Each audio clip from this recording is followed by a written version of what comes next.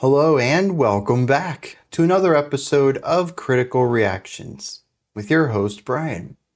We're going to wrap up this week as we always do with an album reaction. Going through an entire album, track by track, exploring each song in isolation and it's part of the larger whole. This is going to be the second album we've checked out from The Ocean, this one being their 2007 Precambrian.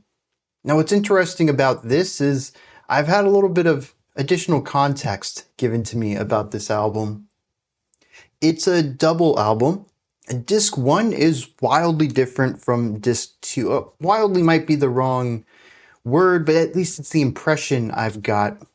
There are going to be two different musical experiences here, and part of that is because they seem to be looking at different eras of the Earth, as the ocean typically themes their music after.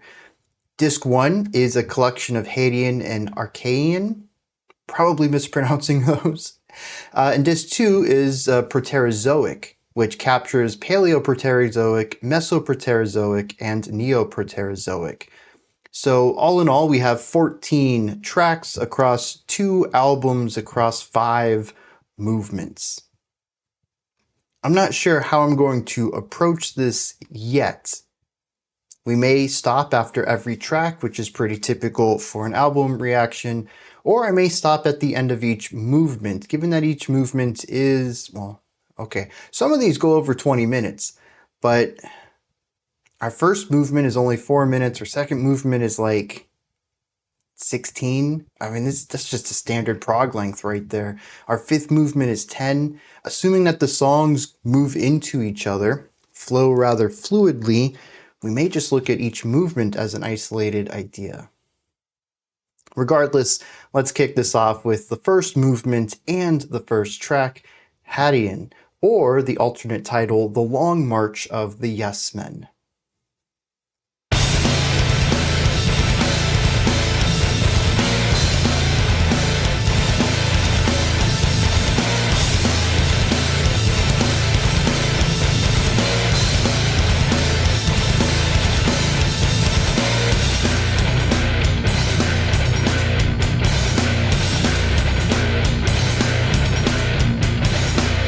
I have no idea what the time signature is.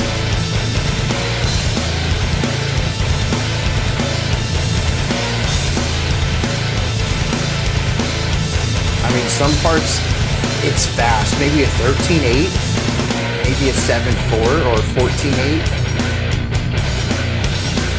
But I feel like the phrasing shifts.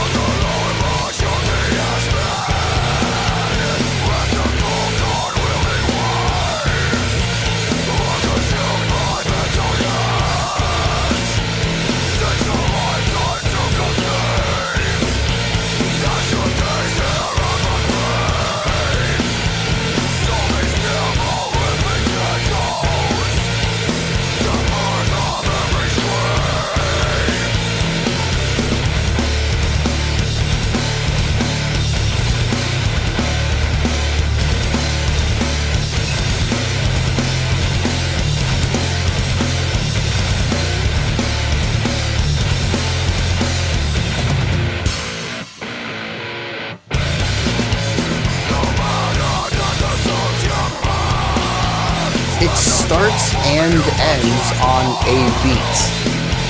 Regardless of how disjointed the rhythms are in that section, it doesn't ever shift to half of a beat being the larger overall idea. So the time signature is something over 4. I would need some time and maybe a piece of paper to accurately count that out. But there is a general quarter note pulse behind that, and it is consistent, so that's neat.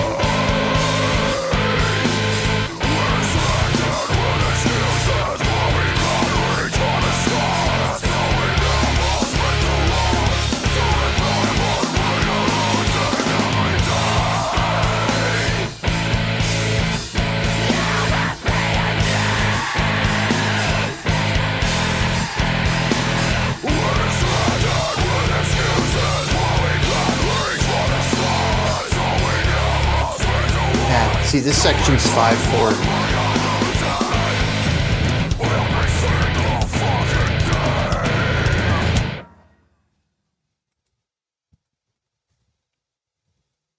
Okay. I knew this going in. As I mentioned, there's a bit of a genre or stylistic difference between discs 1 and 2. I didn't know exactly what I was getting in store for, but from what I understand, disc 2 should be more of what I expect from the Ocean, which is more of a focus on harmony and atmosphere and that type of sludgy post-metal kind of stuff. Whereas this, it's kind of missing what I like about the Ocean.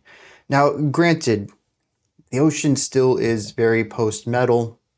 It's not typically my jam. But the last album we checked from them, and I'll have to look that up when we hit lyrics, because for some reason I cannot think of the title of that album off the top of my head. But I enjoyed that one. It took me a moment to get into it, but once I did, I remember really liking it from a lyrical perspective too. There was a lot of layers to it, and it was both philosophical and psychological and thematically cohesive with this idea of the ocean and the depths of the ocean, tying psychological depth to the depths of the water. And, you know, less and less light, more interesting creatures as we go down further from the surface, and exploring that darkness in the psychological levels too. Like, it was phenomenal. And I thought the music paired with it well, though it wouldn't typically be music I listened to. Maybe the lyrics are going to grab me here as well. But musically, this is even further away from what I enjoy, because every section is one idea. I wouldn't put this quite in the range of something like Meshuggah, which I think is quite a bit more technically interesting, but it carries that same idea of we have a rhythm. Every instrument will be in on this rhythm. It's syncopated and polymetric against the time signature, and then that's the whole song. Most of these riffs are just sit on one note and do the rhythm. Occasionally, we'll shift that one note so we can have an element of chord progression, but that's kind of it. There was one other riff to this, which was a quicker moving idea on a bit of a higher string. Most of this was really low stuff, but this was a little bit of a higher pitch. And I don't know, we heard it for like 10 seconds, maybe. Both guitars were harmonizing with each other, creating this dyad. And it was this faster moving idea with actual shifting pitch. It stood out quite a bit against all the other just play the pedal note on a rhythm idea. But it was so short-lived and kind of not super interesting by itself. It was interesting in comparison. You know, compared to one-note ideas, this is wild. But it really wasn't something that I thought was strong outside of its atmosphere, outside of its context. And so it's rhythmic, I guess riffy. I tend to like more melodic riffs, but this is still a riff, I suppose. Hyper-focused on the groove and the texture of it all. It's not my jam. There's not a lot of musical depth to it. There's rhythmic intensity. Like I mentioned at the beginning, I'd need some time in order to figure out some of these time signatures, though I did catch on to the 5/4 at the end. And there does seem to be a general backbeat pulse to everything, which again kind of lines up with Meshuggah. Their music's in 4/4. It does not sound like it. The same is probably similar here, where I couldn't necessarily find the time signature, but I'm sure if I plotted the entire thing out, the full, 45-second idea, and then gave it a consistent tempo, we'd probably find that it is in pretty standard time signature, just nobody wants to emphasize those downbeats, playing around it with the syncopation. So there is some complexity there. I'm not going to call this simple music, but from a melodic and harmonic perspective, it is incredibly simple. And with every instrument locked in on one rhythm, I don't get any of the complexity, dynamic writing, or contrast that I typically enjoy in music either. The vocals also being one sound pretty much through the whole thing, a singular harsh vocal. That doesn't work with me either. So here's where I'm at right now. We have about 16 minutes ahead of us for this disc. The other disc is like 60 minutes long. It's quite a bit larger and longer than this one, but apparently that's the one, or at least I'm hoping, will musically click with me more.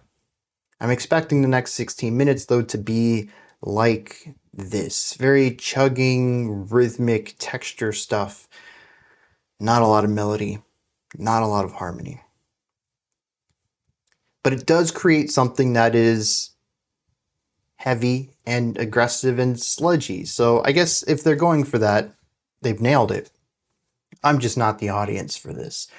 And I don't have any emotional connection to this either. I mean, the guitar sounds sludgy. The riff is heavy. Again, if they're going for this kind of weight, yeah, they're nailing it. But I don't hear anything else in this song other than that. It's kind of ends up being a flat track for me, particularly because what they're excelling in isn't something I necessarily appreciate. Well, I appreciate it. I don't necessarily enjoy listening to it in isolation.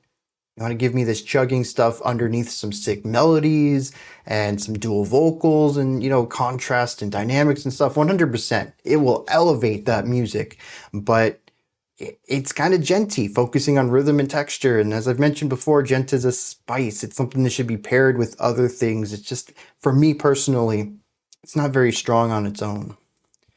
Let me hit some lyrics on this one. All right, the ocean. I'm listening.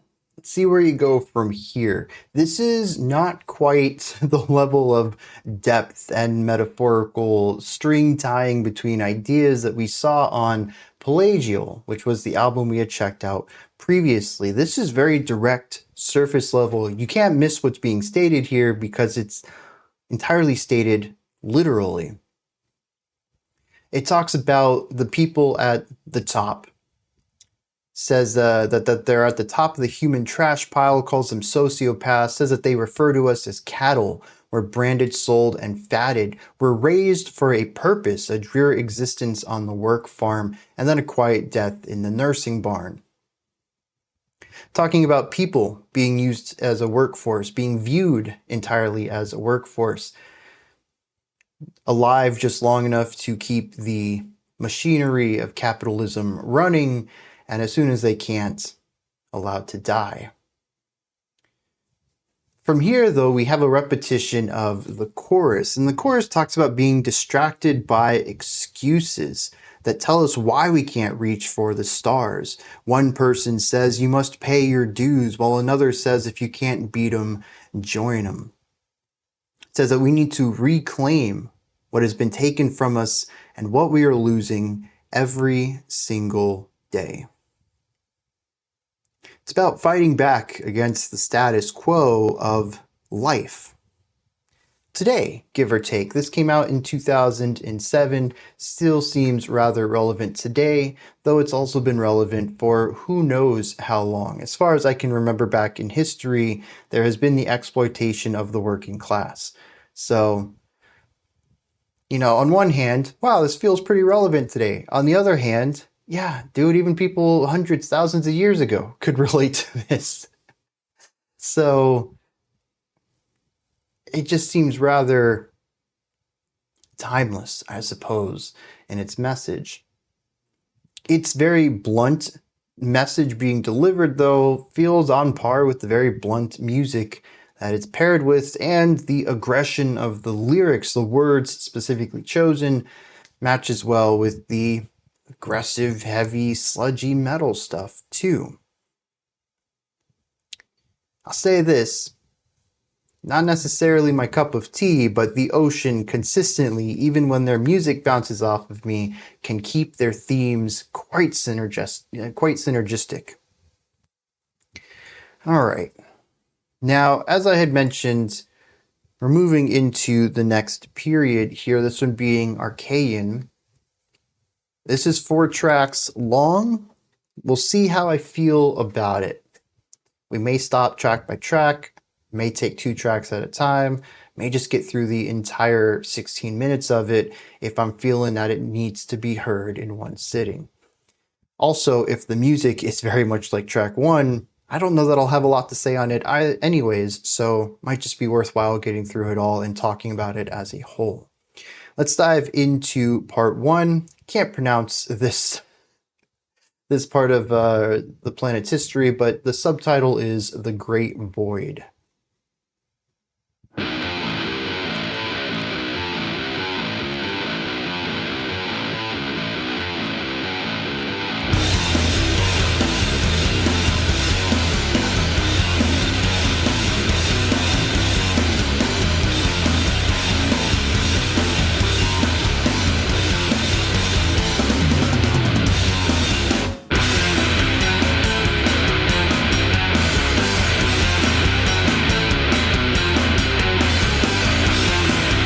Yeah, so we have alternating 4 and 5. It's just 4, 4, and then an extra beat on the end of it. Probably easiest written as a 9-4, just to keep everything in one bar.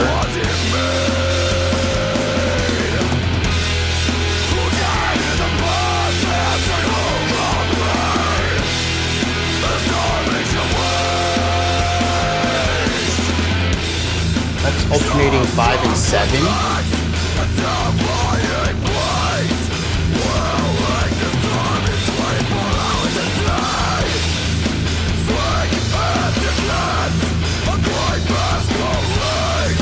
This is in 6 with extensions. I think 6, 6, 6, 7 might be what it is.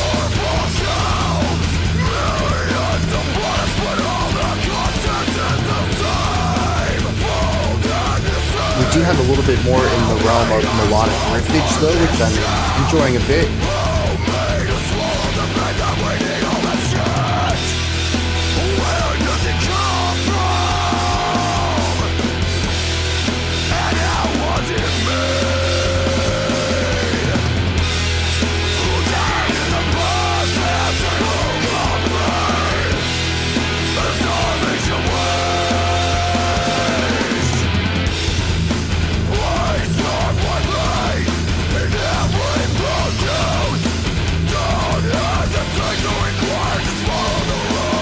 Also, the vocals aren't centered.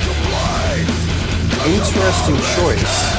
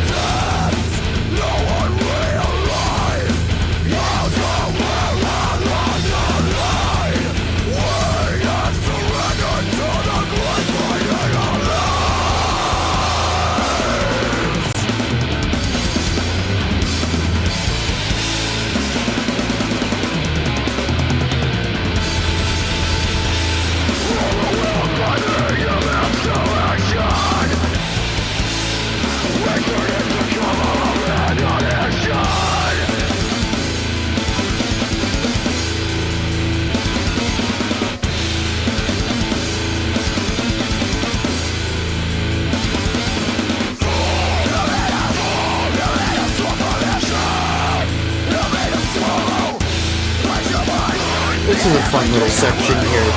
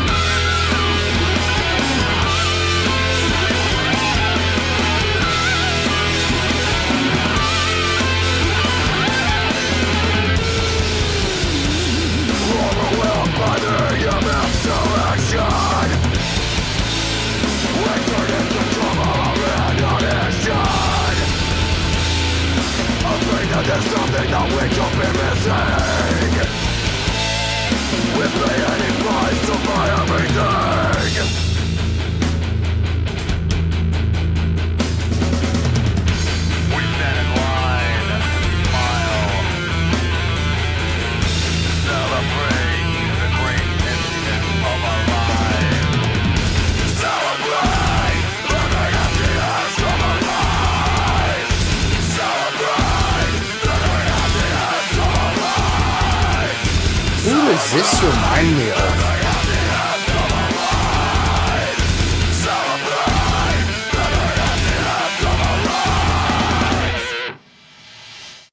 All right, there is kind of a stop there. I do want to talk about this though. It's different. I was expecting more from the track one, and we didn't get that.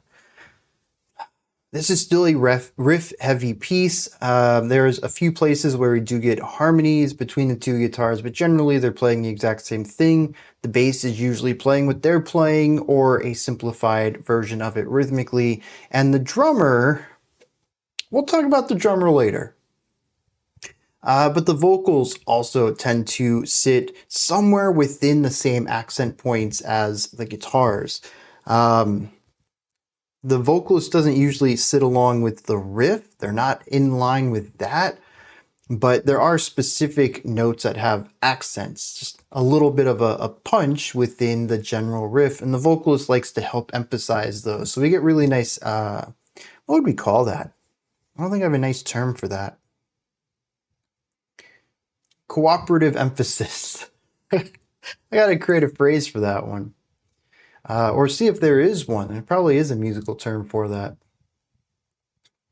Anyways, it helps the song feel punchy and have these moments where you can just lean into the music with what they're playing, because the drums are emphasizing these beats. The bass and the guitar, they're emphasizing it in their riff. The vocalist is even emphasizing it in their speech. They're yelling.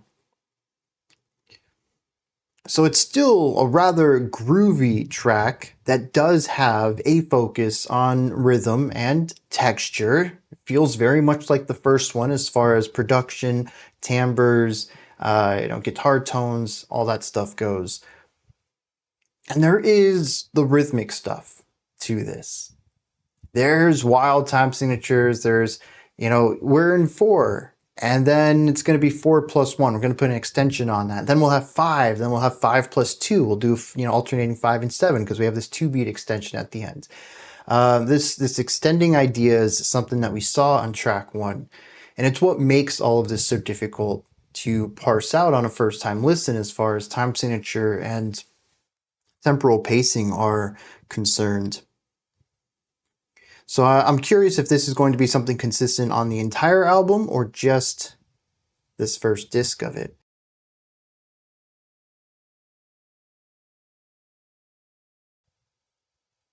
So in several ways, this is very much like the first track, but it also differentiates itself rather clearly because it does melodic stuff. The riffs feel less core related and more metal related here.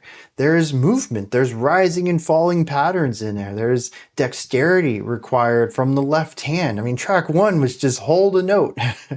Your right hand's going to do all the work because it's the one chopping up your notes and giving it the rhythmic element to it. But your left hand's just hit the note, hold it out for a while.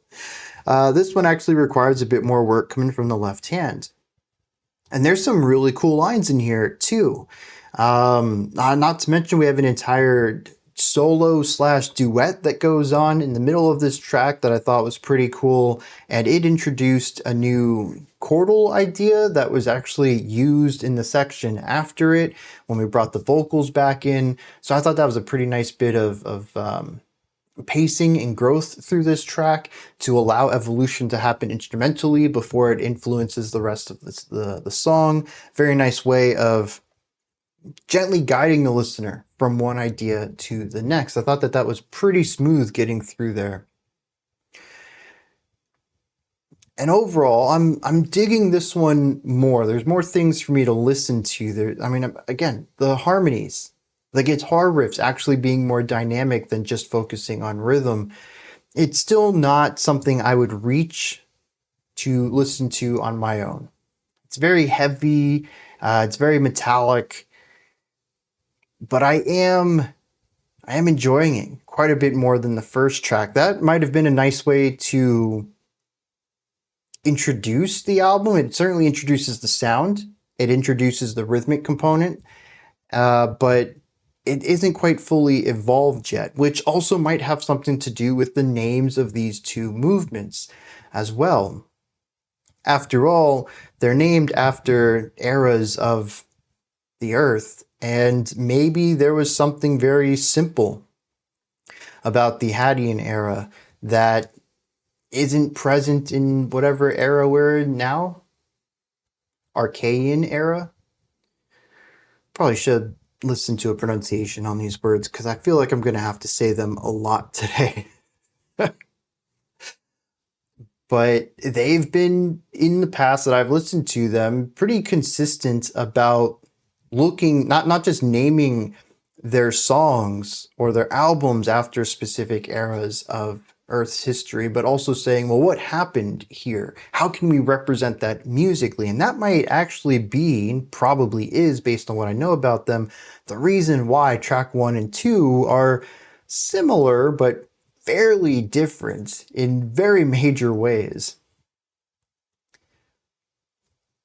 The other thing that's going on in here is that we do have the rhythmic wildness as far as the time signature goes, but there's also rhythmic choppiness in the instrumentation, and it isn't always syncopation. The first track is completely based around polyrhythms and probably also polymeters, but that's kind of just a gut instinct based on how difficult it was to figure out what was going on there.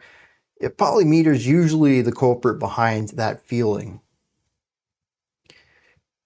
But here we play around with rhythm in many ways. Is there polymetric ideas? Yes. Are there polyrhythmic ideas? Definitely. But there's also pretty standard syncopation, just accenting offbeats. There's also gallops, dun digga dun dun digga dun. That shows up quite a bit in here. That's not confusing. It's driving. It's using rhythm to manipulate the momentum of the song. It's not about, I mean, it does help create groove, but it's all about feeling to me, more so than grooviness or syncopation. The first track, it almost felt mathy, whereas every rhythmic decision wasn't one necessarily to better the song in some capacity other than just to make it more technical. It almost comes at it from a very analytical perspective, whereas a lot of the rhythmic choices in the second track are groovy. It's more of that musical side of things. Does it make the song sound better?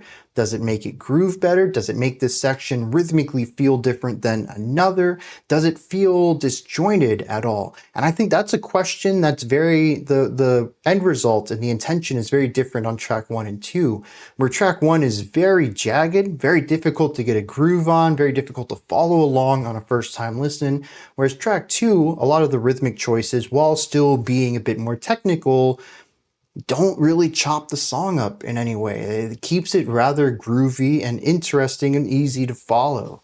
Are there some wild sections in it? Absolutely. The phrasing does that a lot, but the rhythm typically doesn't aid in that. Where track 1, we saw a collusion between the rhythmic oddities and the meter oddities. Here, the rhythm is more subdued while the meter isn't. We're seeing a little bit more simplicity on one area.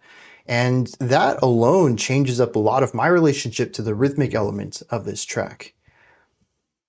But there's one other thing that stands out to me here. Yes, we get to hear some really cool guitar work in here. The bass doesn't get to shine as much. The vocals feel identical to track 1. But I don't know if y'all noticed the drummer in here. Dude is going off 24/7. He has no chill.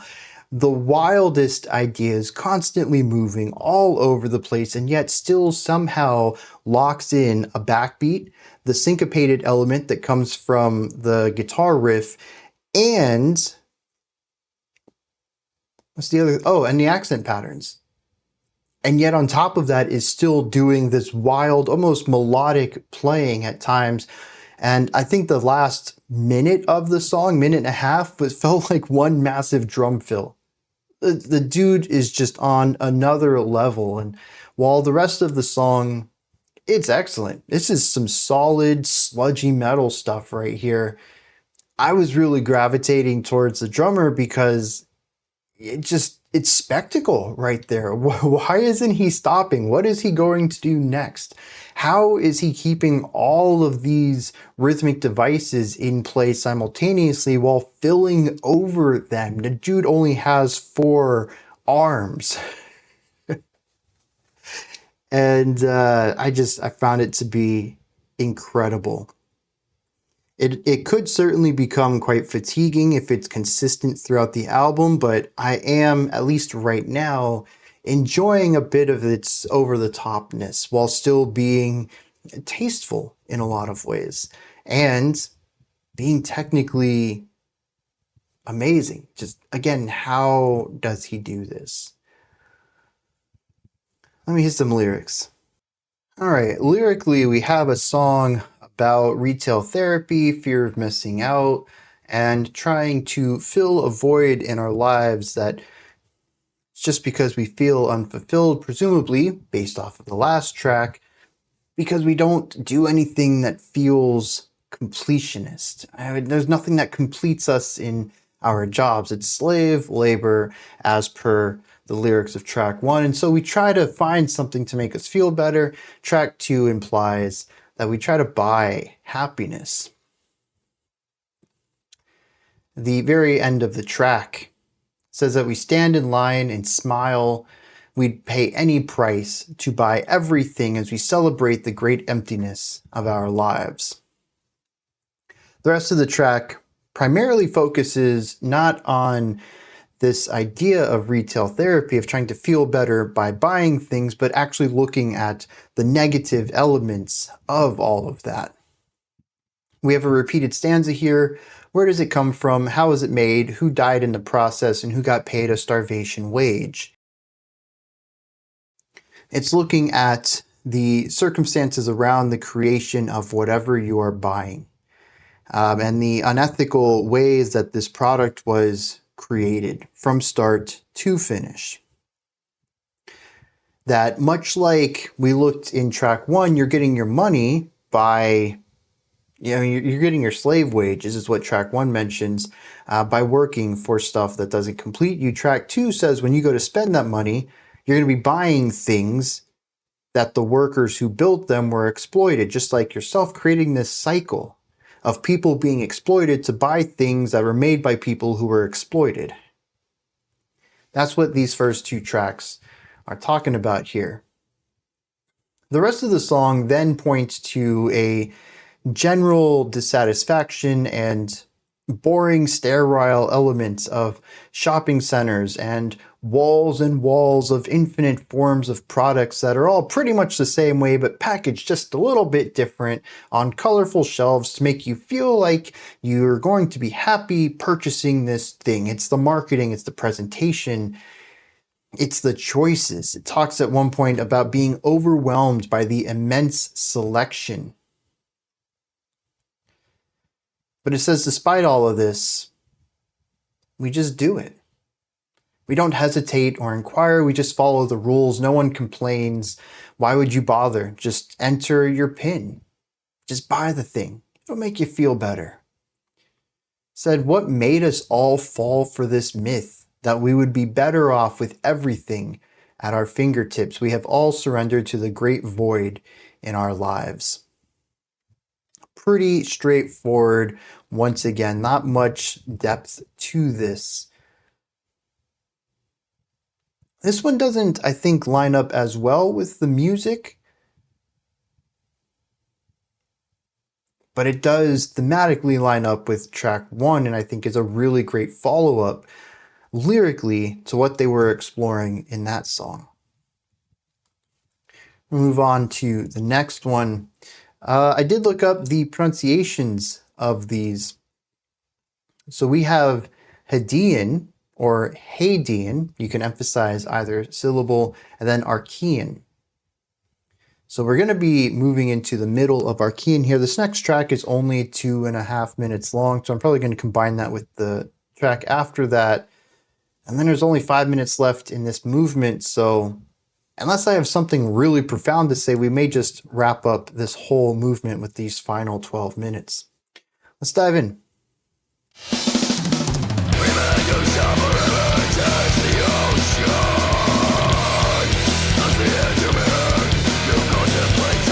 A bit of a punkier idea here.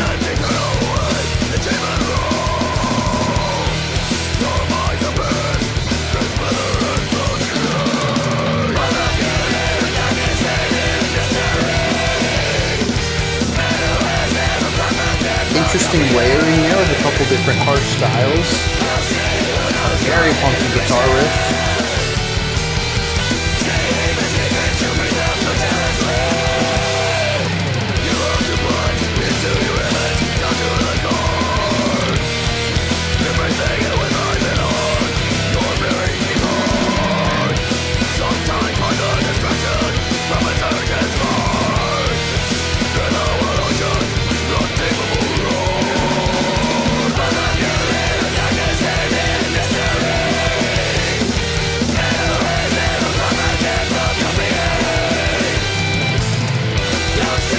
And then this is the triplet. Yeah, okay.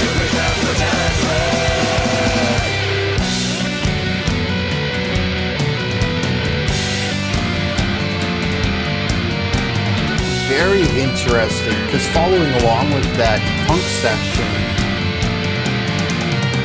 there's the drummer though. The drummer's just going off, dude.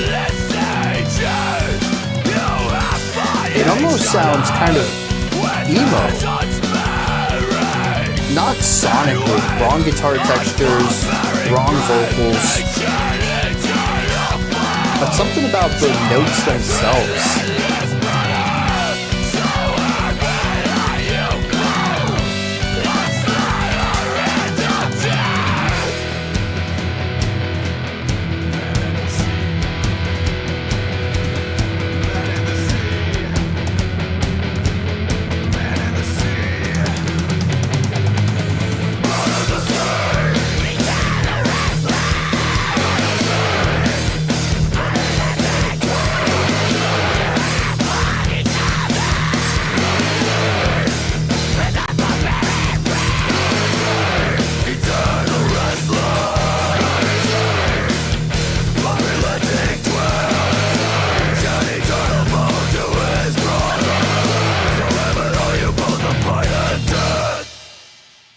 Oh, there's actually a hard break there. Of course.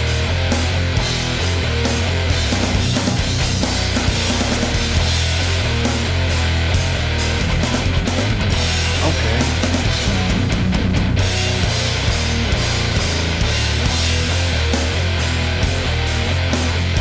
So it's a 16-bar phrase broken up into 9, 7, 8, 8. I guess that's 32-bar phrase, but then with an extra 4 tossed on the end of it.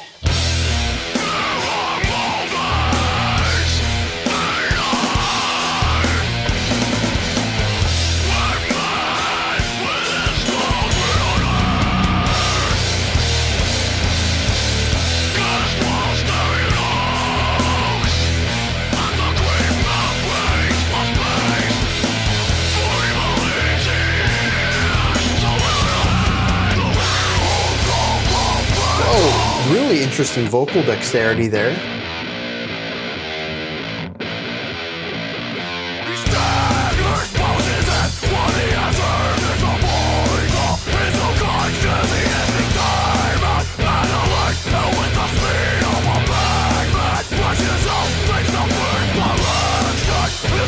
Sarah, I was trying to figure out what this reminded me of.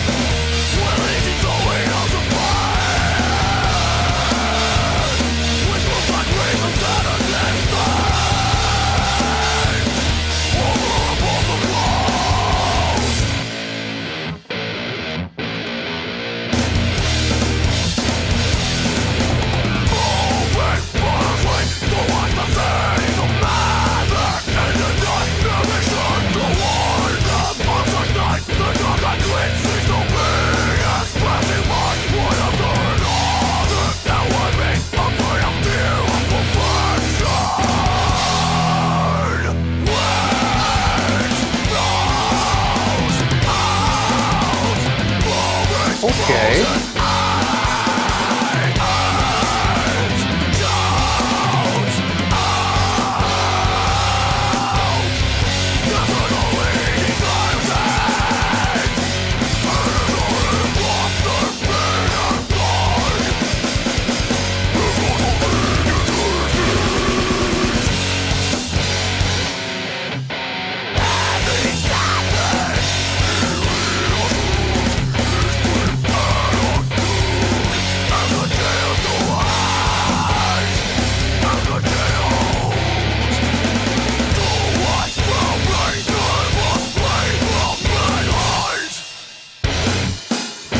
It's interesting, as dynamic as it is sonically from moment to moment, it still captures a very similar vibe overarching.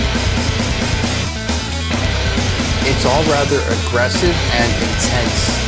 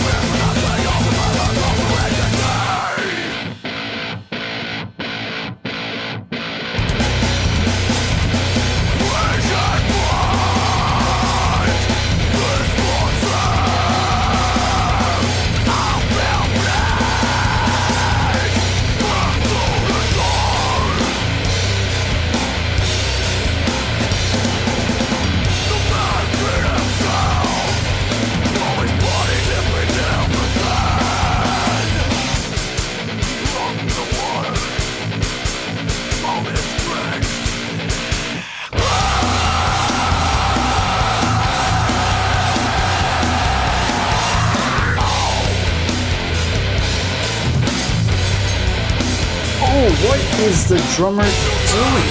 Golly.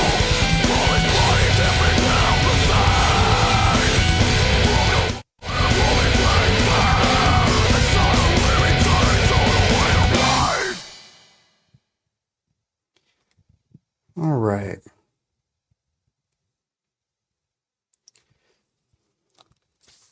Four songs, four distinct ideas, all the same energy. This is really interesting. Track 1 to 2 gave us an evolution of sound, retaining many of the similar foundational concepts and building something more complex off of that.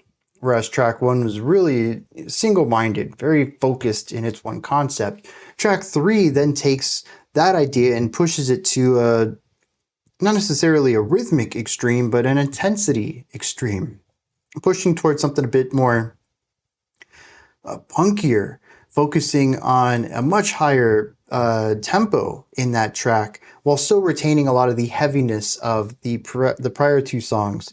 And track 4 takes us straight into some of the most technical playing that we've heard this entire album so far. The amount of wild drum ideas, particularly that polyrhythm they chose to go with at the end of it, and the guitar work are both all over the place. Lots of movement, dynamic rises and falls, pitch shifts, but there's also some vocal dexterity on here that we've seen alluded to in the prior 3 tracks, but not explored this way. There is one part in, I'm going to call it a chorus, even though I'm not entirely confident in that. It is a section we heard a couple of times when he jumps between what sounds to be a mid harsh vocal into a really high fry into a low fry, or possibly even growl in the span of maybe a second and a half tops. It is some really impressive dexterity there. And everybody, even the bassist, is getting a chance to shine on this track. It is it is energy, raw energy all over the place. We even had that bit at the end with one of the guitars, I think it was the right side guitar, coming up in the pitch, going for some higher ideas and having this da da da da da da da, but with like a pedal note between all of that. And we saw a little bit of this even back on track 1, allowing the guitar to have some dexterity and some more melodic ideas on a higher string, but it was isolated there. A short, brief idea that's kind of discarded as we go back to the pedal tone rhythmic stuff. But here, it not only helps introduce an idea or a next section, but the heavy stuff comes in under it and supports it. We're beginning to see, interestingly, in real time, compositional devices building, growing, forming on this track. On this album. All of it feels right, but all of it feels built on its previous tracks too. It's really interesting to listen to these first 4 tracks, and I'm going to assume track 5 as well, not as isolated songs, not as a part of a larger experience, but honestly, evolution of metal writing. It is absolutely wild to see something so simple to start this off, only for it to become the blueprint to add more and more complexity and depth to. This is an album that started off okay for me and is at a point where I'm quite becoming engaged with wild drum ideas, interesting melodic things coming from the guitars, the vocalist jumping around all over the place with so many different types of vocals. I mean, my whole issue with track 1, what set me up to have some fears about getting into this album, was that it's completely one note. And we couldn't be further from that here. I think the only way to get even further from that idea of focus is to move into something more avant-garde or experimental, where everything isn't working together to create a unified idea, where there's just several ideas kind of doing their own thing simultaneously. Every single instrument is more interesting on this track than they were last track, and they were more interesting on that track than they were the track before. And yet all of it still fits. It captures the same energy, the same vibe. There is still a focus on these sludgy, massive guitars, on harsh vocals, on forward driving energy. We did have a quasi ballad on the back half of track 3, but to me, that's just a much needed moment of calmer. It wasn't really a calm moment, but taking the energy down from a 10 to like a 7 for just a moment. To me, that's just a necessary part of this album. It would not surprise me if we continue to see dips into lighter ideas. If nothing else, even aside from thematic reasons, just for general pacing elements. But the album as a whole has primarily focused on max intensity, max energy, heavy vibes, and it's just found a multitude of ways to explore that general idea with an ever-growing, basically sonic palette. It's almost a challenge. Can we write a song with just one idea? Everyone plays that one idea. What if we take that concept of jagged rhythms and odd time signatures and try to put something slightly melodic on top of it? What if we take that and run with it? Much faster ideas, kind of taking the same quasi-melodic components, but just play it fast. Well, what if we take track 2 and really focus on melody, melodic drumming, interesting bass work? What if the vocalist gets to change pitches now? And every single track feels like, what if we did this, but it was just the blueprint, just the foundation? And of course, as I've mentioned a couple of times, all of these are names of eras of the Earth. It wouldn't surprise me if this is supposed to be a representation of a moment where the Earth went through some change. building upon somehow of itself. I don't know enough about Earth's history. Now that I think about it just being a giant rock in space, I'm not sure how we could go about building on top of ideas other than just the concept of new layers of dirt and sediment and earth on top of one another. But I don't know if that necessarily fits the metaphor of expansion the way that I think musically they're looking at. But I do like this concept overall of musical foundation and exploration. Otherwise, though, I don't think I have more nuanced or singular things to talk about on either of these tracks. Everything to me is still, it's still just, it feels angry all the time.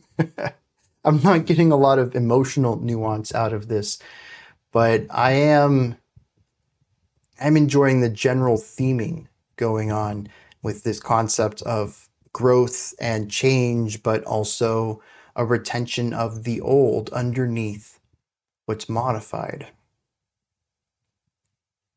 Let me hit some lyrics. Track 3's Palaeoarchaean.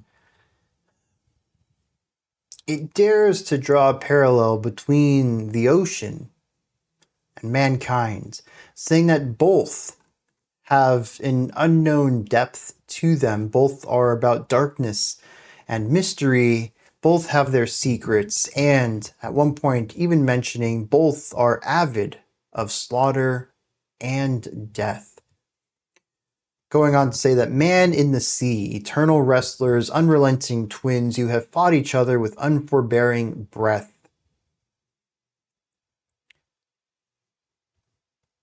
I think that's fair. I mean, even almost 20 years later, we still don't know all there is about about humanity, about humans. Even the concept of the brain is still something that goes fairly unknown for us. We know a lot about what a human is, but there's still so much about humanity that confounds us. It is mysterious, but also outside of the whole, you look at a single person, they are full of depth as well. Within them are multitudes. The ocean as well is incredibly deep. I do like this allusion though to the darkness of it. The further you go down into the ocean, the more dangerous it becomes. One, because because the ocean and mankind are sort of at each other's throats about this. The ocean does a pretty good job of not being a place humanity can thrive very well. But also because there's creatures down there, mysterious creatures that we are only just now starting to discover some of. Mankind also is full of mystery and danger, especially darkness, which I really think is what we're going for on this album. If the first two tracks are very clearly and plainly stated as anti-capitalism, this one introduces a little bit more of that theoretical, metaphorical side of things that I'm kind of hoping to see more of, particularly on disc 2, I'm going to assume. And it furthers this idea that capitalism in and of itself doesn't exist. It's perpetuated by humanity, so it must be a dark creation of humanity through the eyes of the lyrics here. So to take this idea, the negative aspects that we read about in tracks 1 and 2 and say, well, humankind made those. Humankind is full of darkness, much like the ocean. I wonder then if this album isn't going to continue to explore this deeper element of the darkness of humans, maybe not always being in a straightforward anti-capitalist message, but still focusing on some of the negative elements humanity has had their hand in. I mean, in particular, there's this one line, both are avid of slaughter and death. If that's not foreshadowing for some of the themes we're going to be exploring, I don't know what is. I'm a bit lost on this one. The metaphor went over my head. It talks about a man living off in somewhere away from the city, looking off into space and believing that he hears something somewhere ahead. He bows his head, and we're told that what he had heard is his own conscience. But he's determined and alert. It states with the speed of a madman, he rushes out and takes the first direction his wild state suggests. A yellow phantom tracks him, though never losing sight and chasing him with equal speed. Our main character here is heading for the nearest city.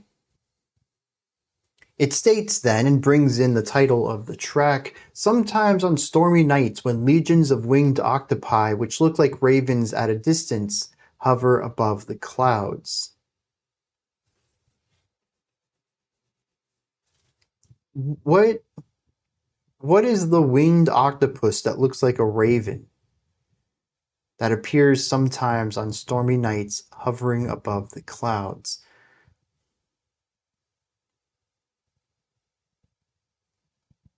I don't know. This might be the key to unlocking the rest of this track, but I'm very lost here. It then talks about him moving through this city and people seeing both him and another man, presumably here the Phantom, chasing him. People shout out, he certainly deserves it.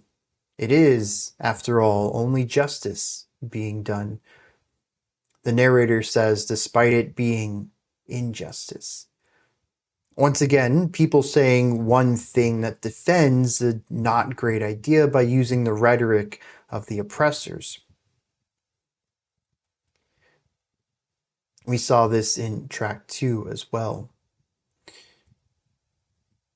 It says the Phantom makes a clicking sound, but eventually it does penetrate the human heart. It's a dreadful shrieking when it happens, and a man would prefer to have death as his mom than to have remorse as his son. I've thought about these two lines. I get a feeling, a vibe from it, but to understand it, no, I don't. But it's seemingly profound. That's the thing right there. I fear those lines will stick with me. It mentions then that our narrator sees our character making for the sea and climbing a jagged promontory, lashed by the eyebrow of the surge and flinging himself down into the waves. A miracle, though. The corpse reappears the next day. The man freed himself from his body's imprint in the sand, and he wrung the water from his drenched hair and silently returned to the way of life. The metaphorical story here, the figurative story, is a man hears something, mistakes it for something else. Well, the narrator says it's his conscience, but he mistakes it for a phantom. Is this the concept of guilt, then? Regardless, after being chased, he throws himself into the ocean, presumably is dead, but comes back and continues on his life as if nothing happened. I really wish I understood this. And I'm worried it's going to make the next track difficult for me to get as well. We're going to go into the Neoarchaean here to wrap up Disc A. Disc 1? The first disc. Let's dive into this and see what's going on. Let's go. Why are we going?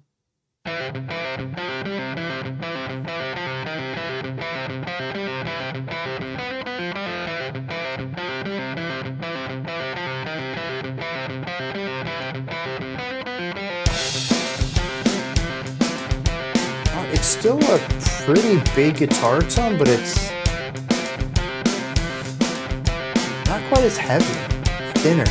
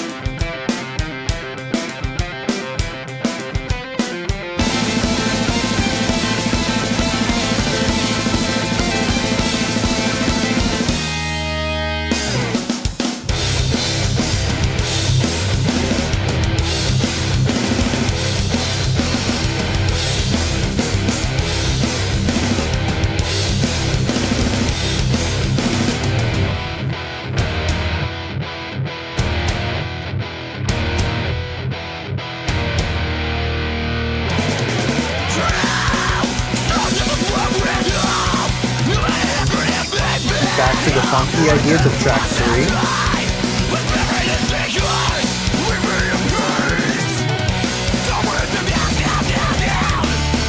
It's also incredibly chaotic and reminds me more of Dillinger Escape Plan or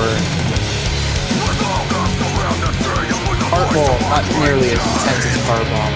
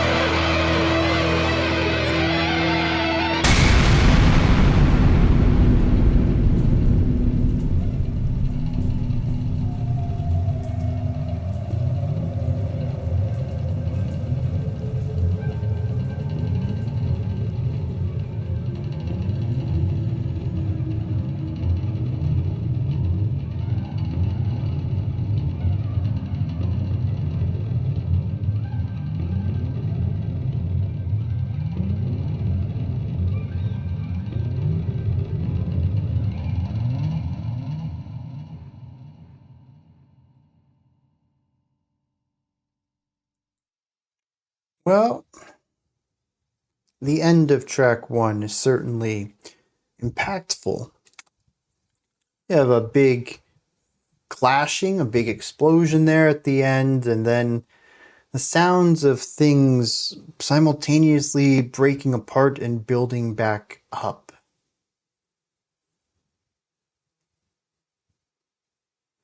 Although honestly, it kind of sounds like a distorted, very slow pick slide too.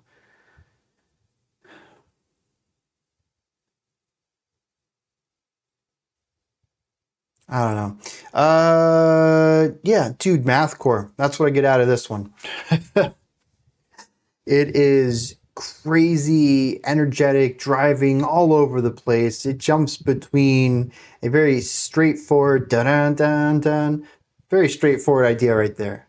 Dun dun dun dun. Two notes, a little bit of syncopation to it, and then the next bar is completely different every time we get to it. Sometimes it is just post-hardcore noise. Sometimes it's mathy riffs, really fast delivered metal stuff. It just constantly changes. Regardless, though, it is consistently abrasive. The song does have a little bit more dynamic elements in its layering and weight, though.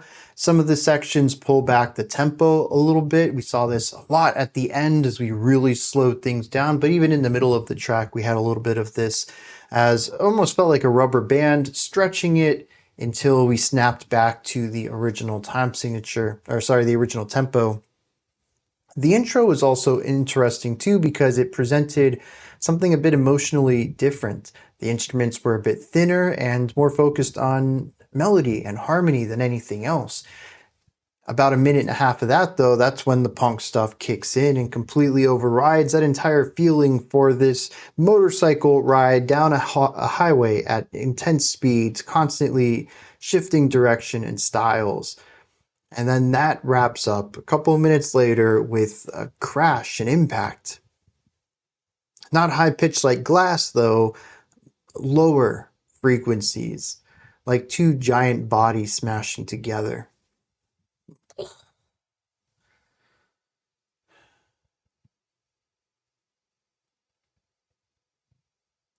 This is an intense song, though, and I think that's my big takeaway on it. What felt calming for a brief moment didn't stick around very long, and a majority of this track put me on edge as the drums, once again, just don't quit, dude. The drummer's just all over the place all the time, wild stuff. But this time the guitar shares that role with them, pairing back to my idea of growth and expansion. The drummer started off rather straightforward. There was some interesting stuff in the first track, but it wasn't as consistent. And I know I brought it up during the analysis of track 1, but honestly, track 2, track 3, track 4, and now track 5 have really showed me what the drummer can do when let go. And it's continued to become more and more interesting and complex. What was already rather intense on track 1 is that's kind of the tamest drum work we've heard on the album. And so we've been building these ideas up over the tracks here, and now it's like, well, what if the guitars got to be just as wild as the drums are, just as wild as the vocals were on the last track? Not just in riffage, but in complexity and diversity. What if the guitarists could change up their styles every bar? Once again, building and expanding on ideas, using them as jumping off points to move into something adjacent to it. This certainly feels like a peak, and I think it's a good place to put a hard break into the album. I'm curious then, even if this wasn't a double album, if they would have chosen to stop here. If they wouldn't have focused on releasing it physically at all. 2007, let's just imagine a world where digital was already a big thing. Maybe even the only thing. Do you think they would have chosen to put maybe extra silence at the end here of track 5 because they want space? between the two? Or do you think that the space between them is just a function of the format? Better to change discs here where there's a thematic alteration than to do it later on and try to fit more tracks onto this side, because it's certainly shorter. This is a 20-minute idea, give or take. And the next set, Proterozoic, that takes up 60 minutes. That's going to be a vast amount of this album. It's interesting to put the space here, only a quarter of the way in. But maybe it's more intentional than I'm reading into it. Anything else to say though? I don't think so. I wish I had more depth, more analysis for these tracks, but aside from the compositional building up that I get across them, once again, it's all just very aggressive, loud, noisy music. It gets more aggressive, it gets louder, it gets noisier as we get through this album. But my relationship and my understanding that I'm getting out of it musically isn't changing. The compositional side is quite interesting, but my relationship to the work and the story I'm getting out of it is really consistent. It's a flat line right here. Not much has been changed from start to track 5 here. We've had 20 minutes of aggressive, loud, angry music, and it's getting more interesting. I think, again, there's stuff to read in that as we look at these, the changes of the planet, which I guess I'm going to have to read a little bit about here and kind of see what they were trying to capture musically. But as far as emotion, theming, yeah, it's been pretty consistent. And I've said my piece on the emotional capacity of this album and what I've gotten out of it. I should say, not necessarily the capacity of the album, but what I've explored and have found within the emotional elements of it has been really consistent. Let me hit some lyrics on this one. All right. Lyrically, I think once again we're looking at something a bit more figuratively dense. There is something on the surface that I am getting, though. We have a narrator who does whatever they want, even at the cost and detriment of others. Calling themselves a scorpion, and later even deciding to brand people with a red-hot spade right from the fire. Telling these people that I don't expect you to understand what I do, but there are no constraints here at all, while you all are built around constraints. It says, I do what I want when I want.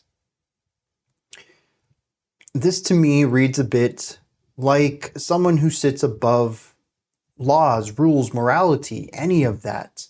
A god among people, but still just a human, possibly.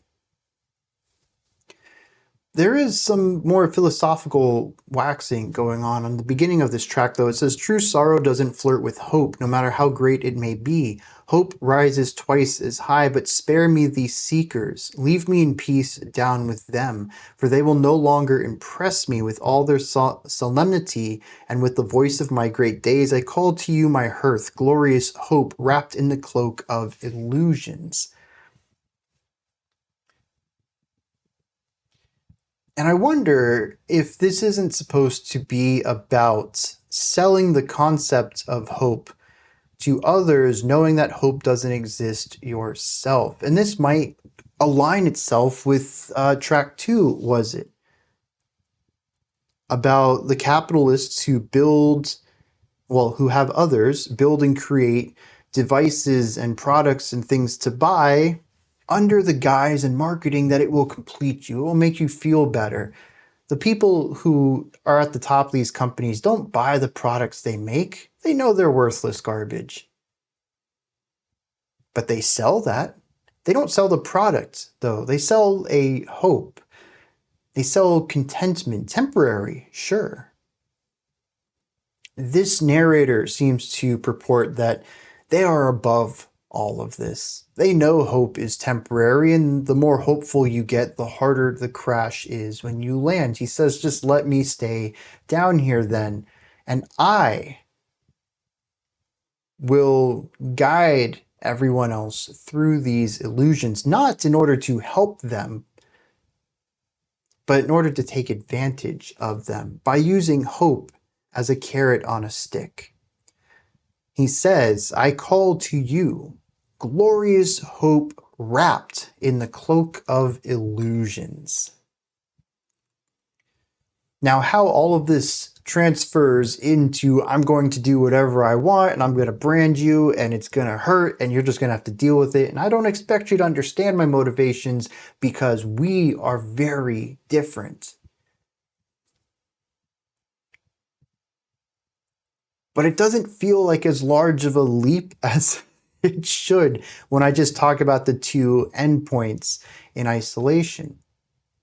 It all sort of fits within this larger framework of the darkness of humanity and also within a capitalistic overview of everything as well, looking at modern life and the negative functions that, by all accounts at this point in time, might as well be features of our society, not issues to fix.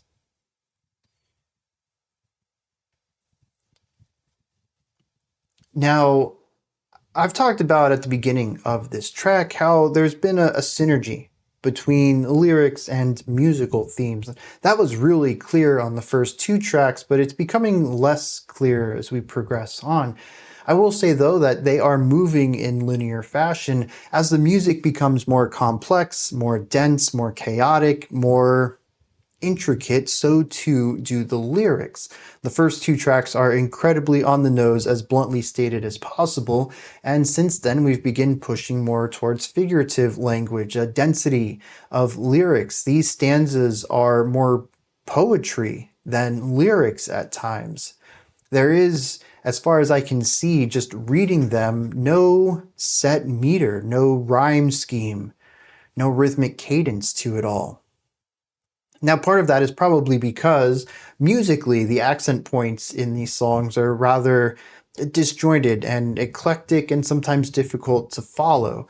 The rhythmic patterns are all over the place, so it kind of makes sense that the same would be true in the lyrical delivery on the syllabic side of things.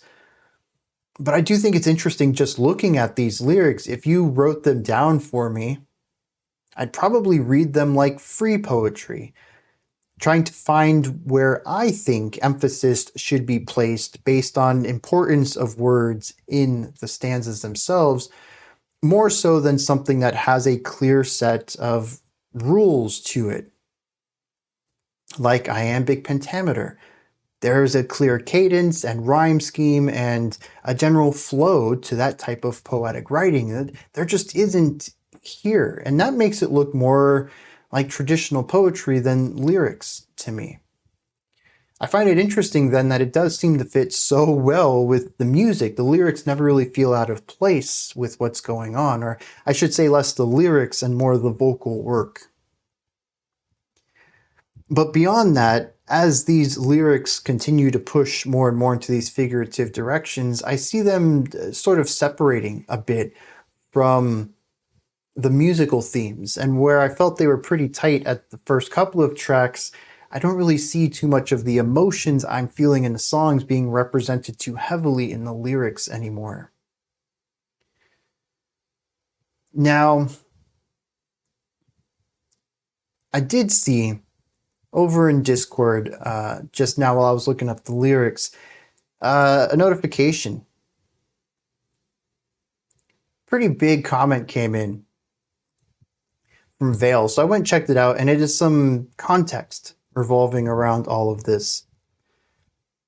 And it goes a little bit into the two eras that we're looking at. The Hadean and Eoarchaean eras were one of chaos as the earth was settling into itself. The Hadean era was mostly a molten earth, freshly born, and lots of chaos of creation at play. We had events such as the late heavy bombardment, during this, with collisions with interplanetary bodies that helped form the moon. Meteors were falling into the Earth all of the time. It was quite chaotic, but as we moved into the Archean era, the Earth settled down a little bit. Still chaotic. We had a couple of atmospheric changes here, one of which was the Great Oxygenation event, where microbial mats began to photosynthesize, producing oxygen into the air, which was previously methane rich. This was also home to the first major glaciation event. So a lot of chaotic elements here, a lot of changes, a lot of growth. I think that makes general sense if this is pretty much the beginning issues or the beginning elements of the Earth. Rapid change, wild changes, evolution, growth. These ideas that I felt in the music are represented here pretty clearly. Now, of course, this is all a massive breakdown. This entire Precambrian era, as stated, is 4 billion years of Earth's history, and we covered some of that in just 20 minutes of music. It's not a very good ratio there between actual years to musical minutes. So obviously it's going to be glossing over a lot of things, but I think that the general concept of rapid growth and evolution is represented pretty clearly in the music, which I think makes the next era interesting, as it was one of considerable calm. Mentions that the microbial life continued to develop in the Proterozoic era. Continents continued to form. We had several periods where ice would just cover the entire planet. And this era is nicknamed the Boring Billion, or at least one era within the Proterozoic is nicknamed the Boring Billion. It's a period of time where pretty much nothing significant happens. 0 records of life development. There is the occurrence of oxygenation events or glaciation events and anything else. Just very stable period of Earth. This is going to be, I think, musically a very vast contrast from these first 20 minutes that we've listened to here. So that's a little bit about the scientific side to this and what they're trying to achieve within the musical themes. And like I mentioned, I think they've been pretty solid on these first 2 eras. It's going to be interesting to see where they take us then within the next 60 minutes of a rather less chaotic era of Earth. I wonder if this is going to sound like what I expect the ocean to sound like, sludgy post-metal, but more atmospherically dense, slower moving than what we've listened to. Because this was a really interesting 20 minutes for this band that I was not expecting in the slightest. Moving on with disc 2, we're going to kick it off with Siderian, which is a less than 2-minute song. My guess is an interlude of some sort. And then Rhyacian at 11 minutes long. And it's actually a song we've checked out before. I looked at it and I was like, that looks familiar. I think it was one of the first The Ocean tracks I ever heard from them. So it'll be interesting to revisit that. Let's dive into this.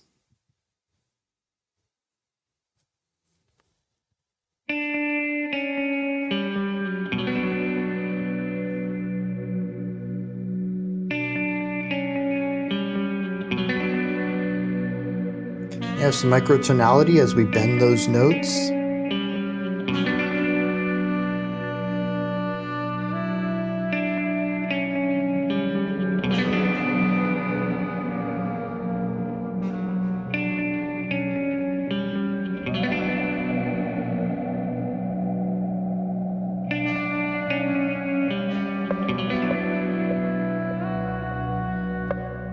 A slow evolution here as we add what I think is a sax and now some sort of percussion instrument.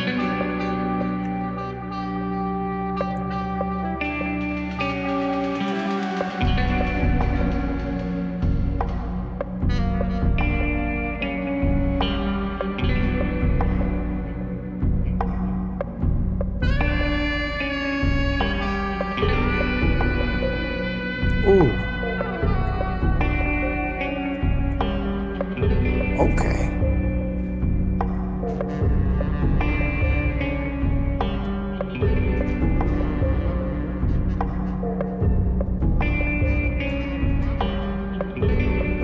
It's very dark and moody.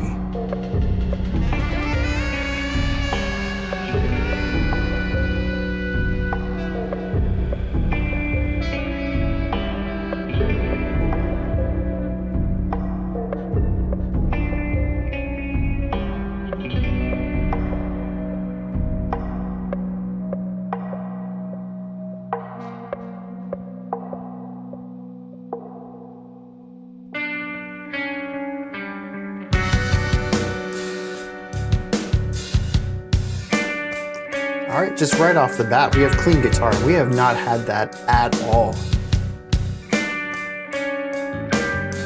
A lot of clarity here with the bass kick, snare, bass guitar, hi-hat over here, spaciousness. But like I said, clarity too.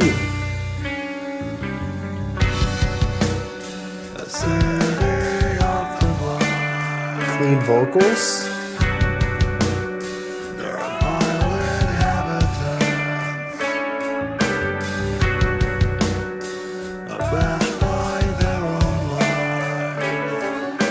Piano's nice.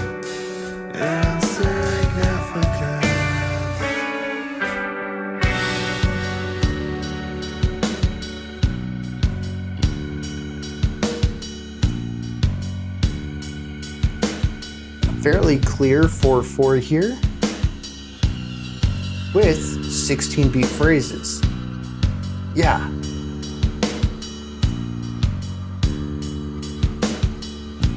Also, that sounded like a sax coming in. I liked that. Was a fun little bait and switch.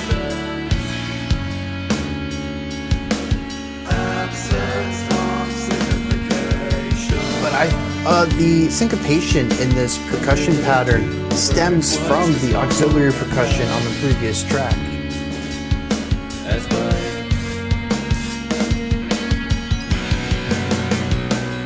What was that bell? Yeah!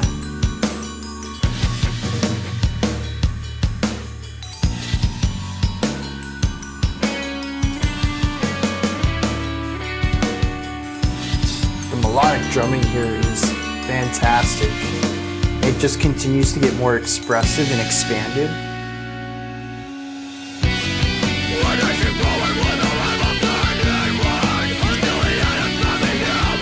Interesting compression and fuzziness on the vocals given the clarity on every other instrument.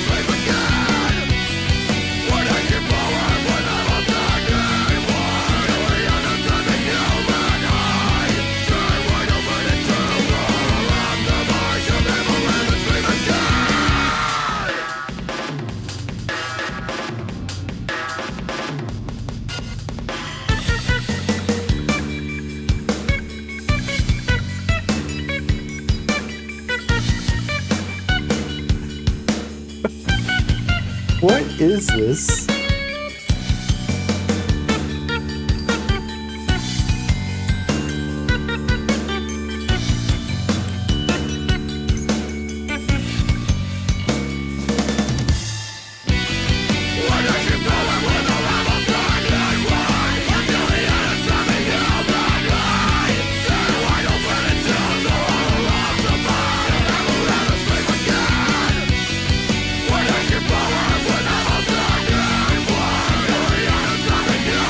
The bass alongside the two guitars, really nice.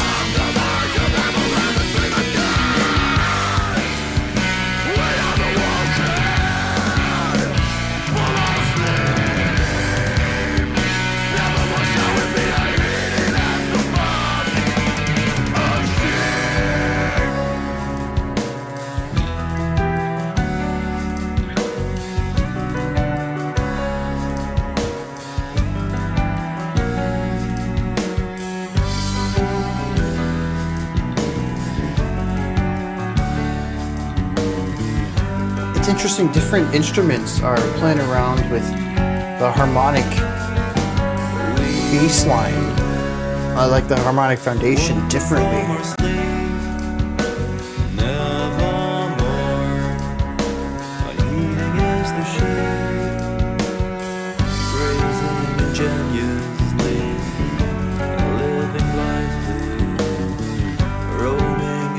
defiantly, forgetting instantly.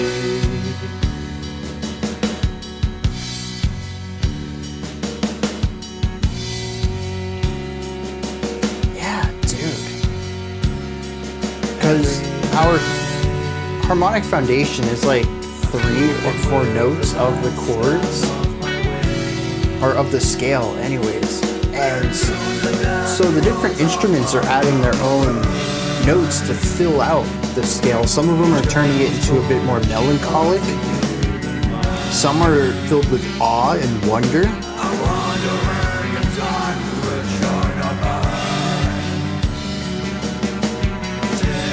This one almost feels nostalgic, wistful, but melancholically so.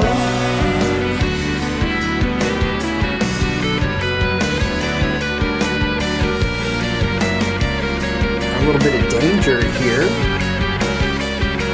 A worry of the future, maybe?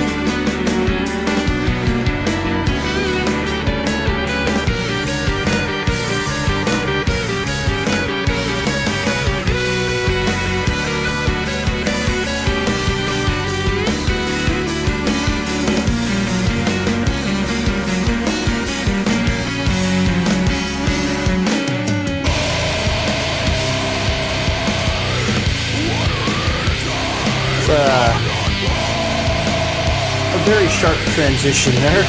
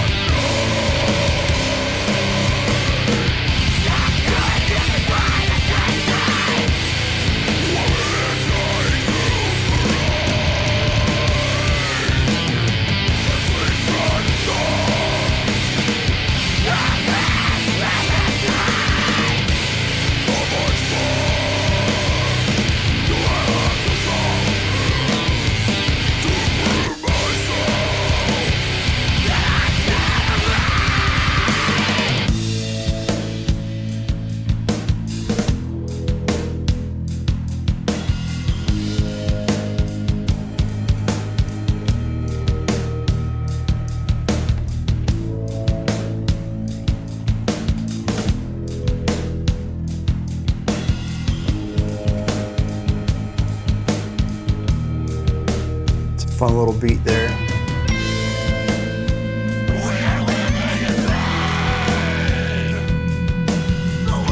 We're back to something a bit more wondrous.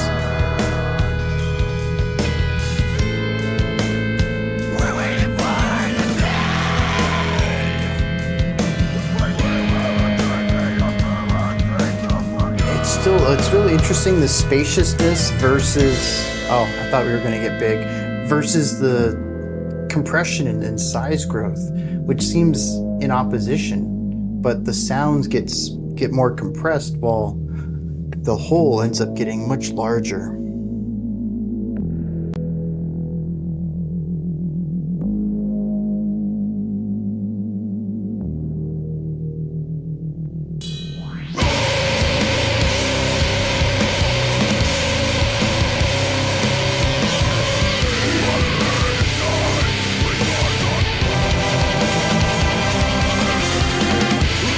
That's fun.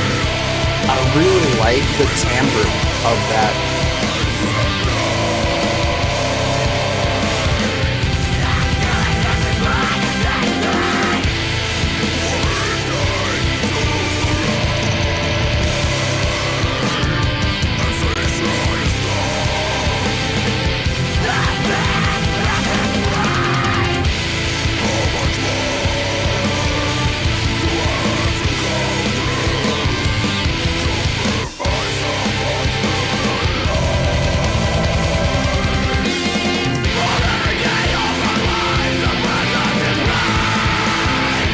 Bringing in back a little bit of that funky side.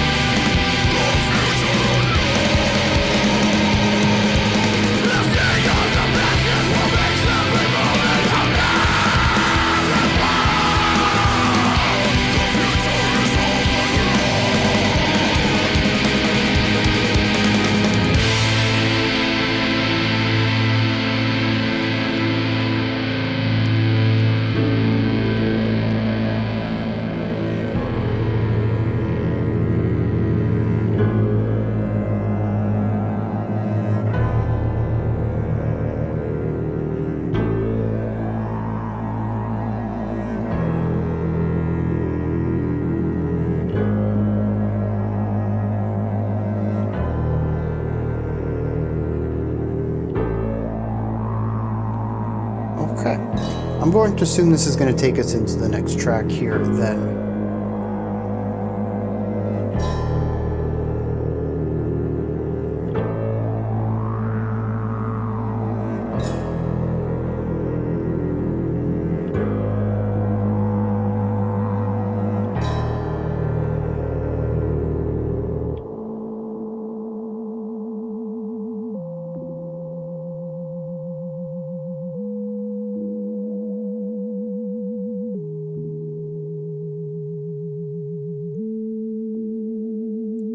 I'm going to go ahead and pause it there, because I do think that's going to take us into the next track, since this is a 4-track movement here. Siderian. Short song, but incredibly important for Rhyacian, simply because it sets up so many elements that are key to that 11-minute chunk of music we just listened to. Several of the rhythmic components comes from it.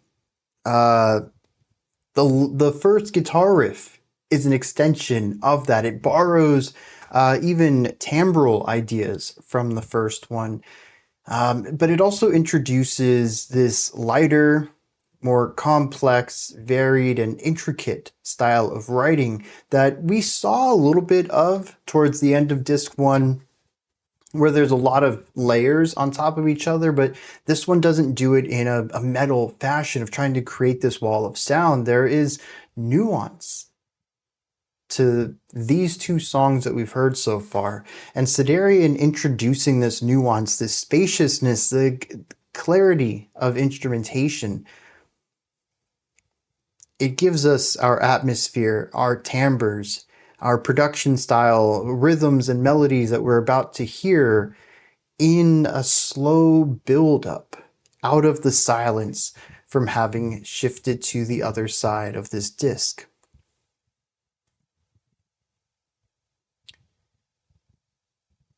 I like that. It is a fantastic intro, and honestly, it stands on its own too. It certainly benefits coming off of track 5, but also if you just start this era, this Proterozoic section, and you just decide, I'm going to listen to the last 9 tracks on this, I think that experience is going to work well too. This is not only just a great transition from where we were, but it's a good start in general. I think it pulls double duty in that way, simply because there is such a stark difference from the first 5 tracks to Rhyacian, that kind of having a soft reset of things and treating Siderian both as an interlude but also as an intro track, it's going to be very easy to create that overlap given the large distance we're jumping between the old style and the new style. With Rhyacian, though, the new style is, as far as I'm concerned, infinitely better than the old style. I still quite enjoyed track 4 and 5 in particular, as they were more dynamic and complex than the earlier ones, but it's still very aggressive and overwhelming and fatiguing for me. This took its time. This was patient. It was dynamic. It had contrast in it. There's a multitude of ideas, and it's very heavily focused on melody. Atmosphere, sure, but also melody. I greatly enjoyed this track, and it is because it stands in such stark opposition to where we have been so far. One of the big changes, instrumentation and timbre. Are there guitars, bass, drums, and vocals on this? Yeah. Do we still have distorted guitars, big fuzzy basses, aggressive drumming, and screaming, yelling? Yeah, they're all here too, but they're all pulled in a little bit. The electric guitars, when distorted, are not quite the big wall of sound stuff we had previously. They're a bit narrower, refined, honed in. They don't take up quite as much space, which is really important for what we're going to get into in a second. The vocals, though, while aggressive, are typically paired with clean vocals, going for texture layering, and sometimes even no harshes at all. The bass guitar sits at the bottom, fills in a lot of space, but isn't massive anymore. It's more rounded and refined. The rough edges shaved down a little bit, and this allows it to work with more complex bass lines, as it doesn't have to worry about being too muddy here and drowning out the low end. It can do stuff that's more precise because it's not as blunt of a sound anymore. But as I mentioned, all of this shaving down of the sound and making it a bit smaller has a really big purpose here. Not just to clean up the overall sound of the song, but also to leave space.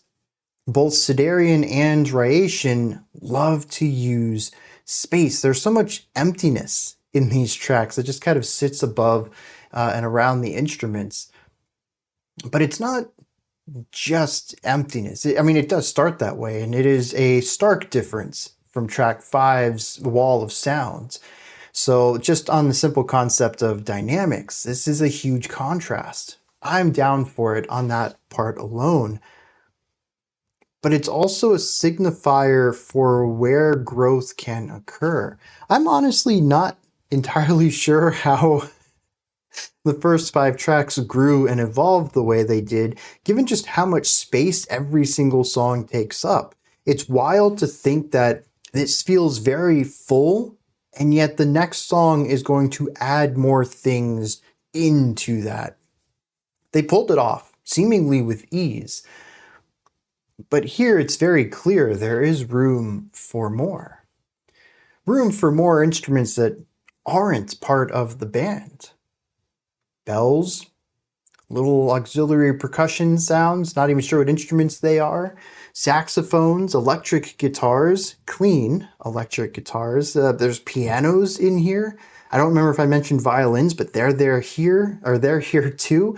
We have clean vocals, harmonized clean vocals, multiple clean vocals with the harshes. There's so many new sounds popping up in here. You need to carve out space for them. Otherwise, it's just going to be a cluttered mess. And it's not going to be a good kind of wall of sound here.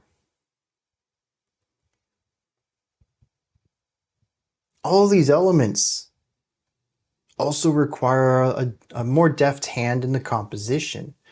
Sure, we could have all these instruments just playing one idea like we did on Hadean, but why? We're not looking at a unified world anymore. We've seen growth, we've seen evolution. Y'all remember tracks 4 and 5? We can't go back to the simplicity of the birth of this planet. We can't go back to that chaos. We need beauty, we need equilibrium.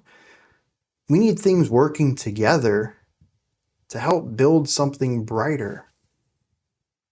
I think this is interesting. I'm interested to see where the lyrics go, because thematically, I didn't pick that up until right this moment. It's not like I've been planning this big revelation.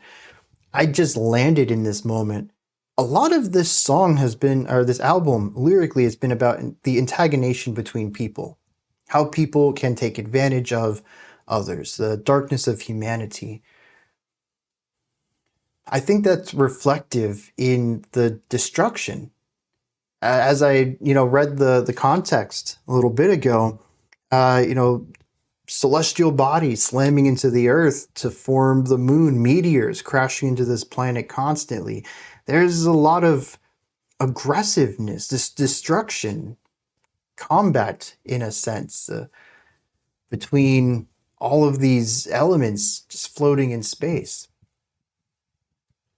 But this is a moment of growth, static growth. Sure, a lot of nothing goes on here, but also a lot of little things that are helping push this forward as we get out of the Precambrian era and begin to see, going to assume a growth of this planet.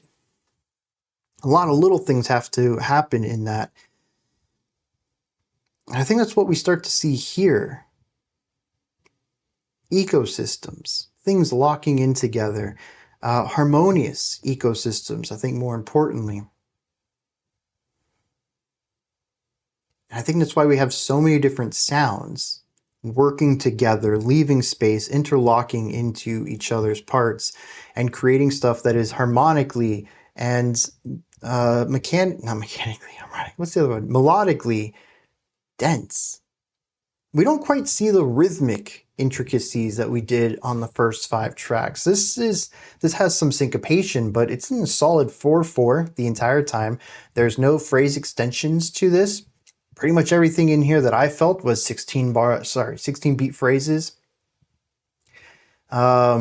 It's decidedly less antagonistic with itself, but also with the listener. Everything's working harmoniously for the benefit of everything. I think that's wonderful. I don't know how long we're going to stay on this positivity,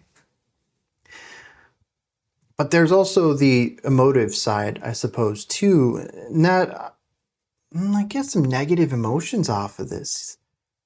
I had mentioned melancholy. Sure, wonder, awe, those are felt in here, but usually always paired with something lesser. A fear, danger, nostalgia. A want for something that has passed.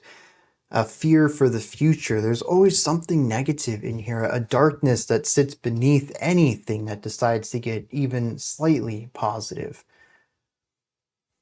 It's a track that's full of mixed emotions, but the predominant one always seems to be the one that pulls the song down.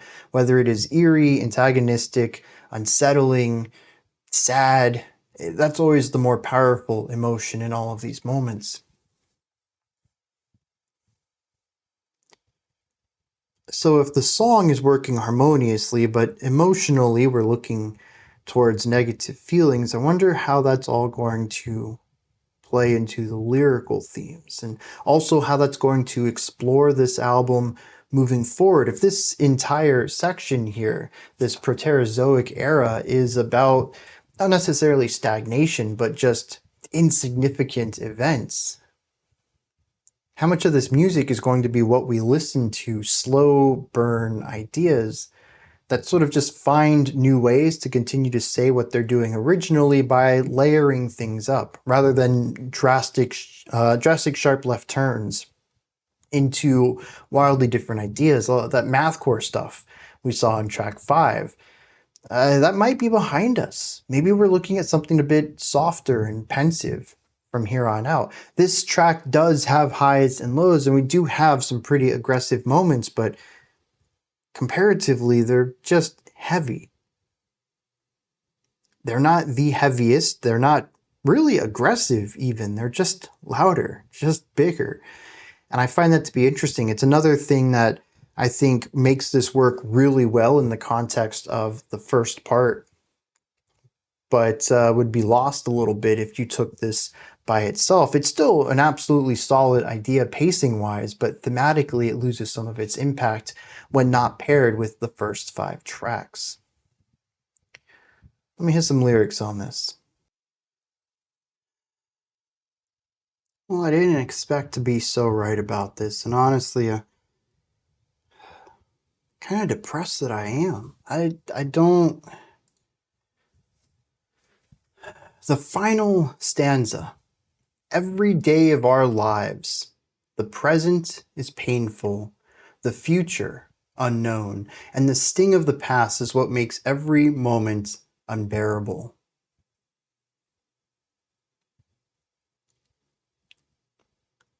Dang, dude, what?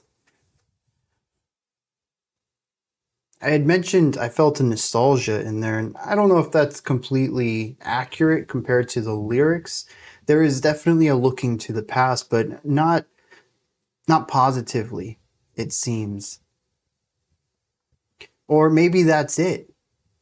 That the past, it's the sting of the past. Not that the past was bad, but that the past was good. At least what we remembered it to be. Our childhood, our teenage years, maybe even our early 20s somethings, all of it still being bright-eyed and bushy-tailed and not really hit with too much of the realities of life yet.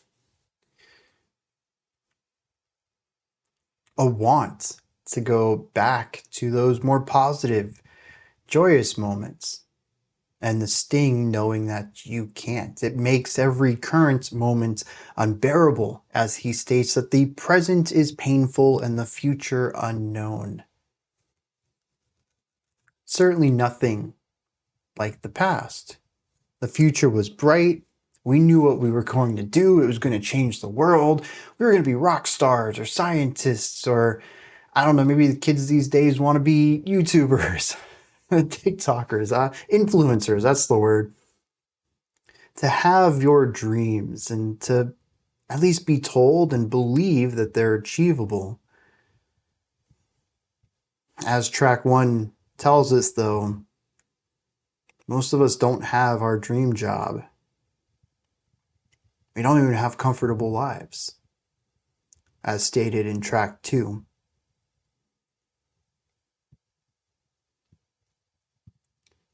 And with that, the future is unknown. And something we will see in this track is that we don't have control over our future.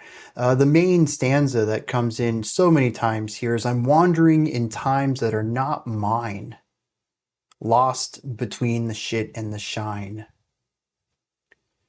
Things aren't completely terrible. They're somewhat bearable, but it's not beautiful.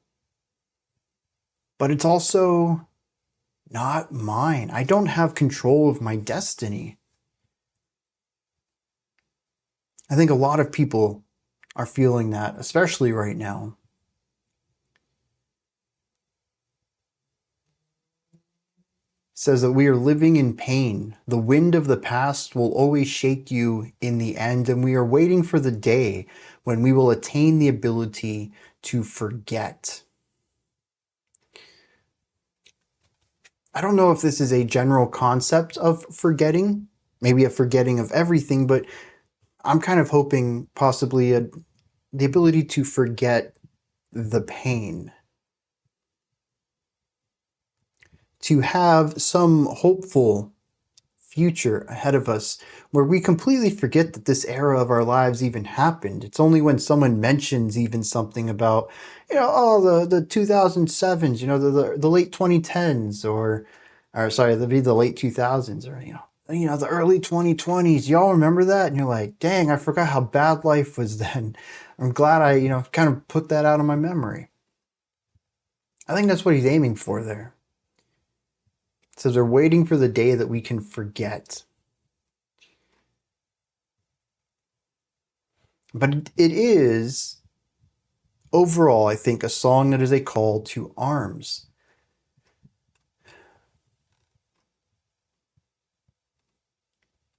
Where's that line? It says, we have awoken from our sleep. Nevermore shall we be unheeding as the flock of sheep. Nevermore shall we sleep again. This is basically just saying, bro, we're woke. We see all the things that are going on and we're not closing our eyes again. We're aware of the Matrix. You can't put us back in there. It's an idea of vigilance here. We finally see the world for what it is, and we're not going to forget that. We're not going to forget things instantly and just be the sheep who roam and feed off of the grass as you want us to. We understand what's going on. But there's also a bunch of other elements in here that I think speak to a bit more of the philosophy, the darkness of humanity. It says we're dashing forward with our eyeballs turned inward until the end of time. The human eye is staring wide open into the horror of the mind.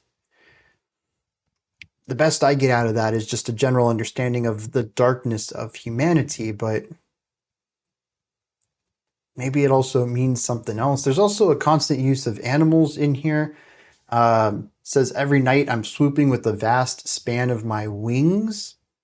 Another time it talks about a snake of fear creeping into our hearts. We have the idea that we're not sheep. This idea of comparing humanity to animals is all over this track. I'm curious if that was completely intentional, given that we've already alluded to humanity as working cattle, livestock, things to do the job until they can't and then to be killed. But it is something that stands out to me here. It's not just the sheep, which is another farm animal. It's something else that we raise, but snakes and winged animals. Not sure how all of that fits into this, but I'm kind of curious. There's a lot of repetition in here, though.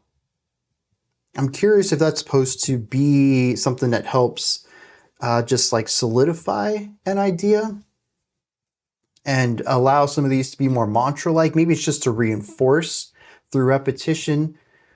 But I mean, there's like 12 stanzas in here and maybe like 6 unique ones. And there's a lot of variation too, where we will get lines 1 and 2, and then later on we'll bring them back with an extra 3 and 4. And then that 1 through 4 is going to be repeated towards the end. So this almost gets grown and evolved, which is interesting too. If this is somebody coming to terms with their worldview, it's going to be evolving. They're going to see an evolution of how they view things, starting from one perspective and then evolving it from there until they can repeat it as a mantra, something that they live by, something that they actively see the world through.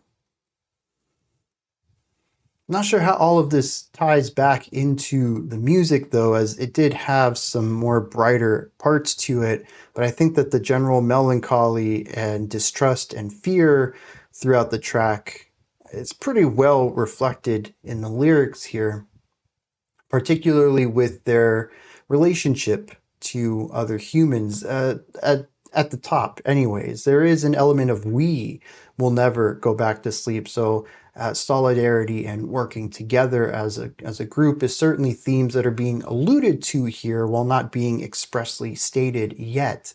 And I'd wager that as we go through this album, we will probably see more of that, working together, a coalition of the working class against those at the top, who this album has consistently pitched as the opposition or enemy of the people and a sort of villain or antagonist, if you will, of the album at large.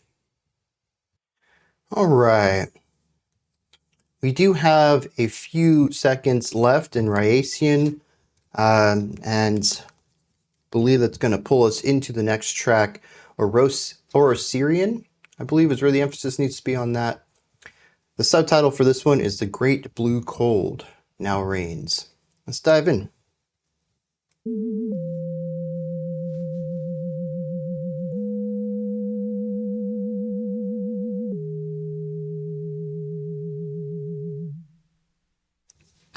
Of course, when I think it's going to transfer over, it doesn't.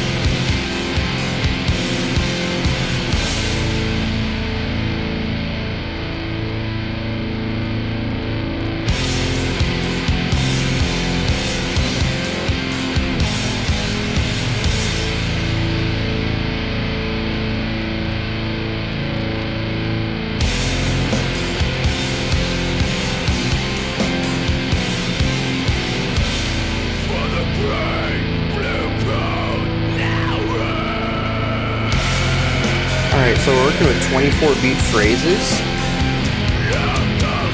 Could be working in 6/4 then.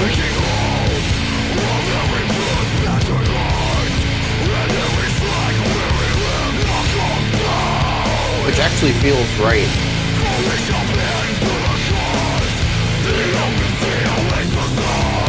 Those emphasis on beat 1, if you chop it up in 3.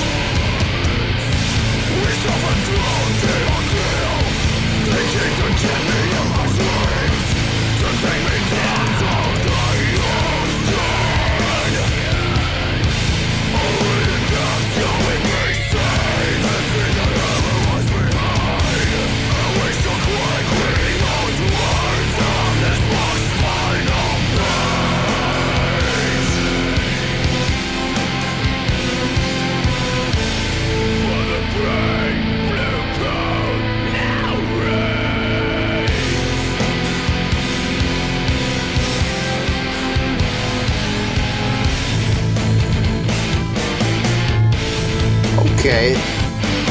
The violin's a nice addition on those accented endings.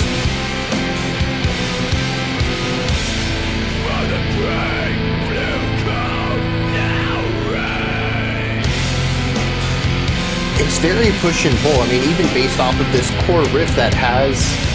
Oh, not yet. Oh, we're back into this. Okay, so the previous section, though, has those long, empty spaces filled with movements. But even juxtaposing the sections, we have ones that are more driving like this, and ones that are less driving like the one that comes after it.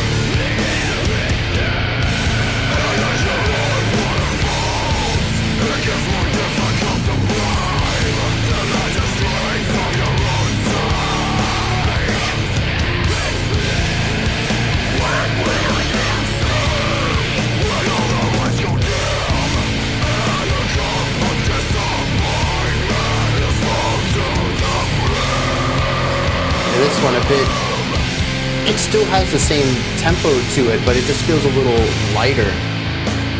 And oh, we're just taking the energy straight down.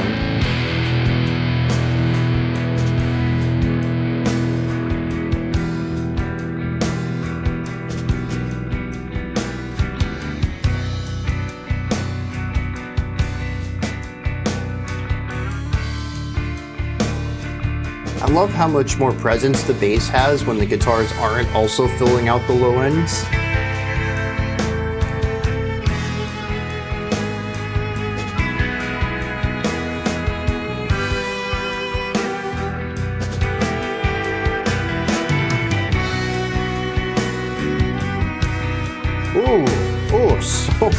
So little stability there.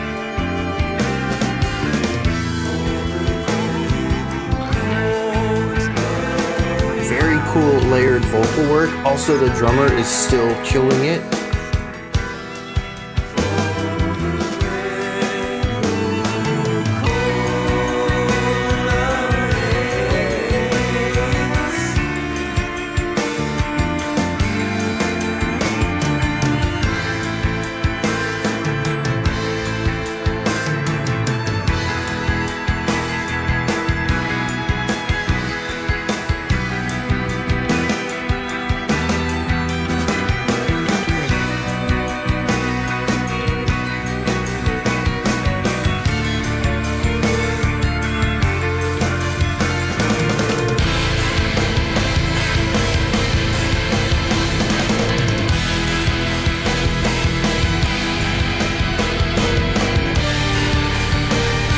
The bells and the violins are doing a great job of balancing out the aggression of the guitars here.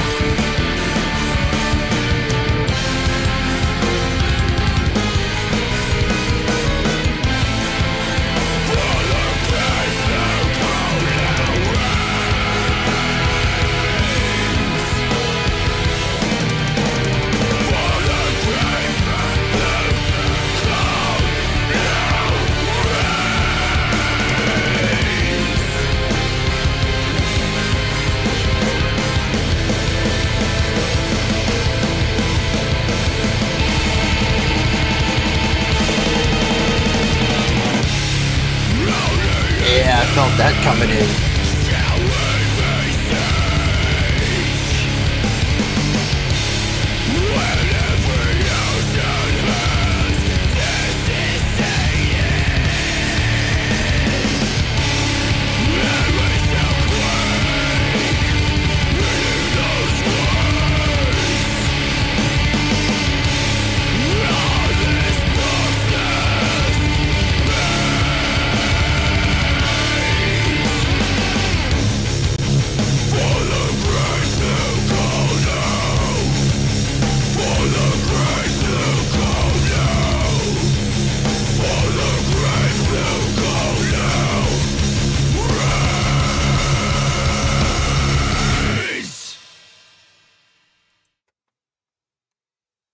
Solid track right there.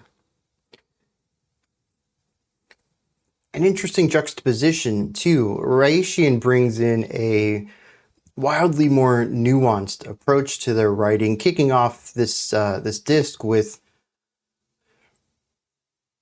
subtlety, nuance.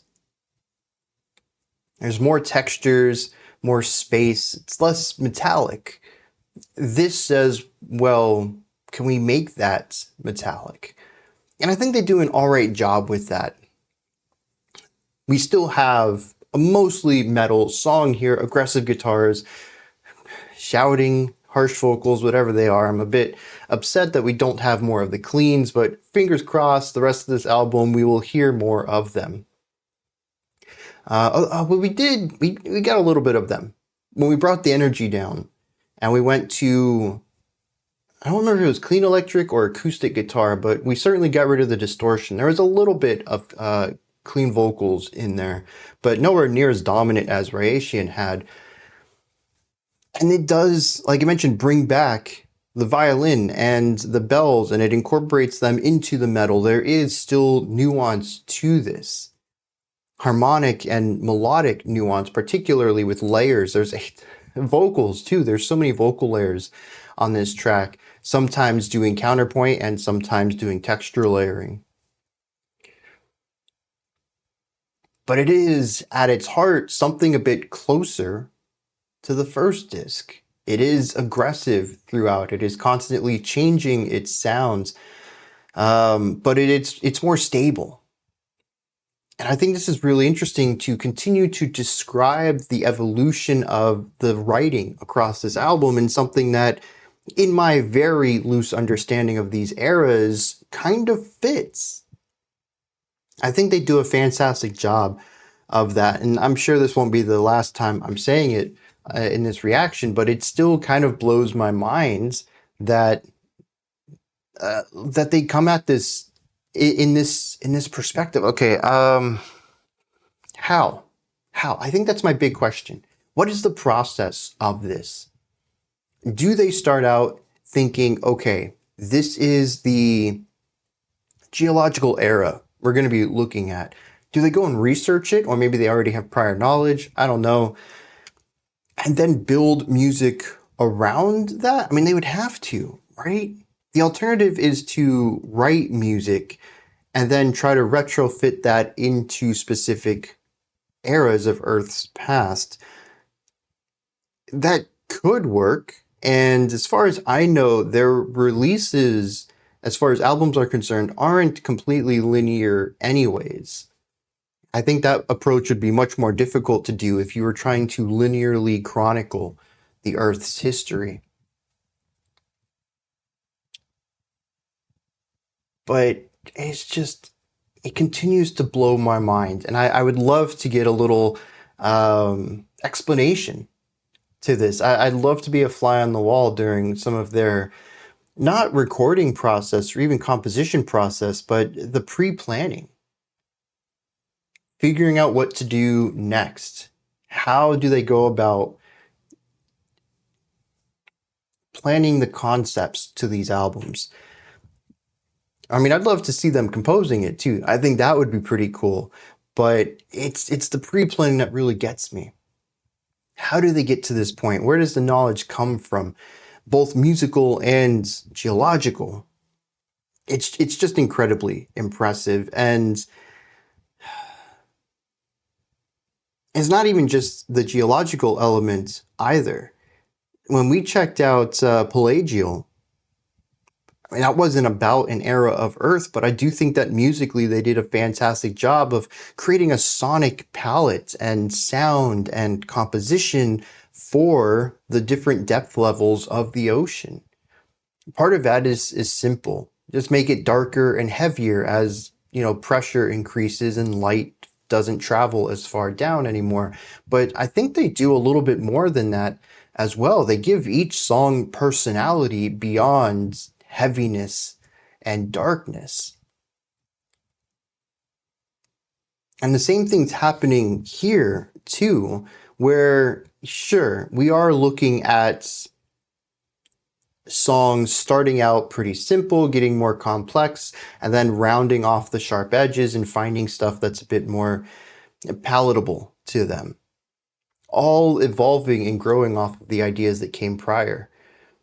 But each song is also connected I think that's what stands out to me the most, because like the ocean, you expect them all to be connected. We're looking at a single body, but here we're looking at such a vast amount of time, and yet they still capture this concept of progress, which isn't something I would necessarily say they worked on in Pelagial. From the thematic perspective, you don't need to make progress. We're personifying levels of depth, but here we're looking at growth and change over time, and they do that in the music too. I don't know, dude, it's so high concept, and they make it look so easy. It blows my mind. And then on top of that, there's been some tracks that bounced off of me. Track 1 still is not something I'd like to return to, but it does capture the theme perfectly. But other tracks, I think, are capturing the themes well, but are still interesting to listen to. As we went to the end of disc 1, very cool ideas in there. Right here, Rhyacian is a beautiful track. Orosirian, this is a pretty cool song too. There's so many moving parts, so many different ideas. The violin and the bells coming in on top of the metal, I think adds a lot of personality and character to it. It adds extra compositional techniques. But then there's also the vocal dexterity. There's the guitar riffs. There's just the general fluidity of this track too. I mentioned earlier on that we were working on 64 beat phrases. And I don't know how they chop that up. To me, 4-bar phrases are pretty standard, so that's the first thing I check. And we can do that if we have 6 beats per bar. So we're probably looking at a 6/4 here, but there's also this very smooth 3 thing going on. You may have noticed me at the end, rather than bobbing my head, is more of a full body thing. A swaying, if you will. 1, 2, 3, 1, 2, 3, 1, 2, 3. It's very smooth.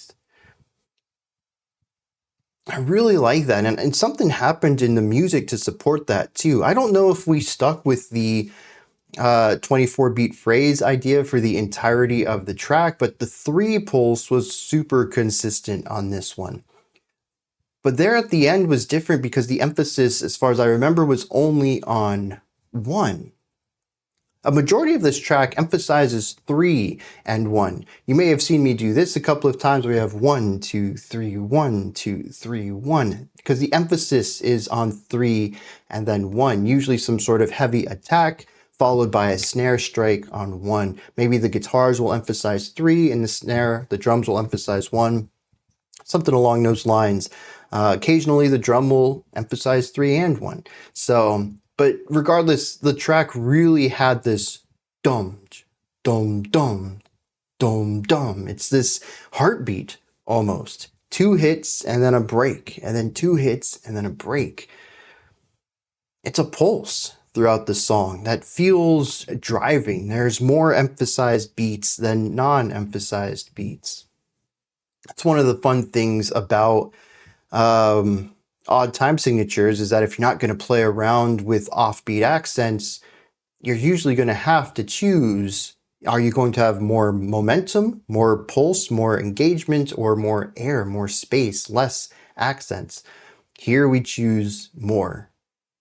2 accented, 1 non.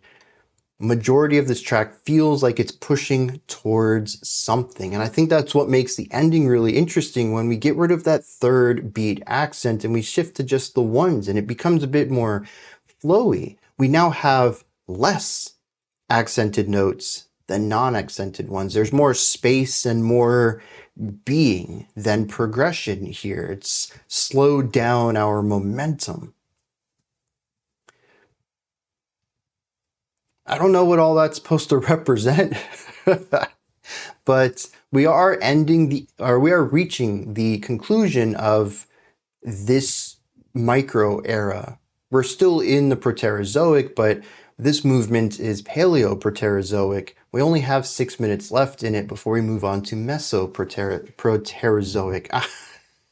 Dude, I'm going to be so tongue-tied once we get to the end of this video. I'm not going to be able to pronounce any of these. But I wonder if this slowing down is a part of things, because the pulse, the swaying pulse at the end of the track, it did come after a reduction of energy overall. This track as a whole, I'd say, is fairly metallic. As I mentioned earlier, there's a lot of sections in here with heavy vocals, with distorted guitars, with heavy drumming. We only have a small portion of the track that lightens things up. It's this sharp contrast to Rhyacian, the previous track, which was mostly lighter and then heavier towards the ends. Acting as the inverse, though, it also allows this song to have this momentum where it is driving on this 3-1 accent until it is kind of chill and relaxed for a little bit. And then when we reach something more momentous again, it is more relaxed than the last time. Now I might be misremembering that. Maybe the 3-1 does come back for a brief moment, but the only accent 1 part comes in after the lighter bridge. So there is some sort of narrative component to that, even if there is maybe a little regression before we chill out.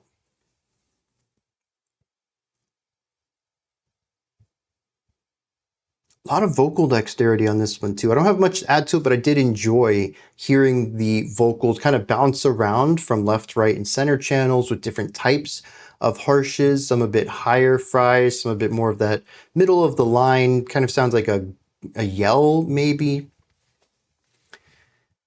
And we did have some cleans, particularly falsettos off to the side in the lighter section.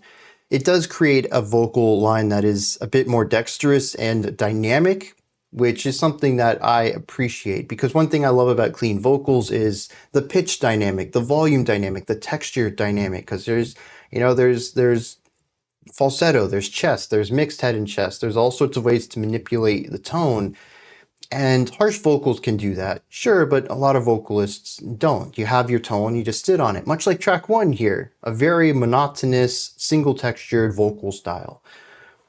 And bringing in this element of changing pitch, changing texture, changing technique, it makes it more dynamic and gives it a semi-melodic quality, hitting my ears in a similar, adjacent way that clean vocals typically do.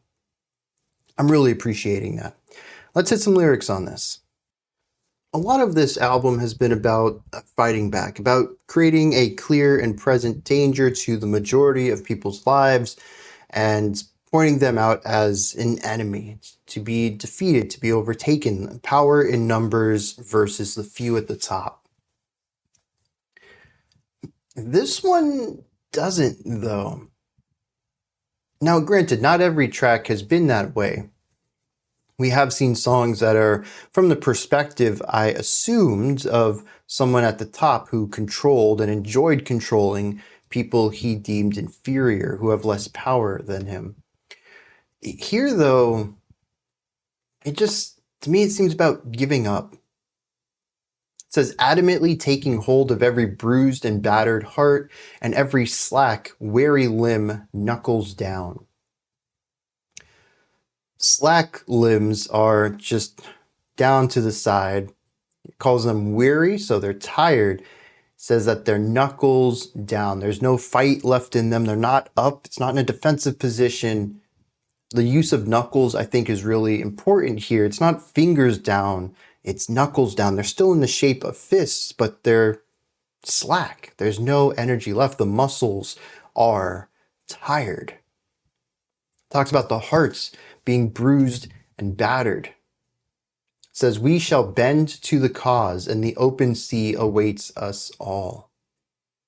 It says, they came to me in my dreams to take me down to the ocean, for the blue cold now reigns.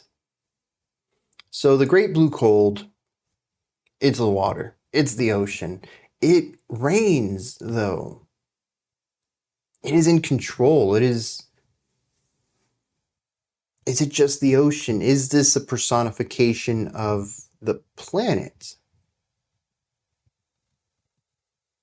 I don't know. It says, certain and endless it seemed, but every petty grain of sand and every bone will be washed out to the sea. Numbness unfurls in each and every brain. The coast is now clear, the air is thin. And as your own plot unfolds, it becomes more difficult to bribe the magistrates of your own psyche. What will you say when all the lights go dim and the cup of disappointment is full to the brim? And this is what makes me think it's about giving up. Because there are several elements here that seem to allude to the fact that our person or groups of people are brought to the ocean and being forced to walk into it, for the ocean to take their bodies back. Part of it seems to be against their will, but part of it also seems to be, I don't know, some sort of clarity or calm to this decision. And this final line really hits me. That life has made these people, life has disappointed these people, or maybe even just this narrator, so much that death seems like a release. The end of the track is just the repetition of the phrase, "For the great blue cold now reigns."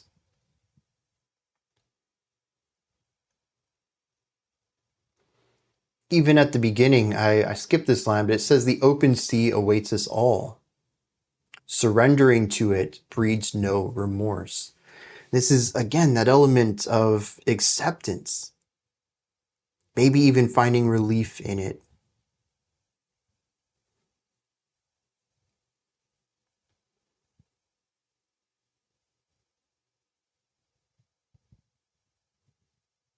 I don't know. There's certainly been an apathetic element to some of these tracks. Some of them are very clear. There is a lot of emotion tied to these tracks about a discontent and even anger about the way things are. But then we have other songs that simply just put us into the mind of someone who doesn't mind taking advantage of others. We put us into this song of someone who sees the ocean and walking into it and fading to black, finding positive elements in that. Relief, release from the pain, release from disappointment, saying that there's no remorse to this decision at all.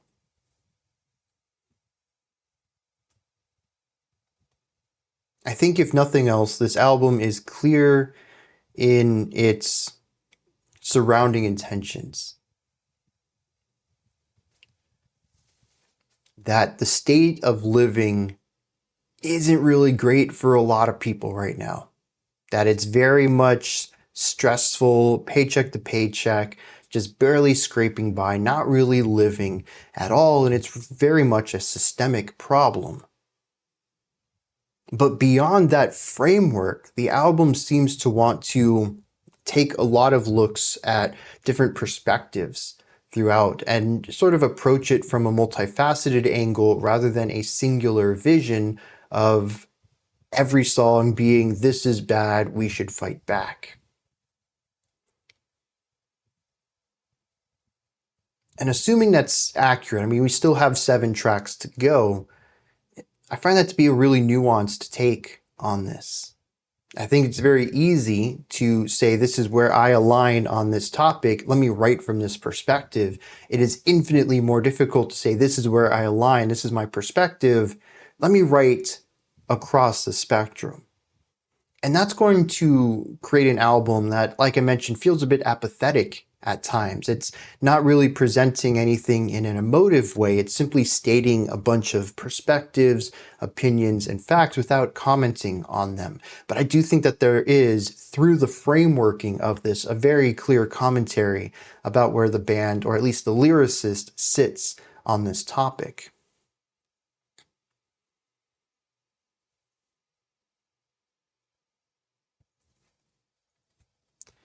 All right. The next track is a bit on the shorter side, although honestly only 20 seconds. It's the minute. We've shifted down to a 5-minute song. Now granted, it's 5:58. Like I said, really only 30 seconds less than what we just listened to.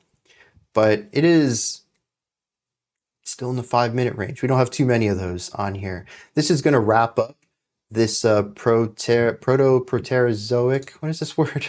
Paleoproterozoic era. After this, we have 3 8-minute tracks for the Mesoproterozoic. All right, let's see how they wrap up this movement.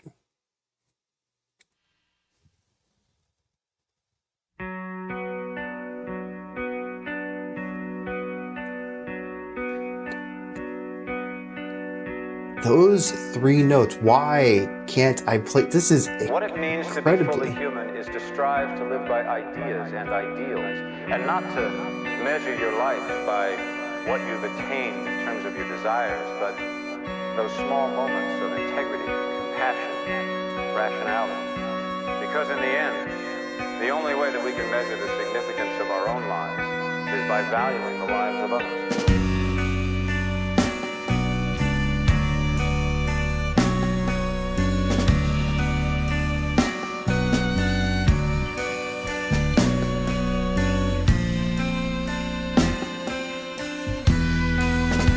I love that the bass goes boop, lots of space and voodoo.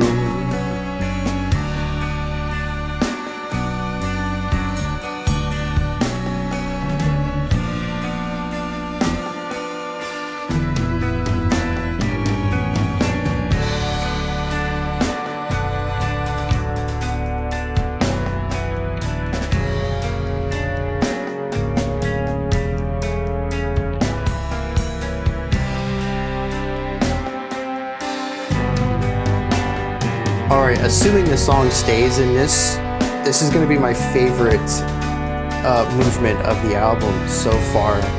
Rhyacian was gorgeous, Siderian was a beautiful intro, this is going to be an amazing outro. And Orosirian is still a solid track with lots of cool ideas in it.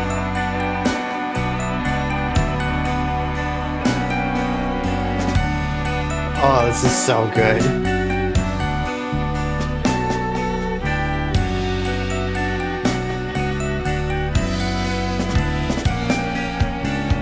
All the little drum things, dude.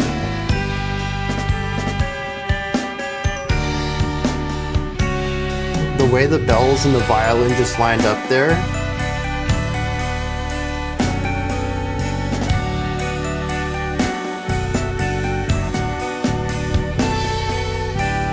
Love the bass line underneath all of this.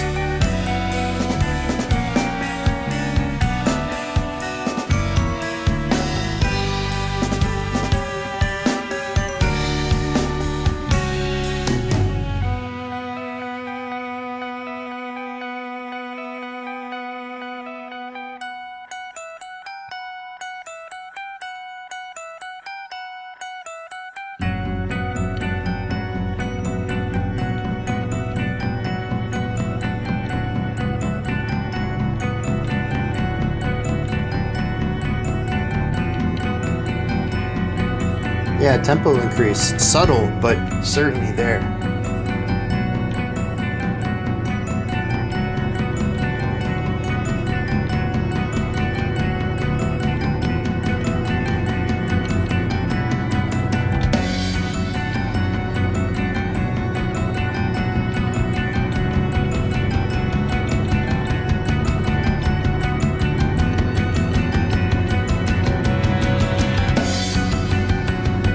Oh, I love that. We had the drum crescendo previously, and then the brass. Fantasies have to be unrealistic, because the moment, the second that you get what you seek, you can't want it anymore. That little guitar continuing on. Continue to exist. Desire. I don't know, dude. I don't know that it fits. It's not the it that you want, it's the fantasy of it. We are only truly happy when daydreaming about future happiness. This is why we say, you can't be seated still or careful what you wish for. Not because you'll get it, because you're doomed not to want it once you do. Living by your wants will never make you happy.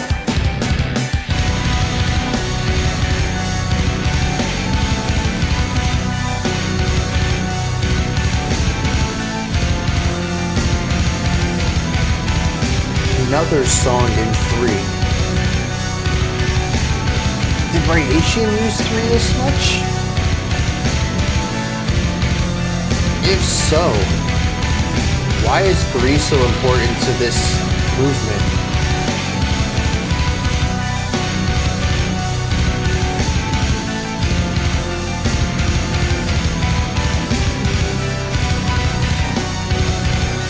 Oh, fun little Phrygian thing over here.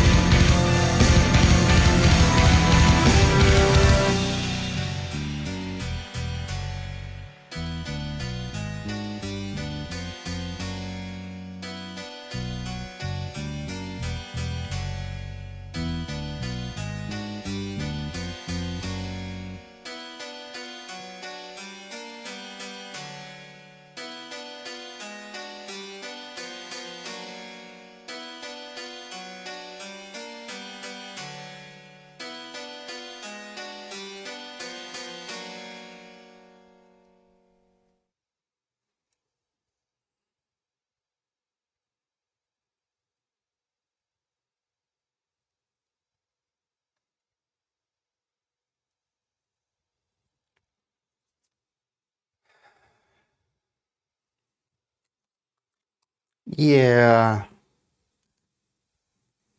I didn't expect this to be an album that would have me bringing this little catchphrase up. Ruined by the Metal, though. I think that song was infinitely better before we brought up the oh, it's not 3 though, it's 2. Yeah, it's really short staccato, 2 hits per beat. Now don't get me wrong, I thought it was a groovy rhythm. It's a cool idea. I just wasn't enjoying it as a follow-up of the intro to this track, and I don't think that bringing back some of the other ideas, I mean, we retained that acoustic guitar line. No, I think it was clean electric guitar line. Underneath, when the metal came in, we kept that there. I don't think that fit really well. The violins and piano and bells coming in at the end of the track were neat, but never quite really, again, feel like they fit. We have a clashing of ideas here, which I'm going to give the ocean the benefit of the doubt. Maybe there's something particularly about the Statherian elements or era where this makes sense.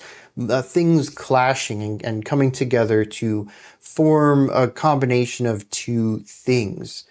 Now, overall, the Proterozoic era was one that wasn't a lot of change and development, which is why it's a bit more straightforward than the first 2 movements that we had, Hadean and Eoarchaean.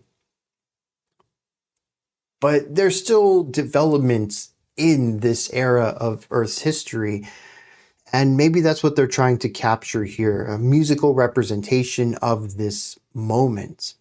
And this moment, you know, I might be talking about thousands of years here. Don't think I'm talking about just a few seconds when I say moment.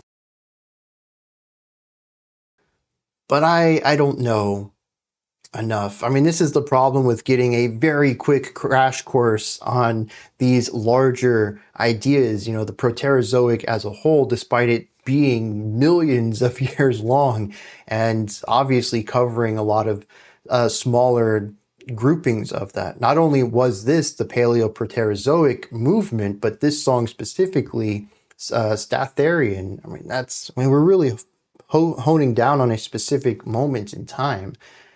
And I don't have any information about that.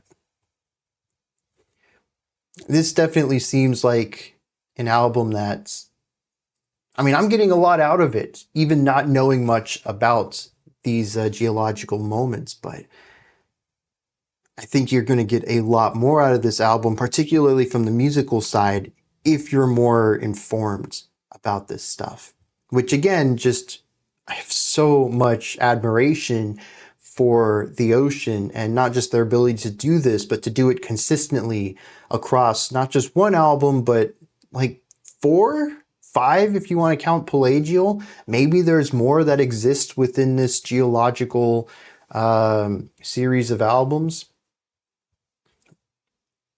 it's impressive. You know what? If they have one track that just doesn't click so well, it still makes it incredibly impressive.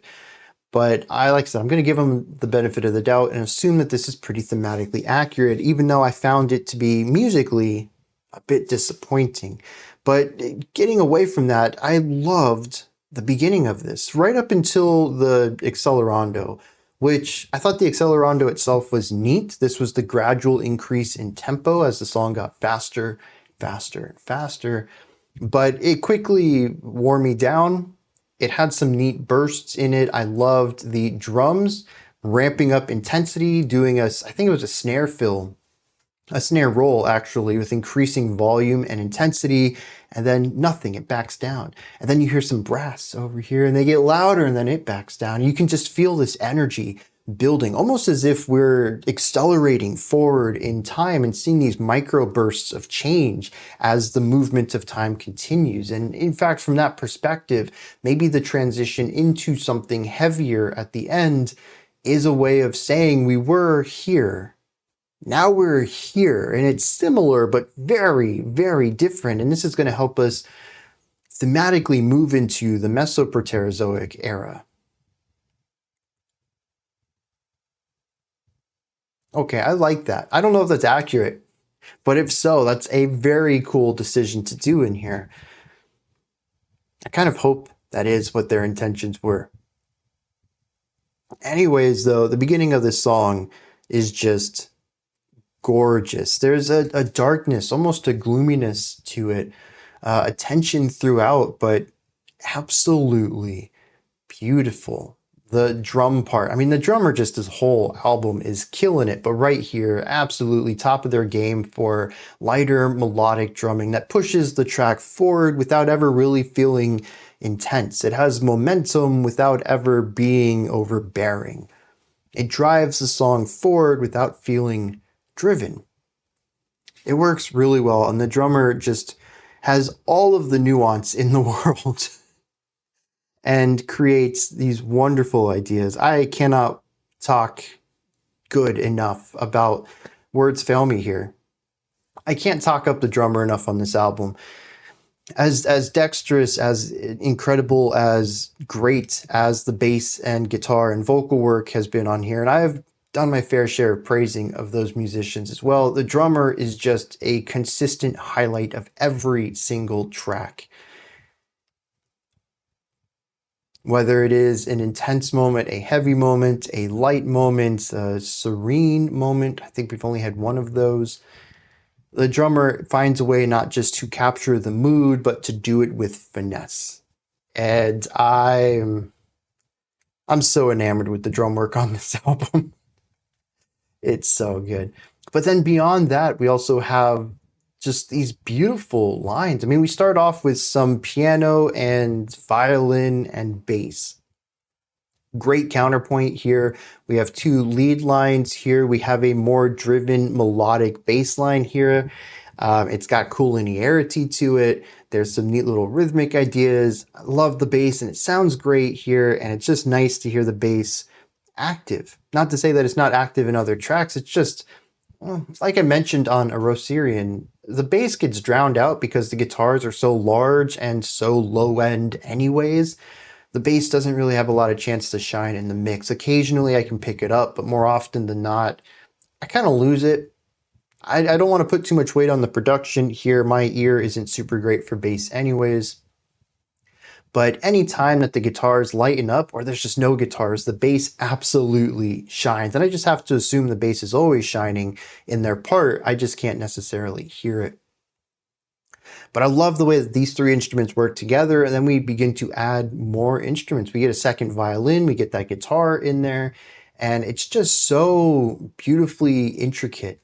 All the parts interlocking, them all doing their own things. There's not really any harmony here or canon or passing of the baton. None of the instruments are really incorporating themselves into anybody else's melody writing, but they're all dancing in such a way that it's easy for the focus to be pulled to different sections at different moments because of just the way that all the parts interlock, where one might begin to hold out a note and another starts to play a little bit more quickly, more things going on, and your mind will just jump to the more moving part. And something glitters over here. What's going on over there? Just check that out.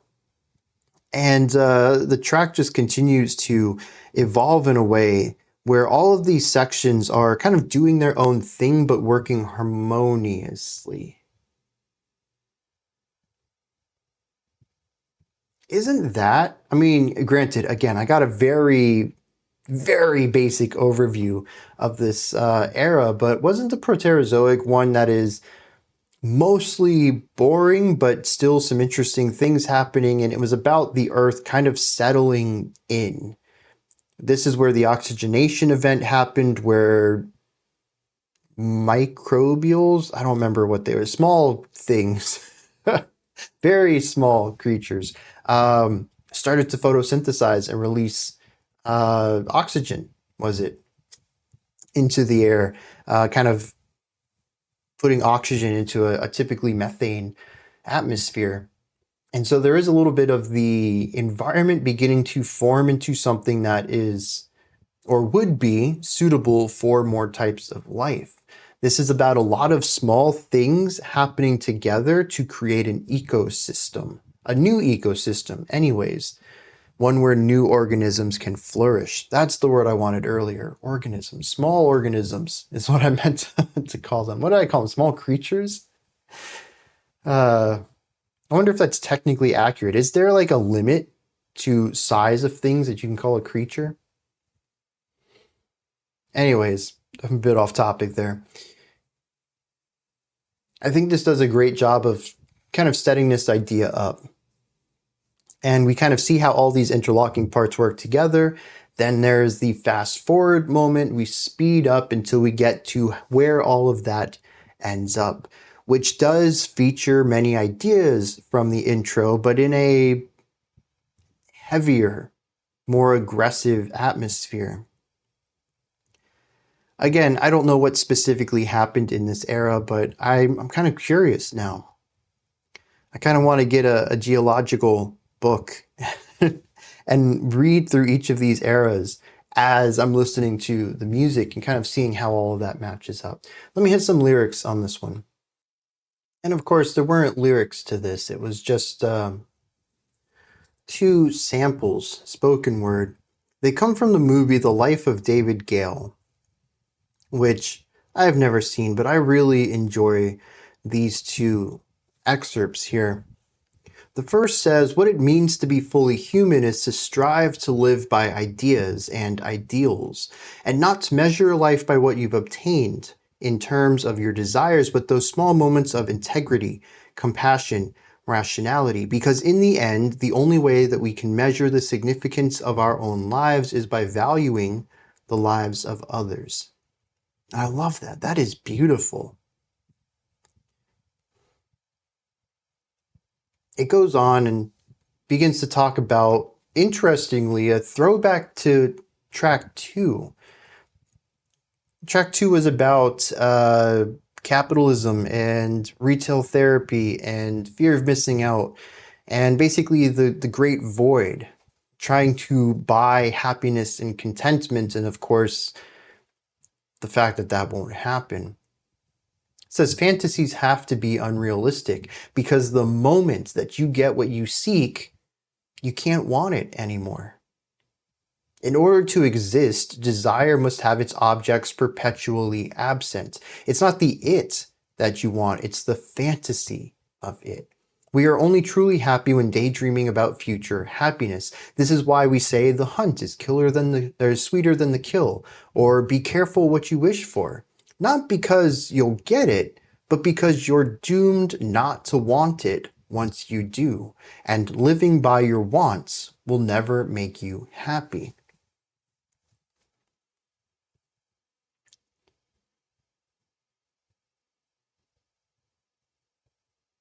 I like that. I don't think it's entirely true, but generally speaking, the journey is better than the destination. After all, once you finish a large task, I don't know about you all, but I always kind of have a bit of a letdown. It's finally done.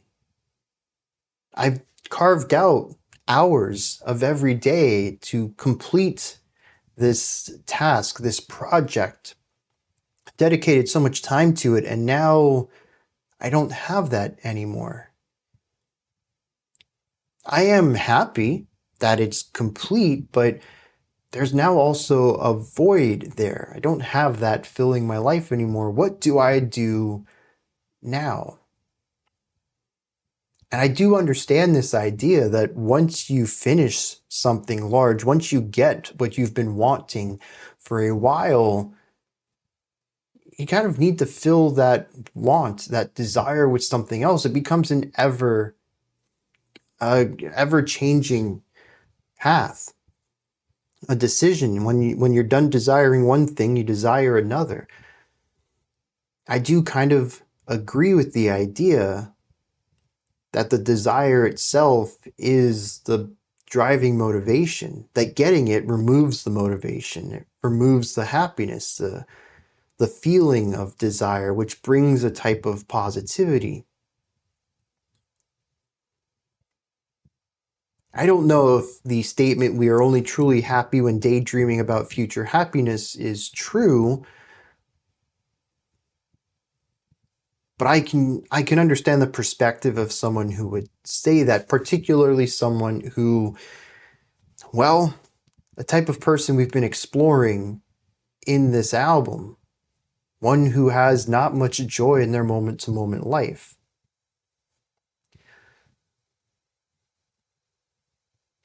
But I do like the idea, trying to wrap all of this up into more of a consumerist angle of the journey being more important than the destination itself.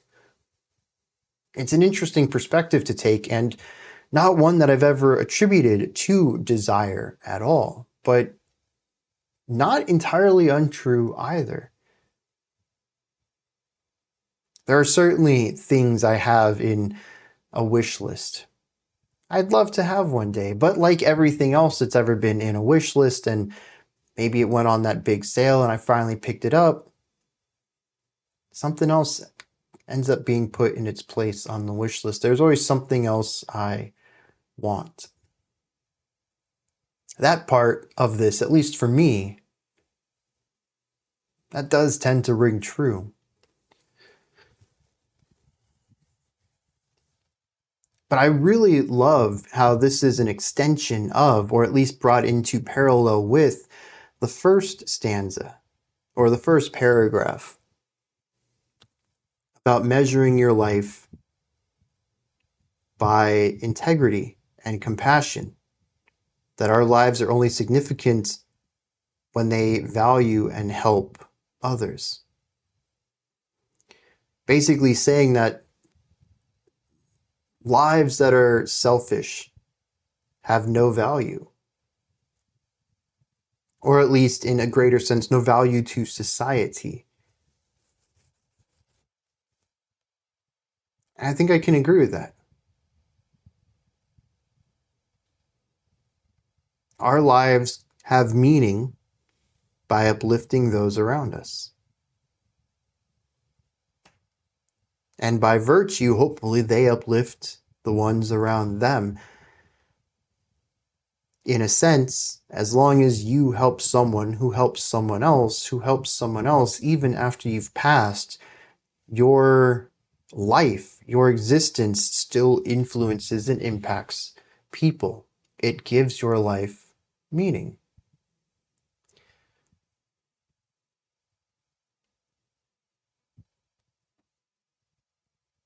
Yeah.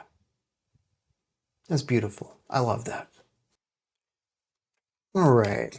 Oh, almost threw my headphones. Got a little excited there. Let's dive into Calymmian.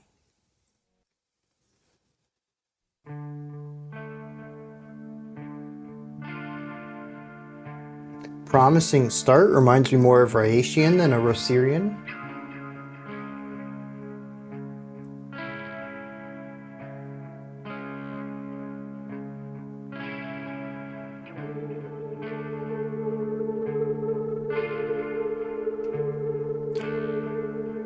kind of haunting, actually.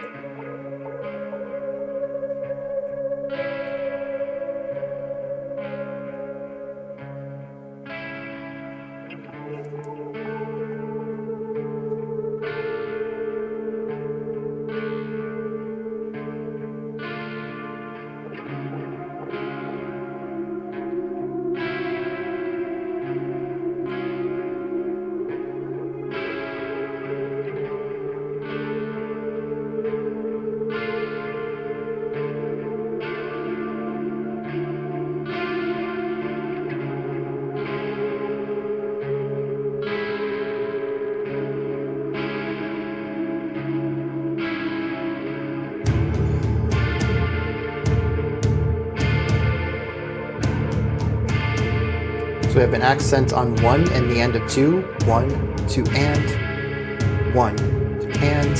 Yeah. Fun tom idea back there. We still have the wavy synthy stuff though going on.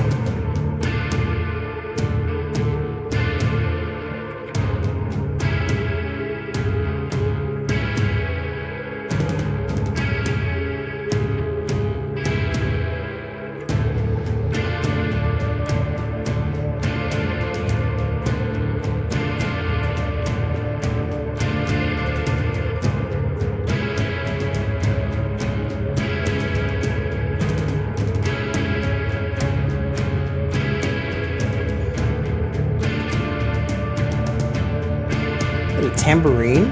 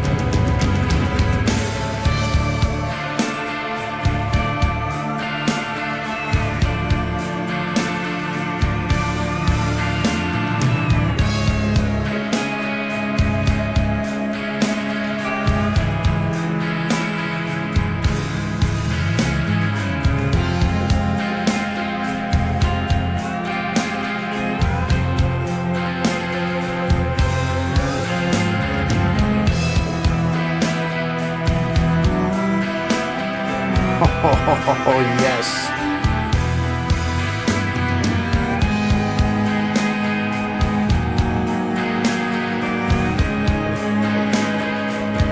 Very dreary, though. A lack of hope.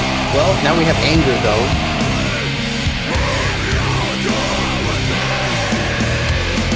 Very interesting shift from the intro.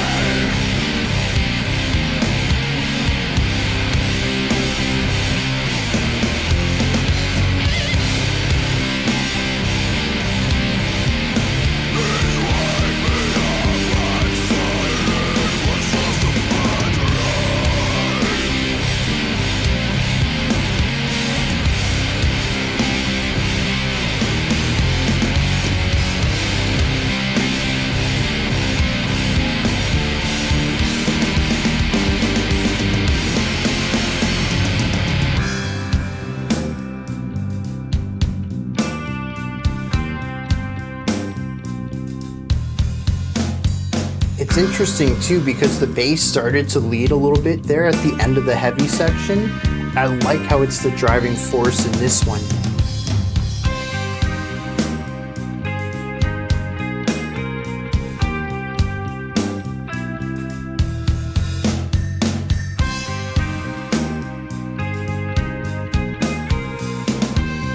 It's interesting to hear a brighter, more metallic expansion in the percussion.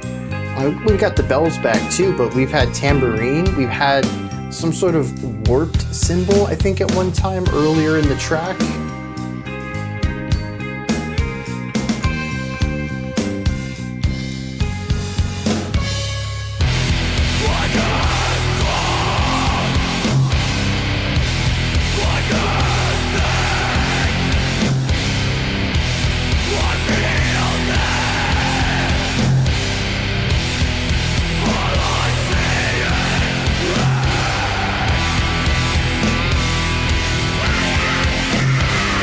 That's interesting.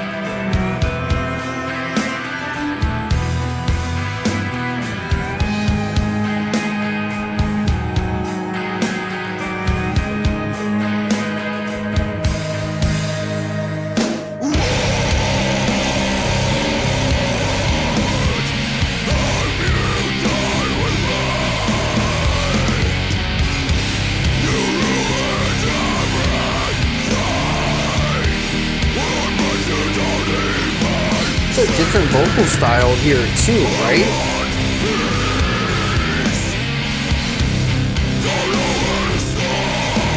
It's a very low fry.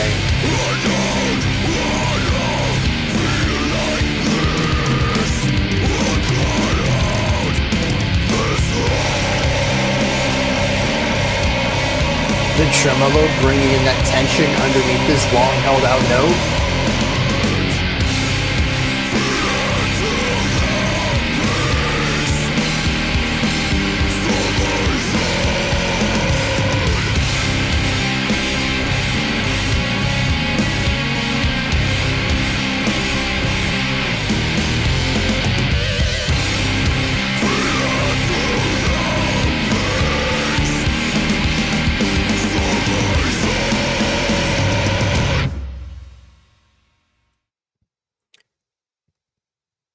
Interesting track there. I certainly enjoy half of it more than the other half, but I think that it generally works for contrast. The heavy moments feel intense because they're so distinct from the lighter moments. There is less spaciousness, there's less moving ideas, there's less cohesion and more singularity of focus. I also noticed this track is in 4/4, which we haven't been in 4/4 for at least, that's a lot of 4, in at least 12 minutes, maybe even more. I kind of want to go back, and I think I will when I pause for the lyrics, go back and listen to parts of Rhyacian and see if any of that is in 3, because I still feel like there's a strong chance that a lot of that movement is in 3, which makes this shift to 4 intentful, purposeful. Something to do possibly with the new era that we are in, as this is the first track that takes us into the Proterozoic era. And I'm curious if time has something to do with that. Also, is there steady growth? We were in 3, now we're in 4. Will Neo-Proterozoic take us into 5? That might be interesting. Or compounded. Instead of moving up to 4, or instead of moving up to 3, we have, we're moving up to 5. We're going to do 3 times 4 and maybe get like a 12 feel out of this. Nice 12/8. Although the thing about 12/8 is that it's compound. You can feel it in 3 or 4. We'll get a simultaneous element there. That might be a cool way to wrap up the final 10 minutes of this album. Because the Neo-Proterozoic is short. It is just 3, almost, 10 and a half, 11 minutes long. Every other section has been quite a bit of time, except for Hadean, which was a 3-minute intro track. Which that's also something too. Disc 1, the longest song was 5:20. The shortest was 2:46. Now granted, those were more focused tracks. They didn't really explore much, so the shorter runtime worked better for them. But the average track length on the Proterozoic section, these final 9 tracks, is probably drifting somewhere around 7 to 8 minutes. Especially if we pull off the Outliers, Siderian's 2-minute track, and Cryogenian, which is going to be our outro, which is a 3-minute song. Those are definitely massive outliers to this. And they would drastically change the average number. They'd pull that down way far.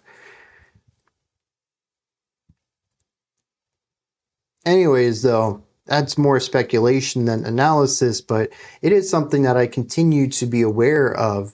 The wild, chaotic temporal elements at the beginning of the album and the shift to more static ideas and the changing of them at specific moments.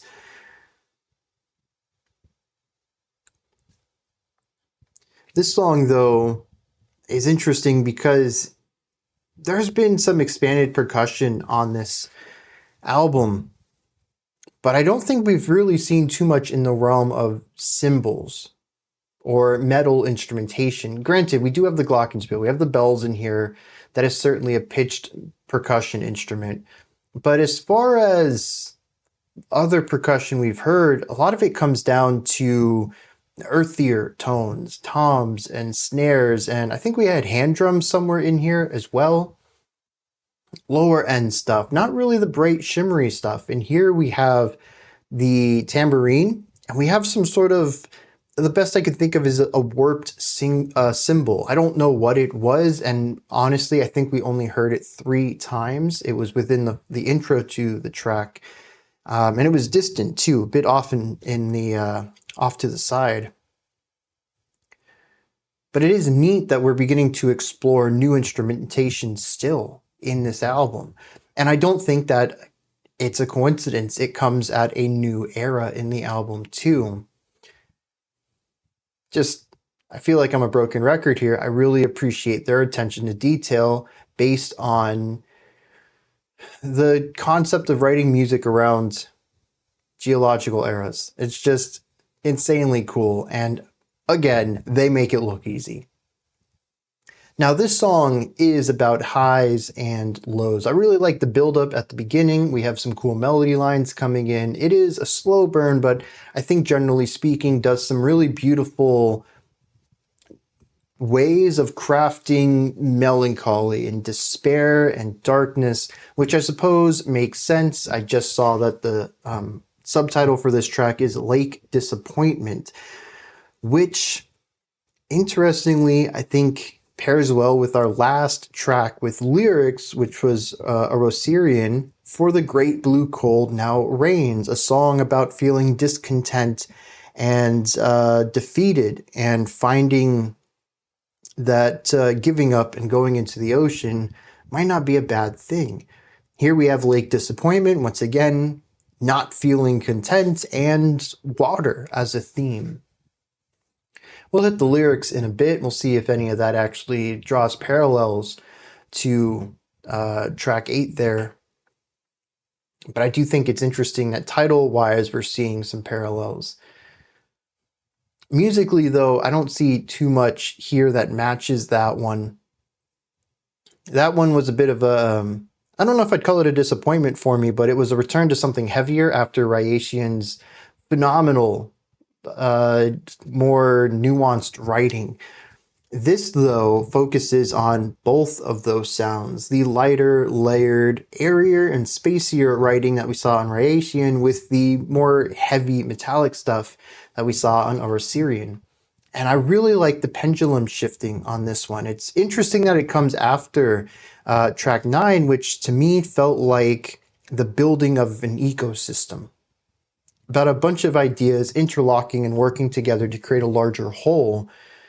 We see some of that in here, but it's paired with sorrow. This is a very sad beginning to the song. And it ends up feeling, to me, hopeless. No positive future, which again matches some of the lyrics off of track 8. So maybe that's just been on my mind as I was listening to this. But it is quite a hopeless, depressive opening to this track, but it is beautifully nuanced too. There's a lot of cool ideas going on here, and the general slow burn works really well. The pendulum then shifts to the other side of the spectrum, and we do get some pretty nice grooves and riffs from the guitars, but it's kind of more focused, less nuanced, more singular. There's some nice bass ideas in this section, and I do like the transition out of the first heavy section into the second calm section, with the bass beginning to take lead and then the instruments rapping down and kind of going their own way, exploring their own things, while the bass presents this forward momentum for that moment. But it is a very focused, heavy idea. And the vocals, we've lost the dexterity that we saw in the Paleoproterozoic era for something a bit more singular, like what we saw at the beginning of the album. Now, granted, I don't think this is the same vocal style, and it's interestingly not even what I would call the normal harsh vocal that we saw in the past few tracks. This is a low fry. And we heard some of this in the past 4 tracks, but to me it's always been a counter, a contrast to a more normal, more middle-of-the-road harsh vocal that we've seen that dominates most of this album so far. I found this to be interesting because it presents some weight and some width to the vocals that have been there, but I feel like they're trying to put more of it here. It contrasts interestingly with a little bit of the dynamic dexterity coming out of the guitars. It's not necessarily fast, intricate work like what we saw at the end of disc 1, but it is not quite as singular in vision like we saw at the beginning of disc 1, or like some of the riffs that we saw in the Paleoproterozoic tracks. It sits somewhere in the middle. There is movement to it. There is general groove. The riffs are solid, but they're not quite as melodically flourishing as we have seen the Ocean do on this album previously. And so this is an interesting track where the vocals end up being more weighty and line up with a little bit of the weight that the instrumentation's bringing, but the instrumentation wants to be a little more than that too. It's almost as if we had too much simplicity at the beginning of the album, and then we swung too far to complexity, and we're kind of bringing it back. And I wonder how much of this matches this Mesoproterozoic era historically, as sort of a resetting of extremes, because this does feel like a track that sits in the middle of everything else. There are beautiful layered moments that I'm really enjoying the atmosphere to, but they're not quite as densely layered like we saw on Rhyacian. We have heavier sections, but they're not quite as heavy or overbearing as we have heard on a few other tracks in here either. Everything seems to be a bit more muted, taken down from a 10 to like an 8, still solidly within the wheelhouse that they're exploring, but not quite to the extremes that the rest of this album has explored. This might be a way of wrapping the album up too. Granted, there is still a half an hour of music ahead of us, give or take, but we are also at the, nearing the end of this. 30 minutes left, yeah, but it's been an 80-something minute album too. 83 minute. So we're working on getting to the final quarter here, despite there still being so much music left. Let me hit some lyrics for this one. What an interesting set of lyrics to present after the spoken word samples from the last track that primarily focused on a positivity, trying to find a perspective on life that aids, that improves, at one point even stating that the only way to measure a life is to see how they've improved others, how they uplift other lives. This seems to be a song about somebody who is so overwhelmed by empathy that they are in a constant state of despair and they can't stand it anymore. It's not just that life is bad for them, but life is bad for everyone, and they don't want to feel this pain anymore. At one point even saying, I will cut out this heart. I don't want to feel like this. I just want peace. It says, please wake me up and say it's just a bad dream. Now granted, that's pretty much the entirety of the track there. There's a couple of other lines that really lean into this. It says, what have you done to me? You've ruined everything and you don't even see. I really like that line. It's not just that things are bad for me. You've ruined everything. And the thing that stings about it is that you don't even see it. You don't even care. You're apathetic to the destruction around you. At least if you understood it or saw it or even cared, you might feel bad too, but you don't. That's what really stings in that line. It says, I can't talk, I can't think, I feel dead. All I see is red, I'm sick, I can't see a way out, I need drugs. Basically just wants any escape from this possible. But it is, as wrapped up at the end of the track, his heart that he wants removed. He doesn't want to feel this way, not a physical feeling, but the metaphor of the heart being the home of emotions, of where his caring and love come from. Although I suppose in another direction, lining up with Orosirian's desire to walk into the ocean, to find something better in the depths of that, this might also be a literal cutting out of my heart. Since in death he would be free of these emotions as well. Yeah, I think the heavy weight, negativity, and sorrow, the melancholy at the beginning of the track and the hopelessness I felt certainly fit into this, but there's also a rage here, and the song does a great job of showcasing both of them, not simultaneously, but one right after another. Next track is called Ectasian. The subtitle of this one is De Profundis. I'm going to have to look that one up. All right, let's dive in.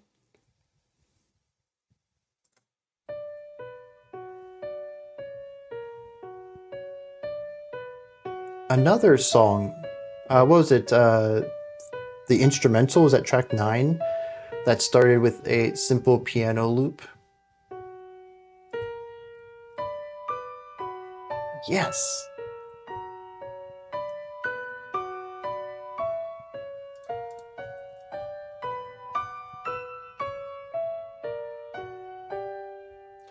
So this is Latin for from the depths. Also, fun fact, other than Rhyacian, I don't know why I said it that way, this is the longest track on the album.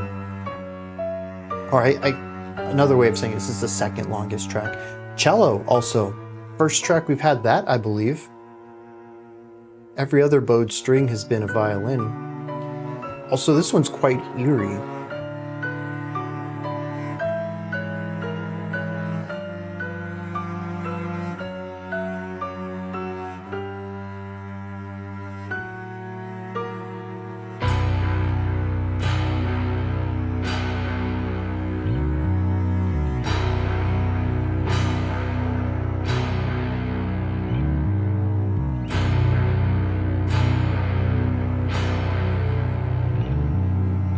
I wonder what the tempo is for this. I'm thinking like 80-ish.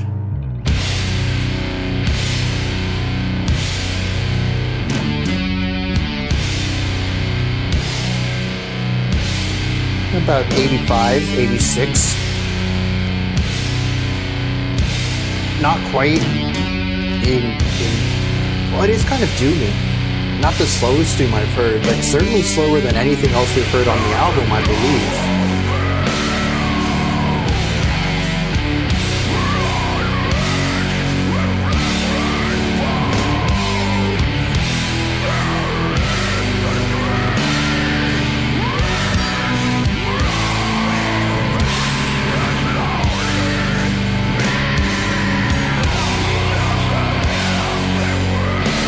this reintroduces the vocal dexterity and vocal layers.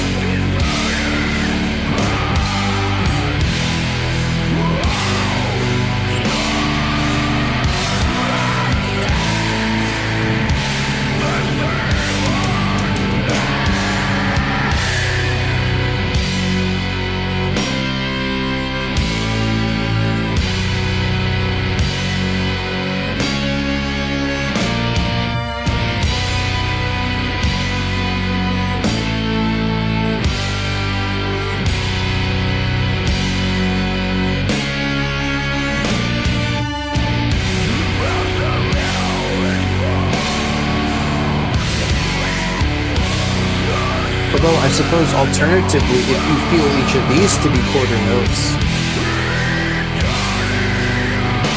you're working at like 40 beats per minute, which is really slow.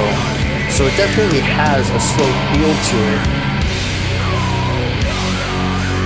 Even though I would write it in the 85, as that's just easier to count.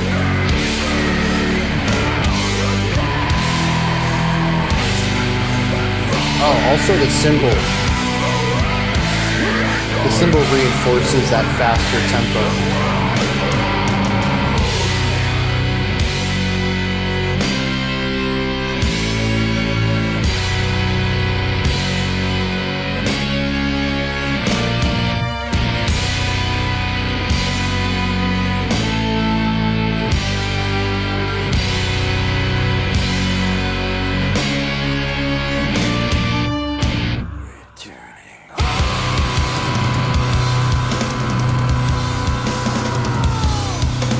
I was gonna say there's compression, but that's a clean.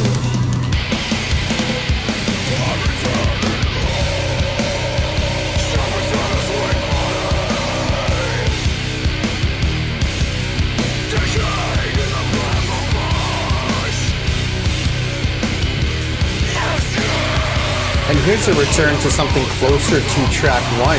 Pick a note and play a rhythm on it.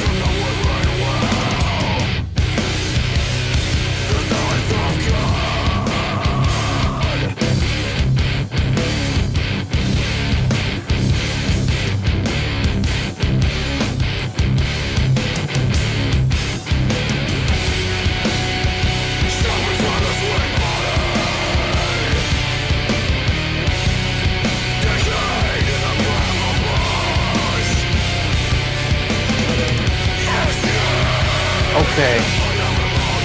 They're playing around with half beats now.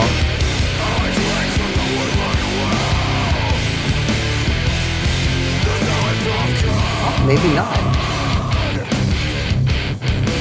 I did like the expansion sound and then bringing it back down to this.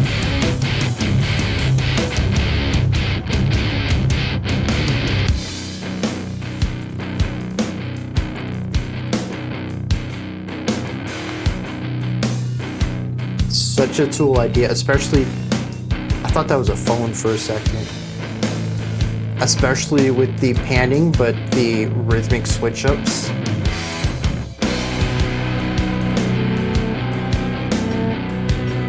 Tad bit of Phrygian thrown. Phrygian just sounds great in metal, man. Every time a melody like this comes in, yeah, that's where it's at.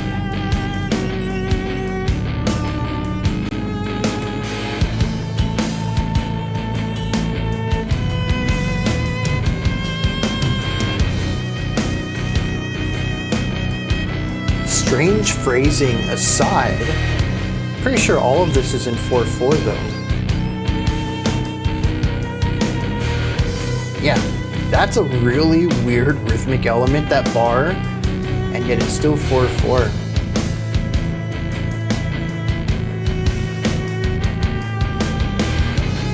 Yeah. Lots of cool syncopation in there. Violin line didn't really go anywhere. It still kind of isn't. It just is.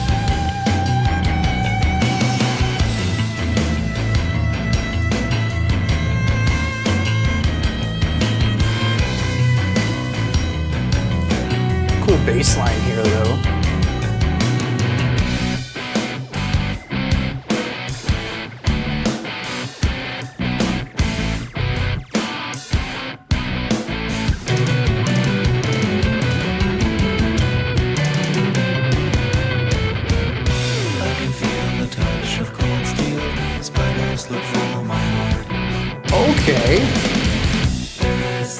A little bit of Haken in here.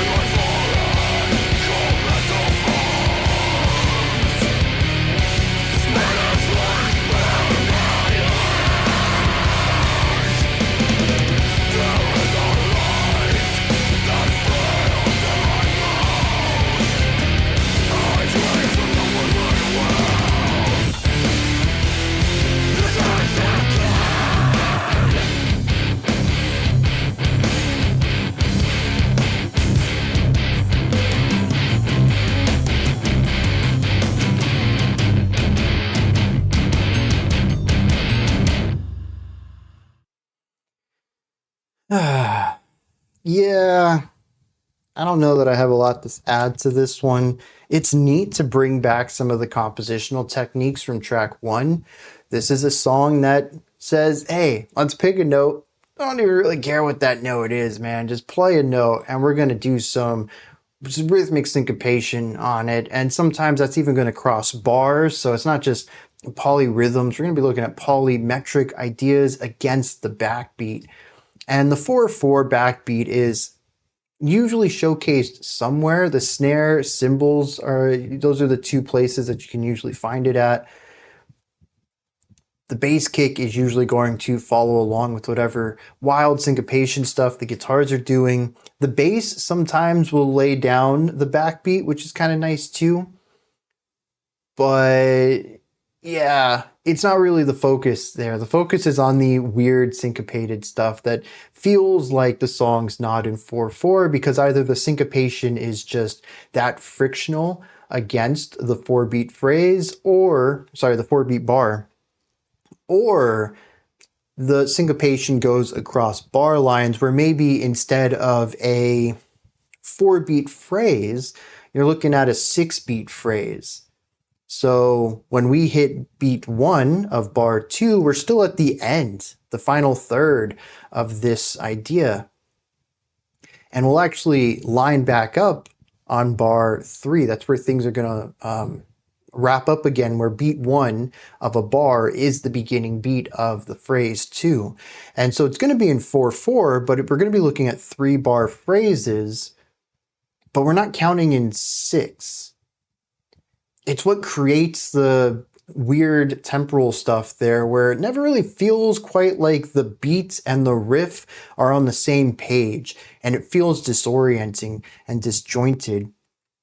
And it's because of this polymetric thing going on through a lot of this track.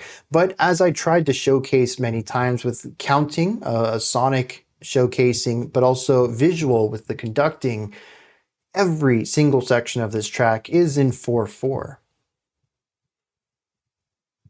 And as far as I could tell, too, a majority of the sections resolve themselves in groups of 4-bar phrases. So if not 4, then 8 or 16, 20, 24 even.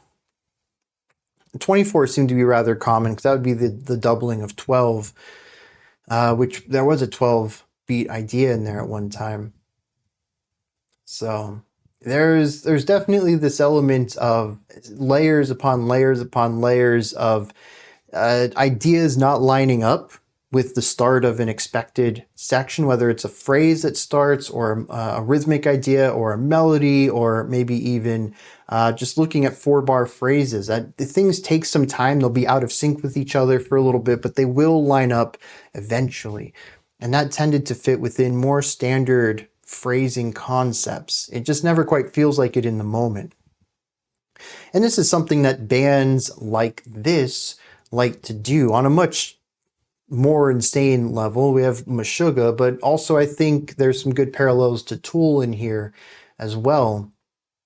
And they're a band that likes to play around with that too. Now, bringing up Tool, I think this is the only time I'm going to talk about this, unless they're going to continue this concept moving forward. I didn't enjoy the final 4 minutes of this song. Now, granted, this wasn't my favorite track by a long shot anyways. But so much of the back half of this song is, let's just do a rhythm that's syncopated and kind of groovy, but kind of awkward at the same time. Over and over and over and over again, while the drummer does some neat syncopated stuff behind it. This is exactly my problem with Tool's Pneuma. I don't feel like this is always a problem with Tool's work, but it is something that I have found myself in multiple places, and Pneuma was really the kicking off point for me, realizing I have this relationship with Tool. They have really cool songs, really cool ideas, and then they will just jam for multiple minutes straight and not really do anything, just hover in this moment and exist, and I get it. I think from a perspective, I understand why people enjoy this, but I typically don't. I need a little bit more momentum, some movement. I need it to go somewhere. And Tool's been pretty good about slow burns, but I think Pneuma in particular, it just is for a while. And that's cool artistically, but subjectively, I'm just not a big fan of it. And that's what happened here. This song, it has so much momentum. It goes places. There's atmospheric changes. There's instrumental changes. We have a cello in here. Once again, a very cool intro. I'm digging the intro in the back half of this album. So many good intros. Not usually a big fan of where the metal goes after it, but I really dig some of these intros. Then we bring some metal in. That's cool. We dip it down, bring it back up. Good pacing and contrast. They've been solid with this all album. And then we just enter the jam session. But it's not melodic jamming. It's not harmonic jamming. It's rhythmic and textural jamming. We have this idea, let's do some Djenty stuff here. And it's not interesting enough for me. It's the same exact problems I had on the first track, where technically it's cool and I'm fine with it for like 15, 30, 40 seconds or so. But once you start extending it out to multiple minutes, I'm bored. And the violin came in on top of this eventually with a solo. And I was like, okay, cool. Yes. Okay. So Djenty ideas are sick, but it's a spice to me. It's something you add with melody, with narrative writing, with cool chordal movements. We have a melody here. Let's go. And then the violin just gets lost. And it just is too. It's a melody that doesn't go anywhere. And it all reinforces itself in just this idea of being, existing. Which again, it's cool. The atmosphere here is solid. And we are thematically in an era of not a lot of stuff happening. So maybe that's what this is trying to encapsulate here. But when music doesn't have a lot of stuff happening, you're going to lose me as a listener. And I certainly got lost here. And then the song just kept dragging and dragging and dragging. And I'll be honest, I was glad when it was over. I'm hoping that these next two tracks, because like I mentioned, the last song's 3 minutes long, it's just going to wrap things up. I assume it's going to be, actually, I know it's going to be instrumental because it doesn't have a subtitle. That was something explained to me. Siderian and Statherian, tracks 6 and 9, don't have subtitles, and they were instrumental. And this is the third one without a subtitle.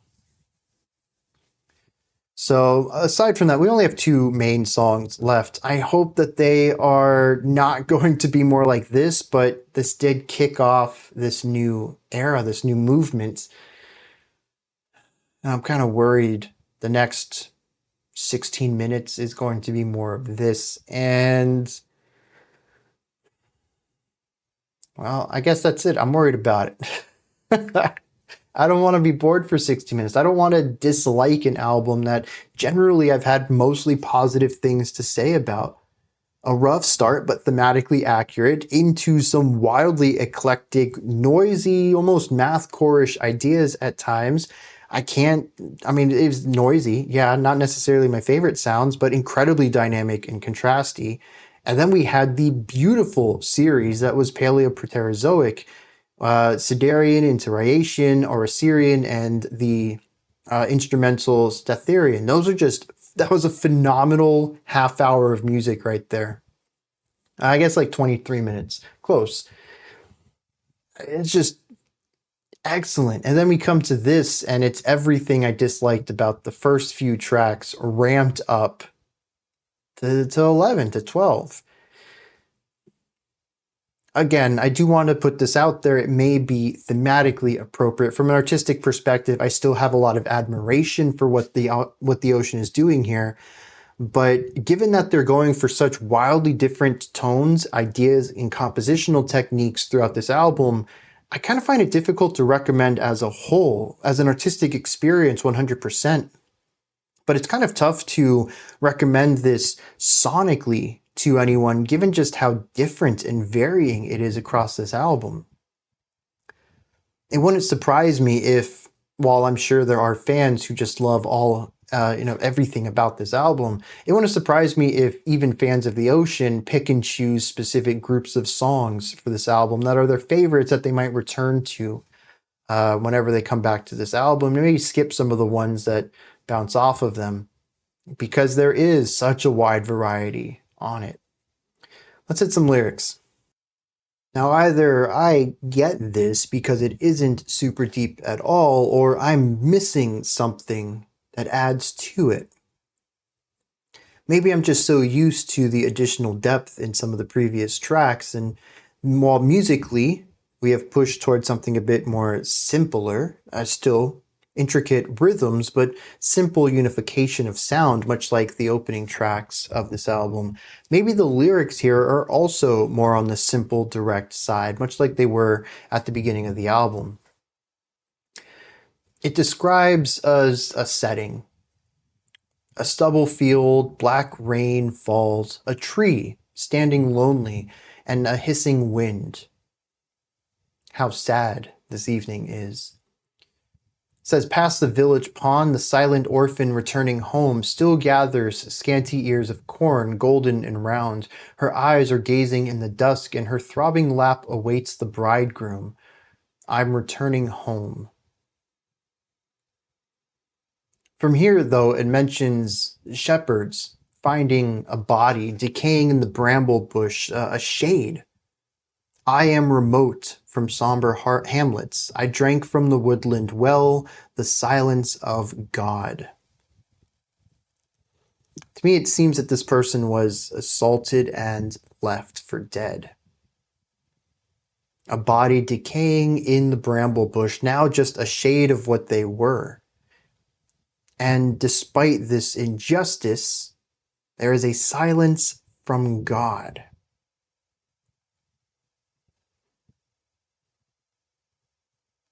We then have a repetition of 3 lines. I can feel the touch of cold steel. Spiders look for my heart. There is a light that fails in my mouth. That's it. That's repeated a few times.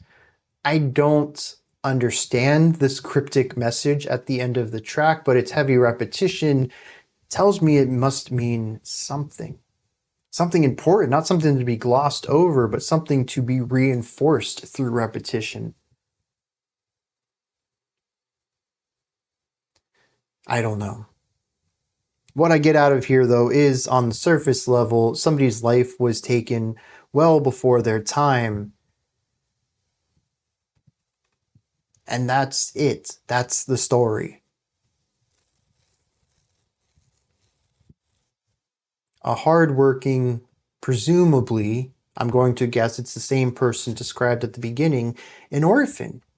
A silent orphan at that. Maybe they were mute for whatever reason, maybe born that way, but also maybe through trauma. Just doing their job. They just collecting corn, bringing it back. Living their day as normal as anyone could. not knowing it was their last. There is a darkness to this story. There's a sadness, a tragedy here, and it is about an injustice. I did not use that word randomly. I believe that the themes of this album fit really well within that word. It embodies so much of what this album is exploring. But I don't see any metaphor here, like in the last 3 songs we've listened to with lyrics. Once again, I find that it's interesting to see how the lyrical writing tends to pair with the musical ones. As the music becomes more dense, layered, and intricate, so too does the lyrics and the messaging and the depth of the lyrics. Once again, just me waxing poetically about how phenomenal the ocean is at making sure that everything fits together. That whatever they're trying to tell in a moment is reflected in language, in sound, in production, in instrumentation, in composition, in feeling, in atmosphere. It is all encompassing. Everything working in tandem to deliver the narrative they want. It's very impressive. All right, Stenian. Subtitle on this one, Mount Sorrow. Yep, this is not going to be a happy track either.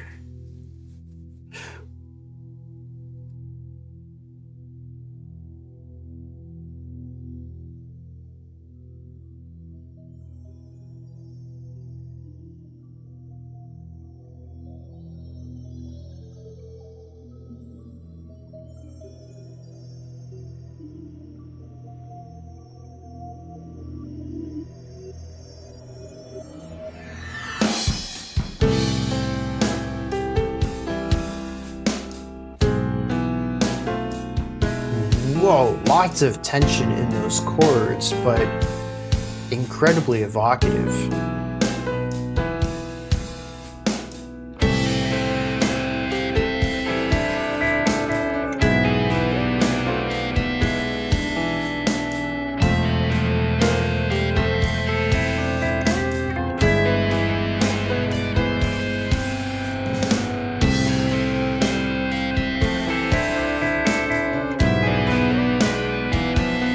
I love this. The delicacy of the panic, the delicate elements of the piano with the grit and razor sound of the guitars. Balanced nicely in the movements, one idea and then the next. The bells coming in, the violins, it's so somber.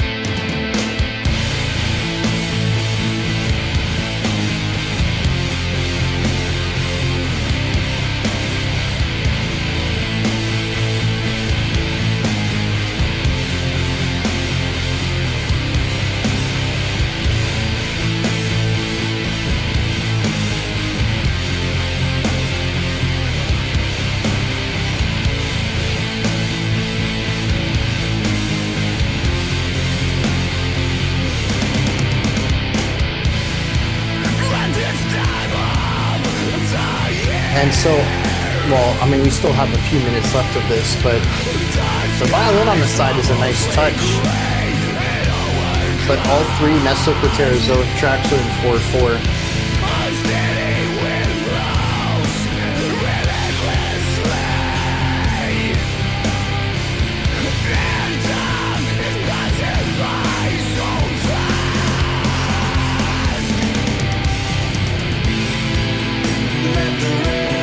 Yeah!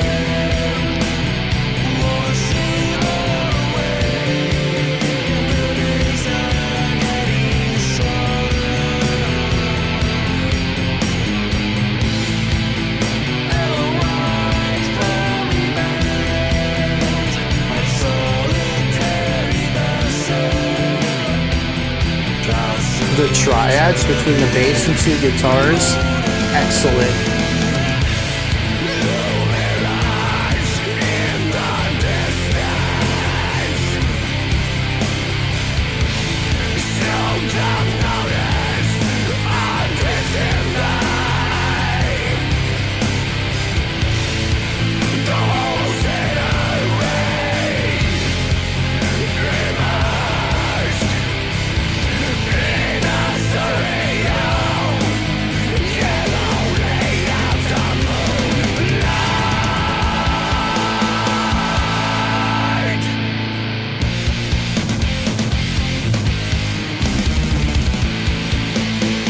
You know, I was going to comment how we haven't really had a lot of riffs yet. It's mostly been chords.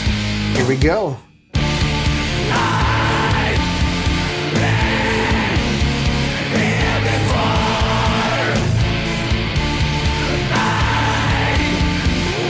I love that violin line.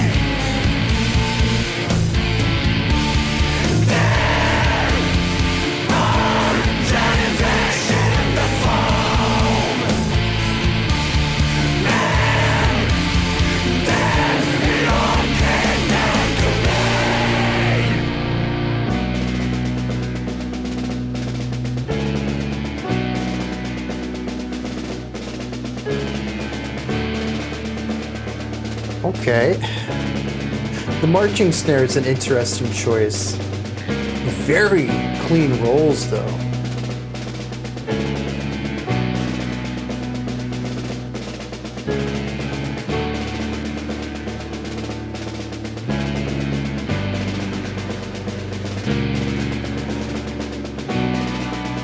All the wind played his gentle game, nebulized and beguiled me with your wisps sweet with lemon, and the bruiser's only virgin told the truth about everything.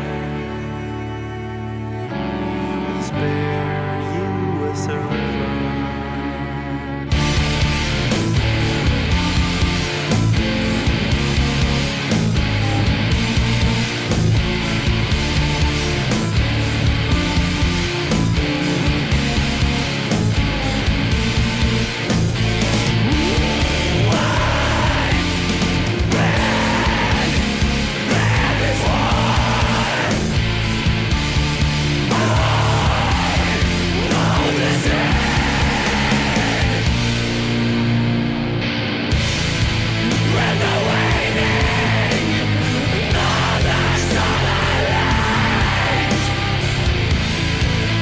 This is an interesting track for them.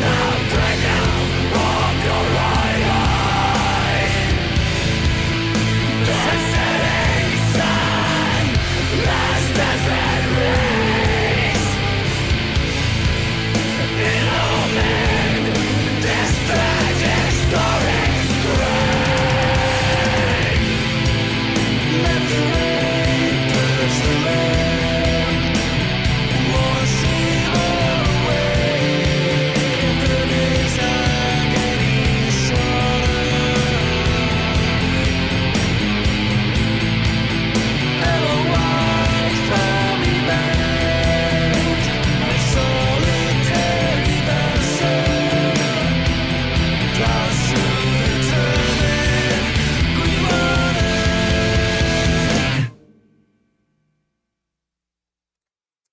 interesting track from them because it really doesn't have a lot of stuff going on.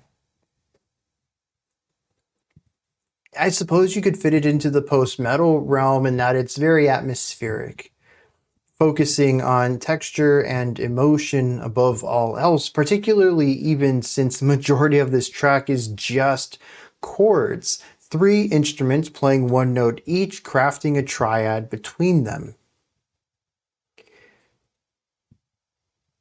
But there's just not really much else musically to dig into on this track. I'd even say the drummer, as interesting as they are, even on the more straightforward compositionals, the composition of the tracks on this album, they're even muted and restrained here. Some interesting sounds. We're up on the bell of the ride cymbal through some of this just to create a nice light brightness in a rather densely dreary song.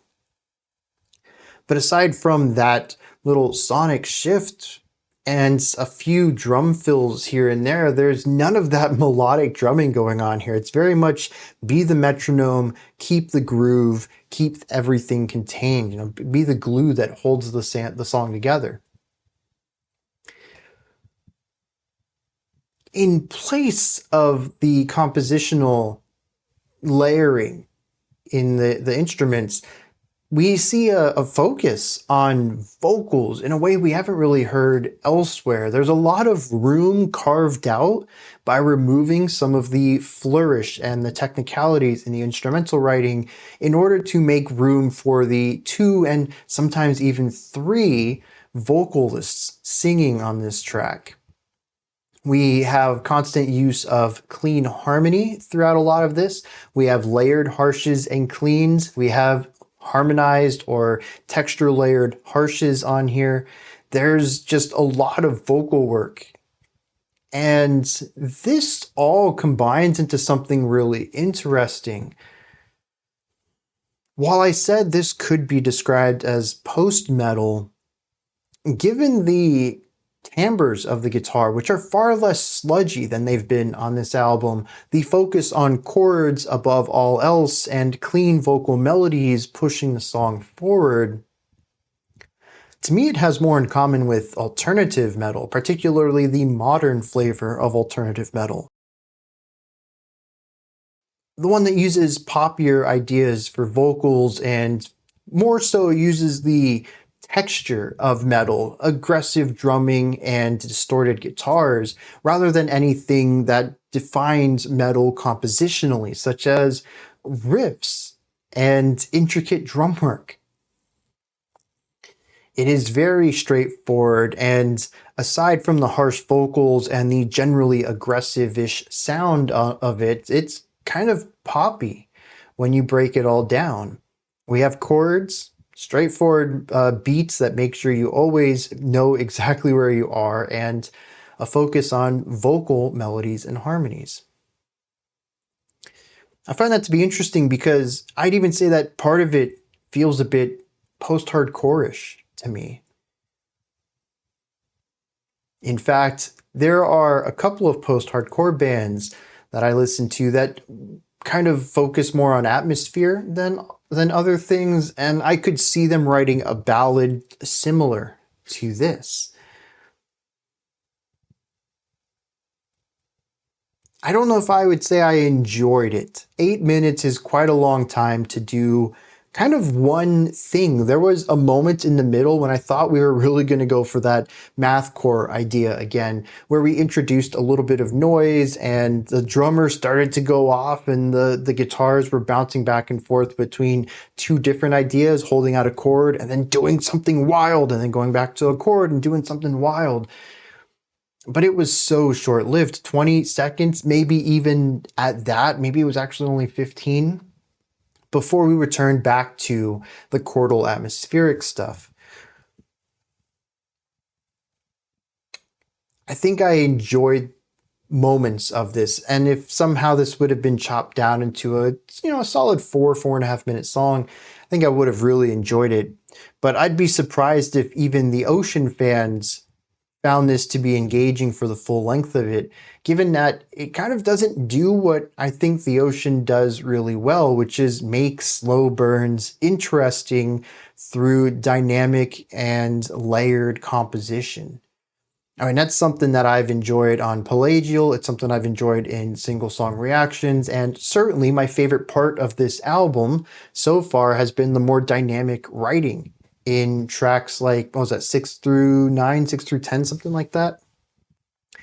But even looking at the past couple of tracks, yeah, they're energetic. There's lots of things going on, even though we kind of have found a more of a medium point. And returning back to that idea, I was talking about a very extreme beginning as far as intensity, and then swinging back to something a bit more layered and nuanced with songs like Rhyacian.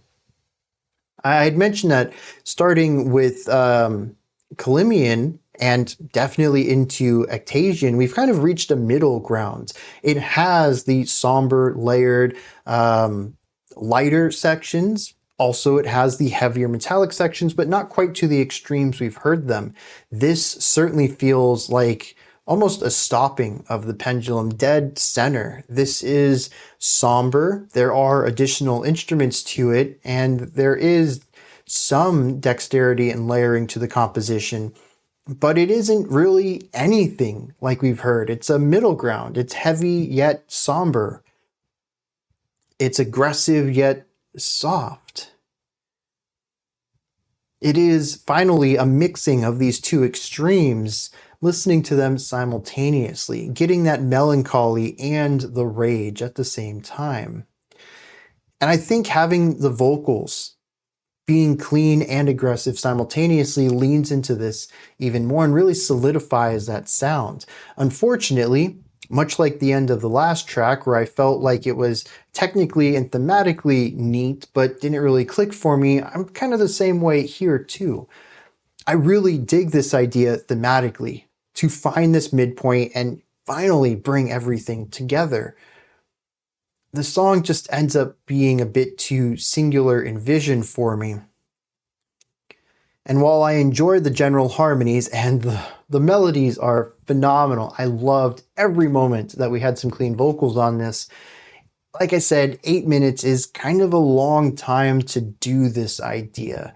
And they try to keep it as fresh as they can, but when you just have a simple chord progression, a pretty standard drum beat, and then some vocals on top, it's only so far that's going to get you. So a bit of a double-edged sword, this one. I really like the ideas, just not enough for the length.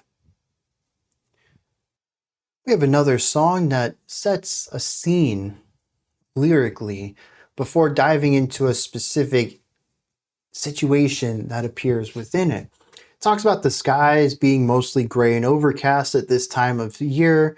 There's a steady wind that blows and there's a rain coming in.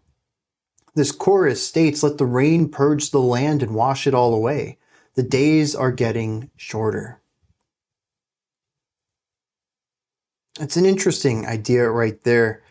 The idea of having the earth get rid of humanity.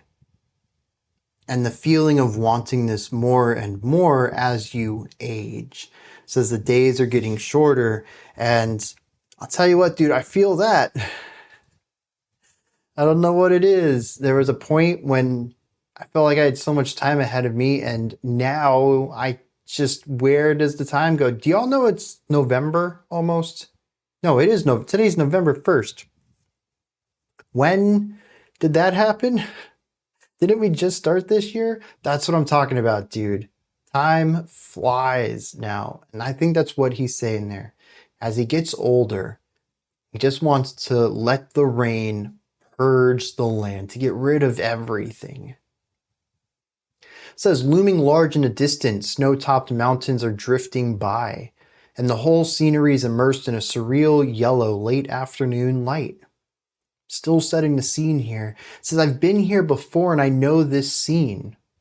Then it came back to me how the wind played his gentle game, nebulized and beguiled me with your wisps sweet with lemon, and the bruises on your chin told the truth about everything and spared you a sermon. I've been here before, and the waning northern summer lights, I remember them reflecting in the freckle of your right eye, the setting sun's last desperate rays illuminating this tragic story's grade. Let the rain purge the land and wash it all away. So, much like the last track, a lot of words to set the scene, a little bit of words to tell what the scene is, and then an expectation that you're just supposed to get that. Now, I did, to an extent, on the last track. I still think it's a bit, I don't know, again, maybe I'm just reeling from the deeper lyrics we've had prior to that. I expected something a little more and that felt surface level, but here I'm missing something. He remembers this scene. He's in a memory, maybe he's in a dream, maybe he's just daydreaming. And he remembers this moment, a moment when someone walks up to him, a bruise on their chin, the light reflecting in their eye, and a setting sun's last desperate rays illuminating this tragic story's grade. Something happens here that's a tragedy. And because of that, doesn't explain what it is, but because of that, he wishes that the world would flood and erase humanity. There's a darkness and a hatred here. At least that's what I get out of it. I'm not entirely sure if I'm even reading that correctly.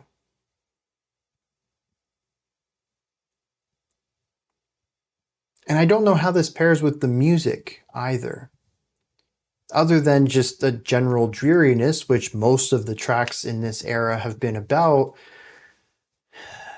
I can't really see anything in the lyrics that match the music. I'm interested in what other people have to say, though. What did you get out of this track? Is there something in here that I'm missing that you know about? Maybe it's something outside of the art itself, much like this entire theming of the music against these different geological eras. Maybe there's some external knowledge, context I need to better understand this track. Regardless, we're going to wrap this up here. As I mentioned, we're going to move into the penultimate track here, but given that the final track is only 3 minutes long and probably an instrumental, we're just going to listen to the final 10 minutes in one shot. Let's dive into Tonian, and that'll take us into Cryogenian. Tonian's subtitle is Confessions of a Dangerous Mind.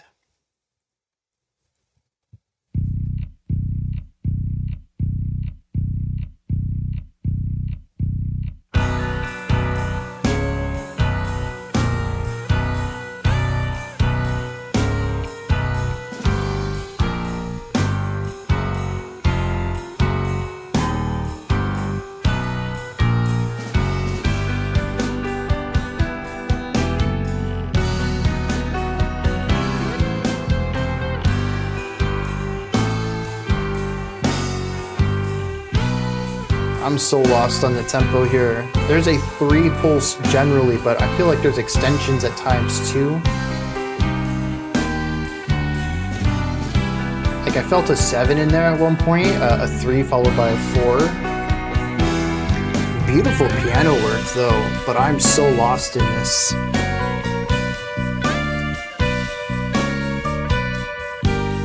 I tried to count out of 4 too, given that I thought I felt hemiola.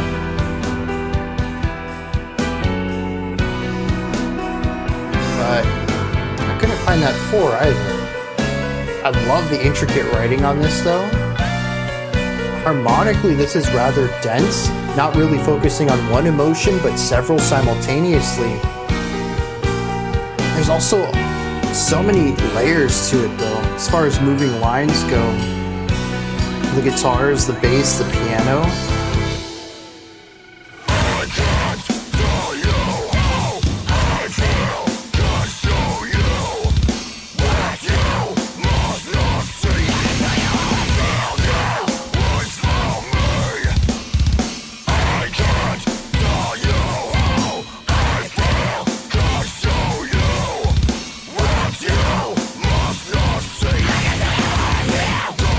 how very between the buried and me.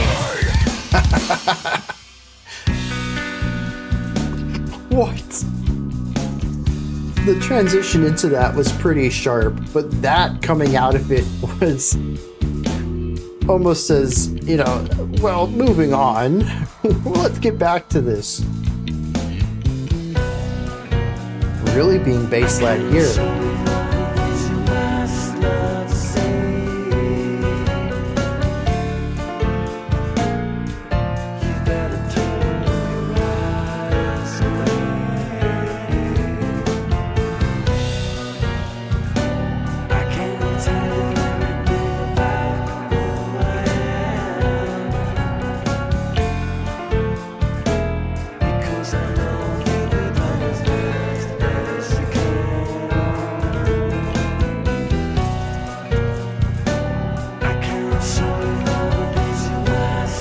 I also like the little bit of digitization on the vocals there.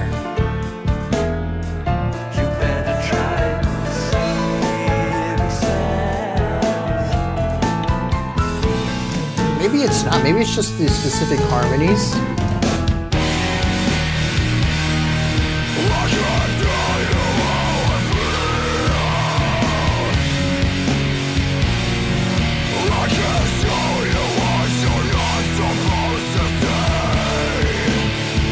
Yeah, this is definitely 7 though.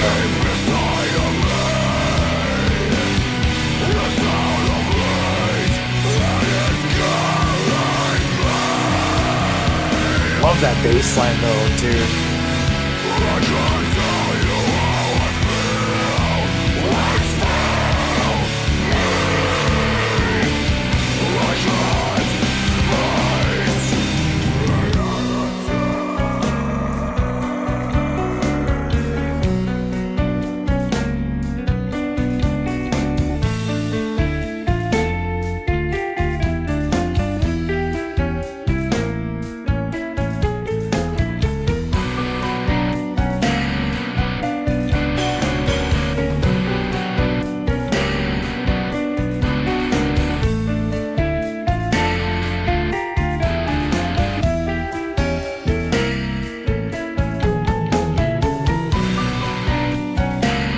It's interesting too, if Stenian was the merger of the heavy and aggressive with the lighter and somber, this is pushing that to the next level and adding the density and layering back to that formula.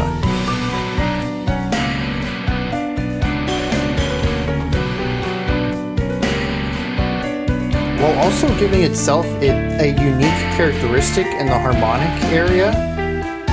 It's borrowing more from modern classical than I think anything on this album has. Well, back to the metal here though.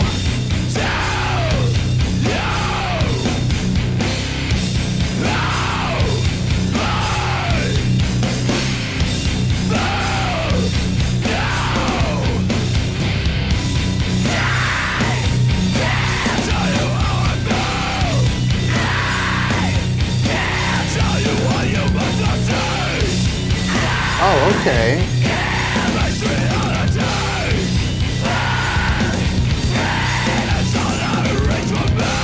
So mostly working the groups of 3, occasionally throwing a 4 in there.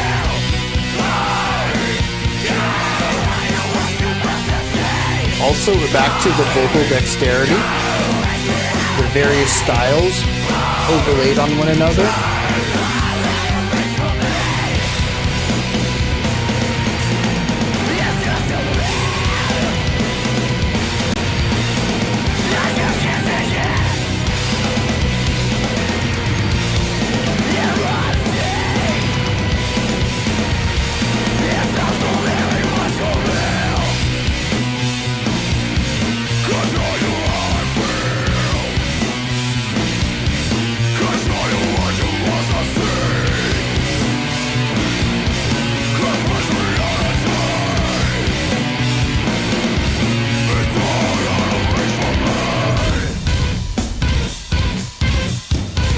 What a silly little riff.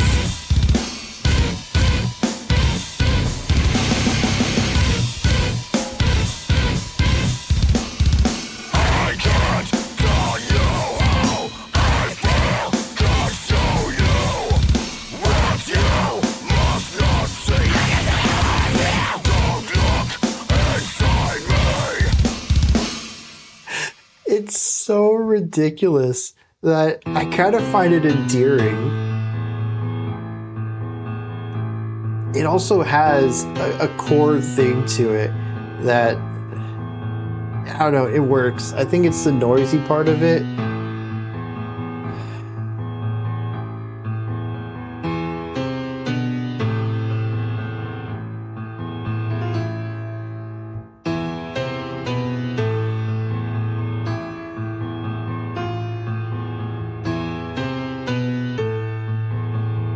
Back to 3 again.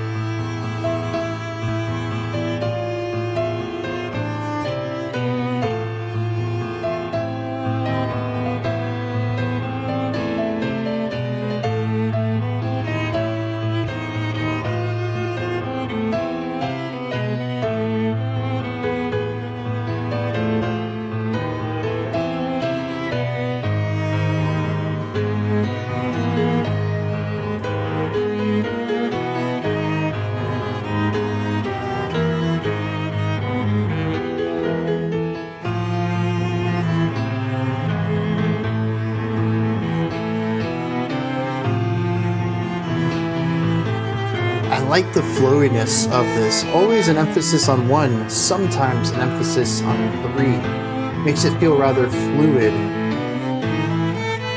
despite being dynamic.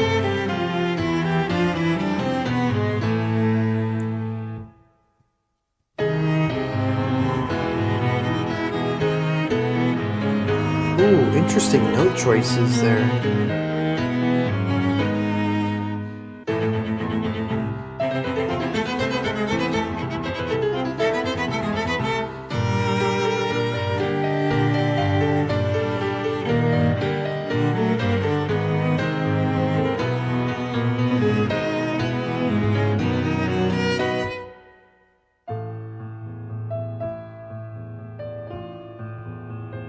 It's not fair, but this is my favorite track on the album. By far, the composition is incredible. The atmosphere is palpable. Great dynamics. Great layering. It's just that second movement was beautiful. And bringing back the theme to wrap it up. Ooh, variation on the theme though. This melody's newish, variation on it.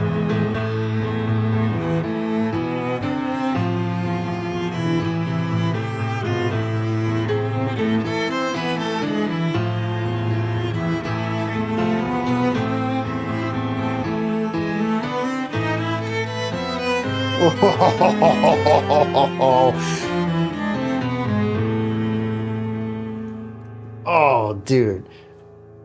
That cello violin bit right there at the end, so freaking good. Yeah, I always feel bad when I find a song like this that I'm just like, this hits me better than anything else on the album. And the reason is because, the rest of the album's not a genre I would listen to. So I always hate feeling that my favorite song is not their style. But I think that, at least on one hand, it shows something interesting about the group in that they're not just a metal band. They have written some really gorgeous non-metal sections across this album. This is just a full song of that.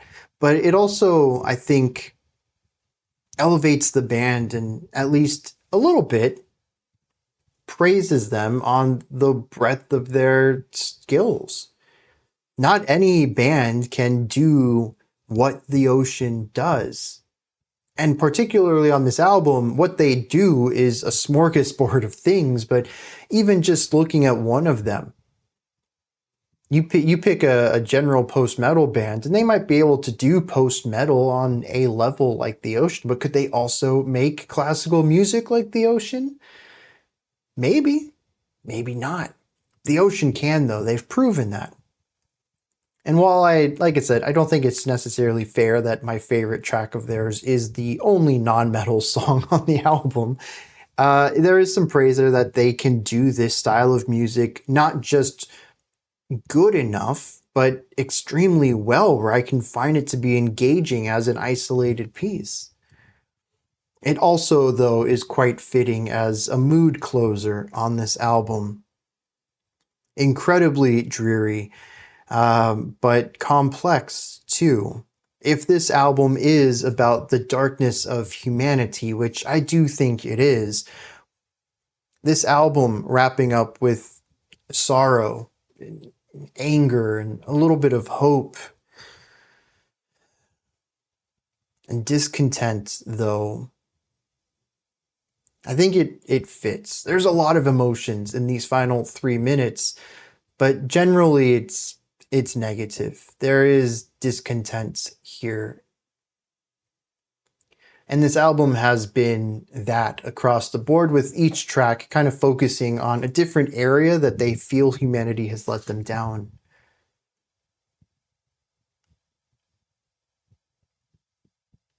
Beautiful wrap up to this, but what makes this finale even better, though, I think, is the sheer guts to contrast it with that wonky, progressive metalcore Between the Buried and Me fun riff from Tonian. I mean, first of all, that riff in and of itself is bonkers. It's ridiculous. It's over the top. It's these quick groupings of 3/16 notes. Every time it's hit a note, go up a note and come down. It's this quick hammer on, this did-it, where you have 2/16 notes and then another 16th note and a 16th rest after that, or a staccato 8th note if you want to figure it that way. But that third hit is incredibly abrupt and sharp in order to create space between the next group of 3. Da-da-da, da-da-da, da-da-da, da-da-da. You got that space between them. And you have that with the snare hit, I think it was, on every quarter note, or maybe it was a bass kick, just to give this beat while you have this almost fluttering in your ear. And it's such a ridiculous idea. And it's so fast and harmonically unstable, because I'm pretty sure every single one of those is a half-step interval, which is the least stable note interval. It's just, what is that idea? And, you know, when it comes up in the middle of the song, it's like, okay, that's a neat little idea to go to. But then they wrap the track up on that before going into this beautiful piano, cello, violin trio. And it's like, that's really how you wanted this album to flow. But I think the juxtaposition there is incredible. Not only do you go from this wildly eclectic, almost avant-garde style rhythmic device into modern classical music, pretty much note for note, but you also have the juxtaposition of this speed and intensity into this lighter, more deft style of playing, from aggressive into calculated. Although I suppose the faster riff is calculated in its own way as well. It's rhythmically technical. But it is aggressive, done with a heavy hammer rather than a dexterous tool. And I think that sharp contrast really elevates the ending of this track, where, the ending of the album, where a lot of this album is metal. It is over the top. It is extreme showcases of these emotions. It takes us to the peak of that before dropping us down and saying, here's something a bit more nuanced and real. And I really love that. It's like, I don't know if you've ever watched a crazy, stupid comedy, right? Or maybe like a ridiculous coming of age teen rom-com or something, but like there's a really solid message in there, and you didn't expect something as it's supposed to be just dumb comedy. It's supposed to, turn your brain off and enjoy 90 minutes of your life or something like that. But then there's something so profound in it, and you come away from that film that you had no expectations for with something kind of powerful. You just don't expect that. And I think that's what's happening here, where it pushes the ridiculousness way above 10 and then delivers something really heartwarming and human right after that. And I think this album as a whole has been quite ridiculous and over the top at times, but it's also been incredibly engaging and moving at other times. It is a collection of the human condition, I suppose, the highs and the lows, an observation of how things have been through all of time, how they still are, and, well, they probably knew it at the time too, but a bit prophetic of how things would continue to be. Though, I don't know if you can really call it prophecy if you're basing the next 100 years off of the last 1,000. You see a pattern that hasn't changed, you assume the pattern's going to continue, unfortunately, in this case.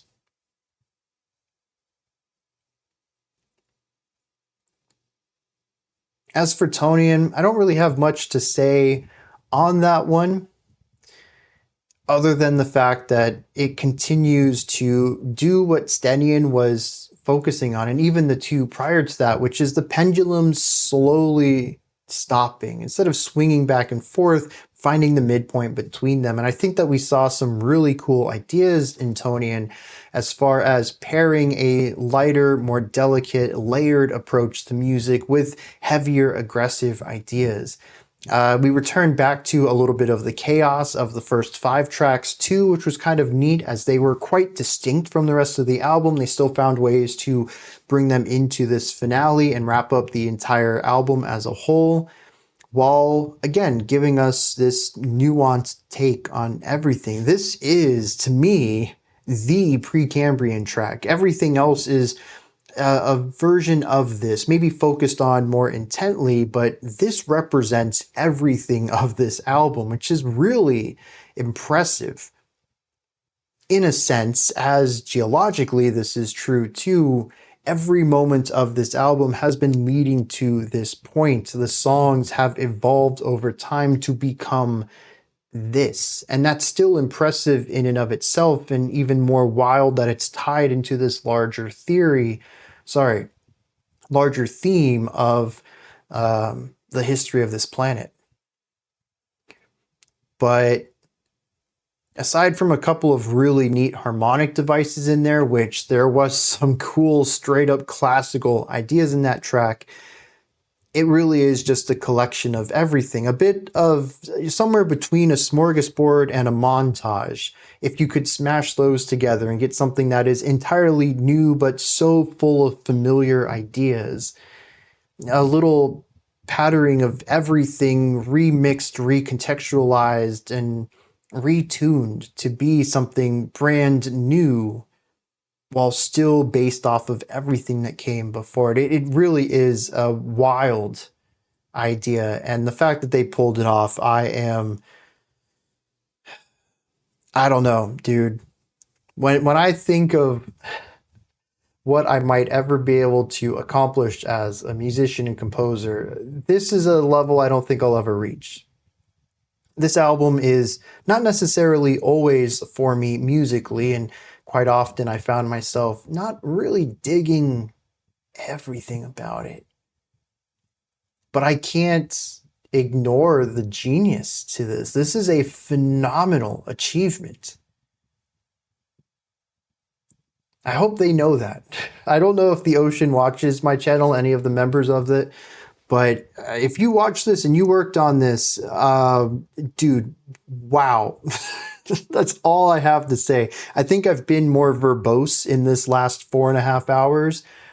Let me just, wow. I have no real words to describe how all of this somehow works together. And I've already waxed poetically for multiple hours about Pelagial too. The Ocean might be my favorite band that I'm not a fan of. They write music that I'm not usually the audience for, but their genius is so undeniable that I always walk away from their works in awe. I am a little envious of their ability to do this. Like I said, I will probably never reach anything on the level of this, but it is still just... how they don't have, please tell me they've gotten awards somehow somewhere for this album. I can't imagine something like this not being recognized in a professional setting. Let me read some lyrics on Tonian and then we're going to wrap this one up. This is an interesting track lyrically because it talks about failures of humanity to, well, of some humans, I suppose, but maybe even on the more global scale of humanity as a whole, to express themselves properly. Which is interesting because this is an album that I think has done a fairly fantastic job of expressing itself. And art is made by humans. I view it as human expression. It says, I can't tell you how I feel. I can't show you what you must not see. I can't tell you how I feel now because words fail me. It says, I can't show you who I am. I can't tell you everything about me because you would run as fast as you can. This is interesting because most of this, to me, feels like an inability to. In fact, later on, there's even an expansion of the idea of not being able to tell someone. It says, I can't tell you how I feel. Deep inside of me, it's out of reach and it's killing me. I can't face reality. Words fail. Those words are out of reach. There's a want to deliver this part of themselves and an inability to do so. The surface level is a fear of being known, but I think there's also apprehension in general, but also a lacking of knowledge. It says that the words are deep within. It's not that they physically can't tell you, they literally don't have the words for it. In order to put their feelings into words, they need to figure out what those feelings are. This is an emotional thing, an emotional maturity element. You know how you feel, but you can't explain that to someone. You lack the vocabulary for it. The words are out of reach. But there is this reluctance to show someone who they are too. It says, I can't tell you because I know you would run as fast as you can. The end of this is just a heavy repetition of I can't, I can't, I can't, with one vocalist saying I can't over and over, and then some side vocalists adding in lines like tell you how I feel, show you what you can't see, face reality. And it's this nice back and forth. There's all that cool layered stuff going on there. He says, though, it's just a veil and I can't take it. It runs deep and it's also very much for me. And this feeling of being emotionally overwhelmed is something that we were talking about a little bit on, I believe it was Stenian. Was it Stenian? No, I don't think so. What track was that? Yep, Calymmian, Late Disappointment. About being so overwhelmed by everything that you don't recognize who you are anymore because you're just so full of anger and sorrow and sadness and that you can't believe this is what life is. The line in there that I remember really sticking to me is I can't think, I can't talk, I feel dead, all I see is red, and I'm sick. I need drugs, I want peace, and I'll cut my heart out to achieve that. We're kind of seeing some of that here too, saying that it's all so very real. I can feel all of this stuff, I just can't put it into words. It's so extreme. Humanity isn't designed to feel these emotions at these levels. We lack ways to mentally deal with it. It is exhausting, but we can't even talk about it. We don't have language to converse about the way that I feel. But it's interesting, he states that it's just a veil, something to hide or disguise or obfuscate. I'm curious what he means by that. After this, though, it just returns back to the idea of I can't tell you how I feel, I can't face reality, it's all out of reach, with the final line of the song, "Don't look inside me." And I wonder then if this isn't about a sort of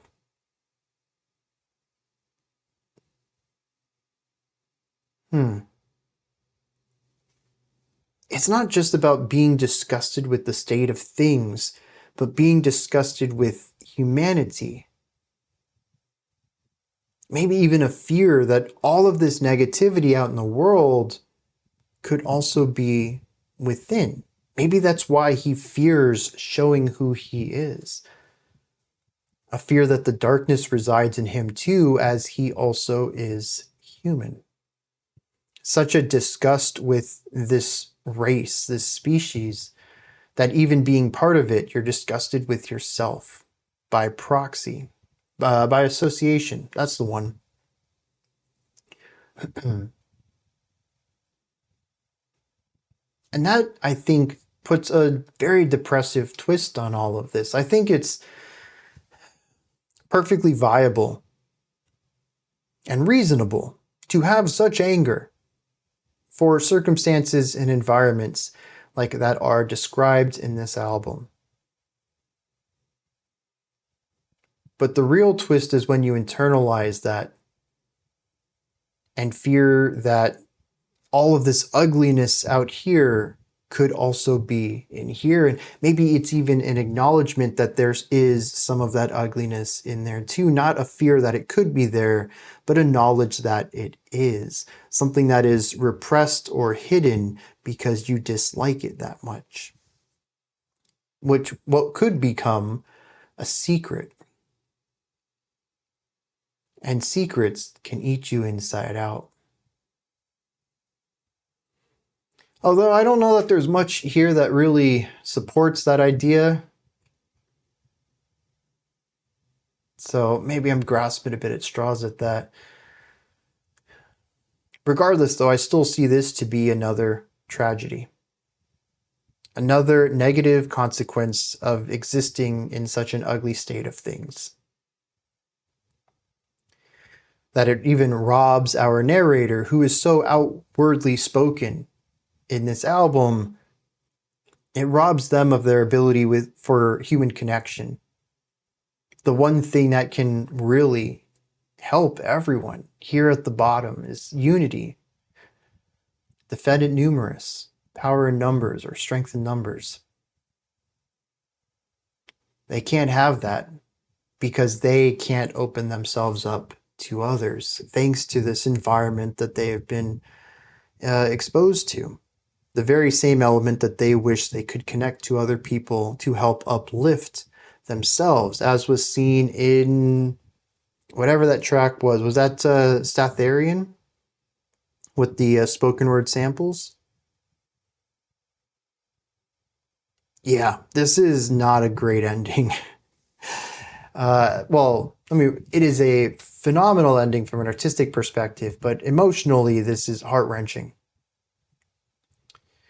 And then to end on the incredibly somber Cryogenian is just beautiful track, heartbreaking context. These, however, are just my thoughts on the ocean's Precambrian, which I just looked back at that title for the first time in hours, and I was like, what is Precambrian? Is that me before I started a YouTube channel? Although my name's spelled differently, but it kind of cracked me up there. Precambrian. My thoughts on the ocean's Precambrian, though. What are your thoughts? Did you enjoy this? Is there anything that stood out to you? Anything that you'd like to add on to what I said or correct me on? Do you have your own perspective on things here? Let me know. Put all of that and anything else you'd like to add into the comment section below. Above that, in the description box, Find a link to Linktree. It takes you here. You can find links to my music, ways to support the channel, a link to the Discord server, and so much more. Above that, if you could, like, subscribe, and ring the bell. I greatly appreciate all three of those. That wraps it up for today. I'll be back tomorrow, though, 11 a.m. Eastern Standard Time, 3 p.m. UTC. We're going to do a live stream. We hang out for a couple of hours, listen to some good music, see where the conversation takes us. It is very chill, laid back, and a good place to experience new music. For whatever reason, we tend to get some artists there that don't show up in the regular reactions. So if any of that sounds interesting, drop on by. If not, I'll see you all on Monday then, 5 p.m. Eastern Standard Time. As usual, we'll start off next week's theme. Until next time, remember to be critical, not cynical, of the music you listen to, and have a fantastic morning, afternoon, or evening, whenever you choose to watch my videos.